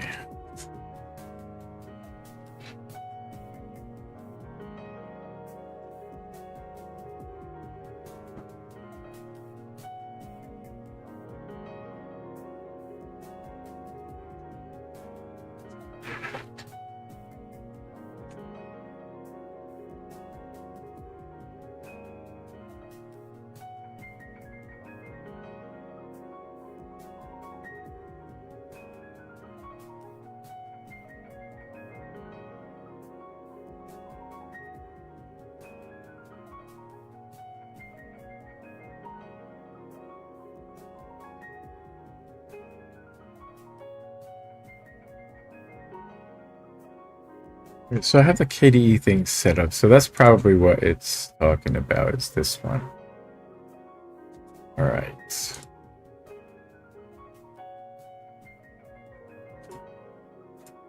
Matrix group.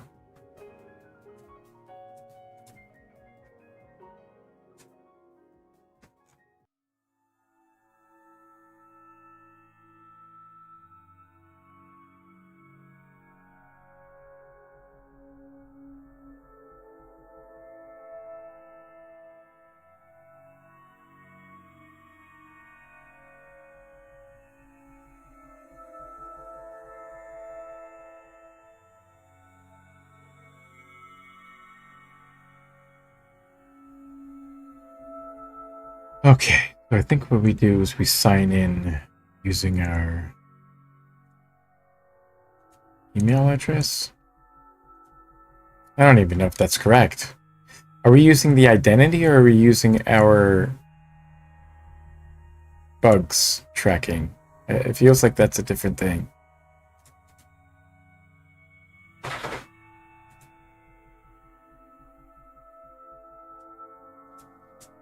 That's not it. I don't get it. What do I use?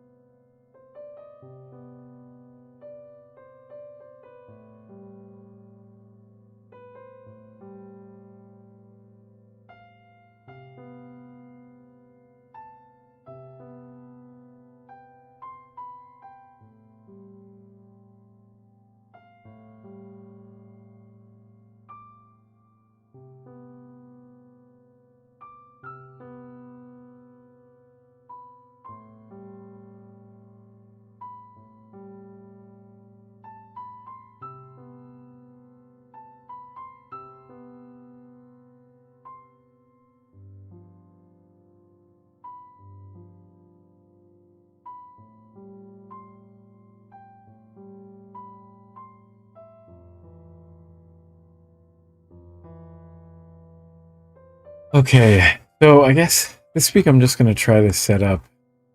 I set up my accounts. I need to read up on these things.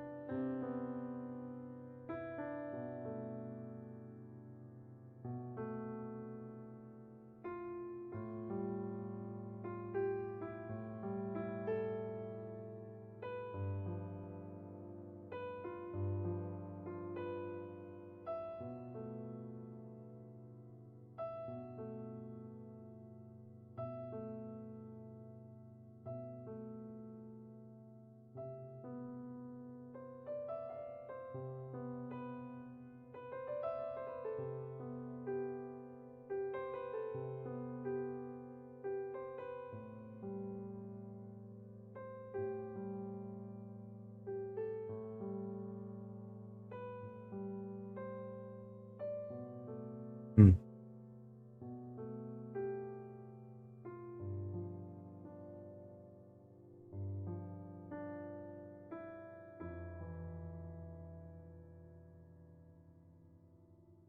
Yeah, some of these are old. Updated recently, though.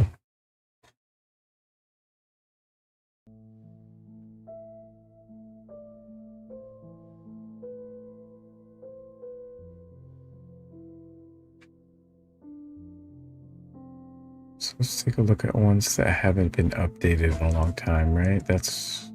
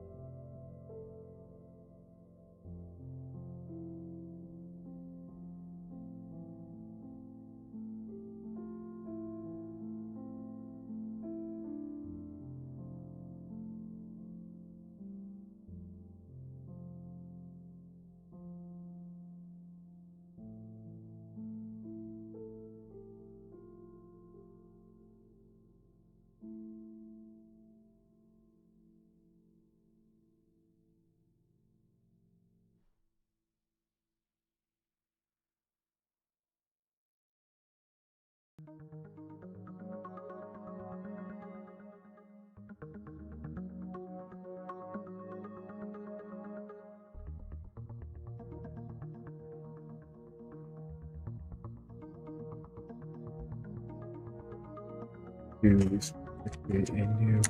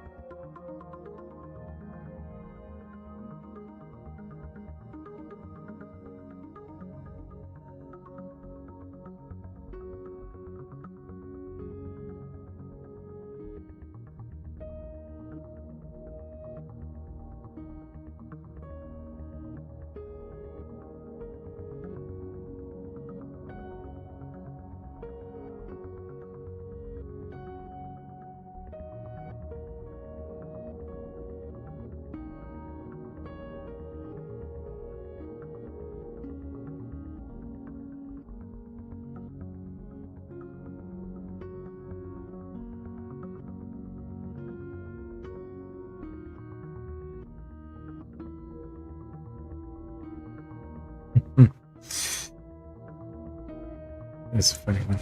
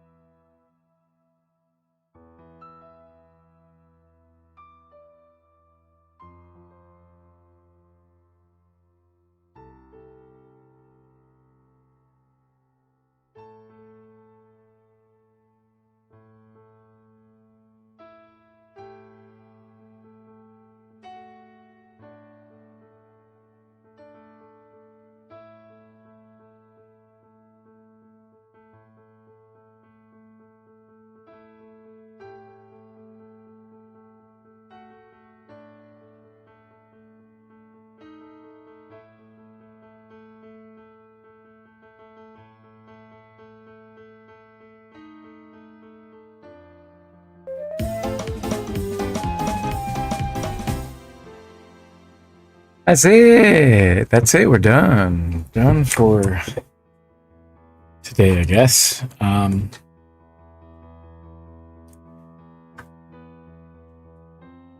don't feel like I did a lot. It is almost 5 o'clock, so we're going to end it here. And let me get to the chatting side here. Here we go. So I didn't really do a whole lot.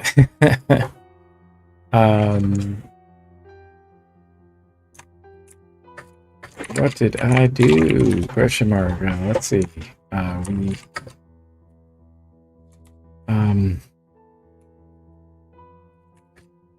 read some. Well, we set up Thunderbird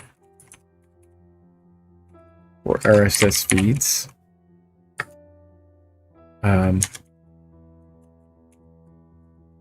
Mostly Python 2 was its FOSS, the FOSS Weekly, and for 3, the other one I think was Programmers Weekly. No, that was a different one. We do need to set up real Python. I think it was a different one. I think it was like iCoders Weekly or something.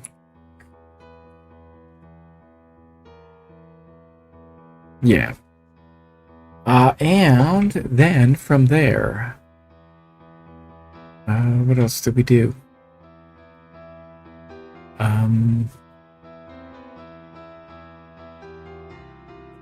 Not a whole ton. Created a account for KDE bug tracker. So we have an account there. We need to set up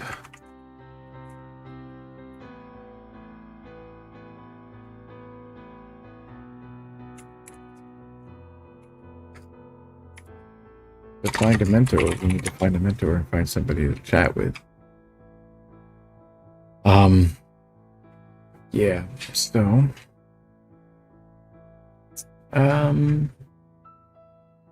yeah, feeling a little overwhelmed with this. So the next time I do this, I think I'm going to spend a lot more time going over these documents and taking a look at this. So I did familiarize myself a little bit with the issue tracker and that stuff. Problems being... Okay, so this is on a GitLab, though. This isn't the only spot where bug reports come in, though. It doesn't seem like there's other ones. I guess Bugzilla is the other thing.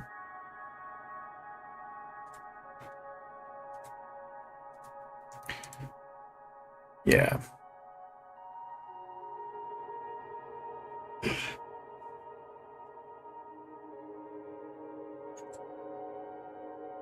All right, so we need to familiarize ourselves with these.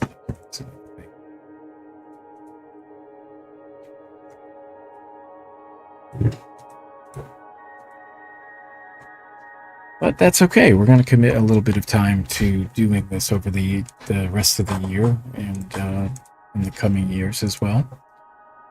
So hopefully, with a little bit of cumulative incremental experience, we can start to make some good contributions to this project. But for right now, I'm just wrapping my head around what it means now to try to help out with bug reports and stuff. So there's documents on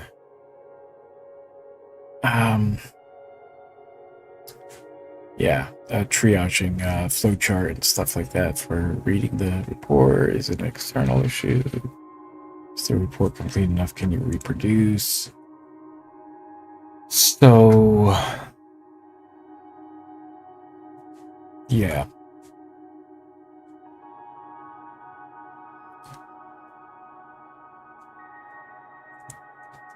Low hanging. Brainstorm, move it. Timeline corruption. How do you know that it's low hanging if you're not like experienced?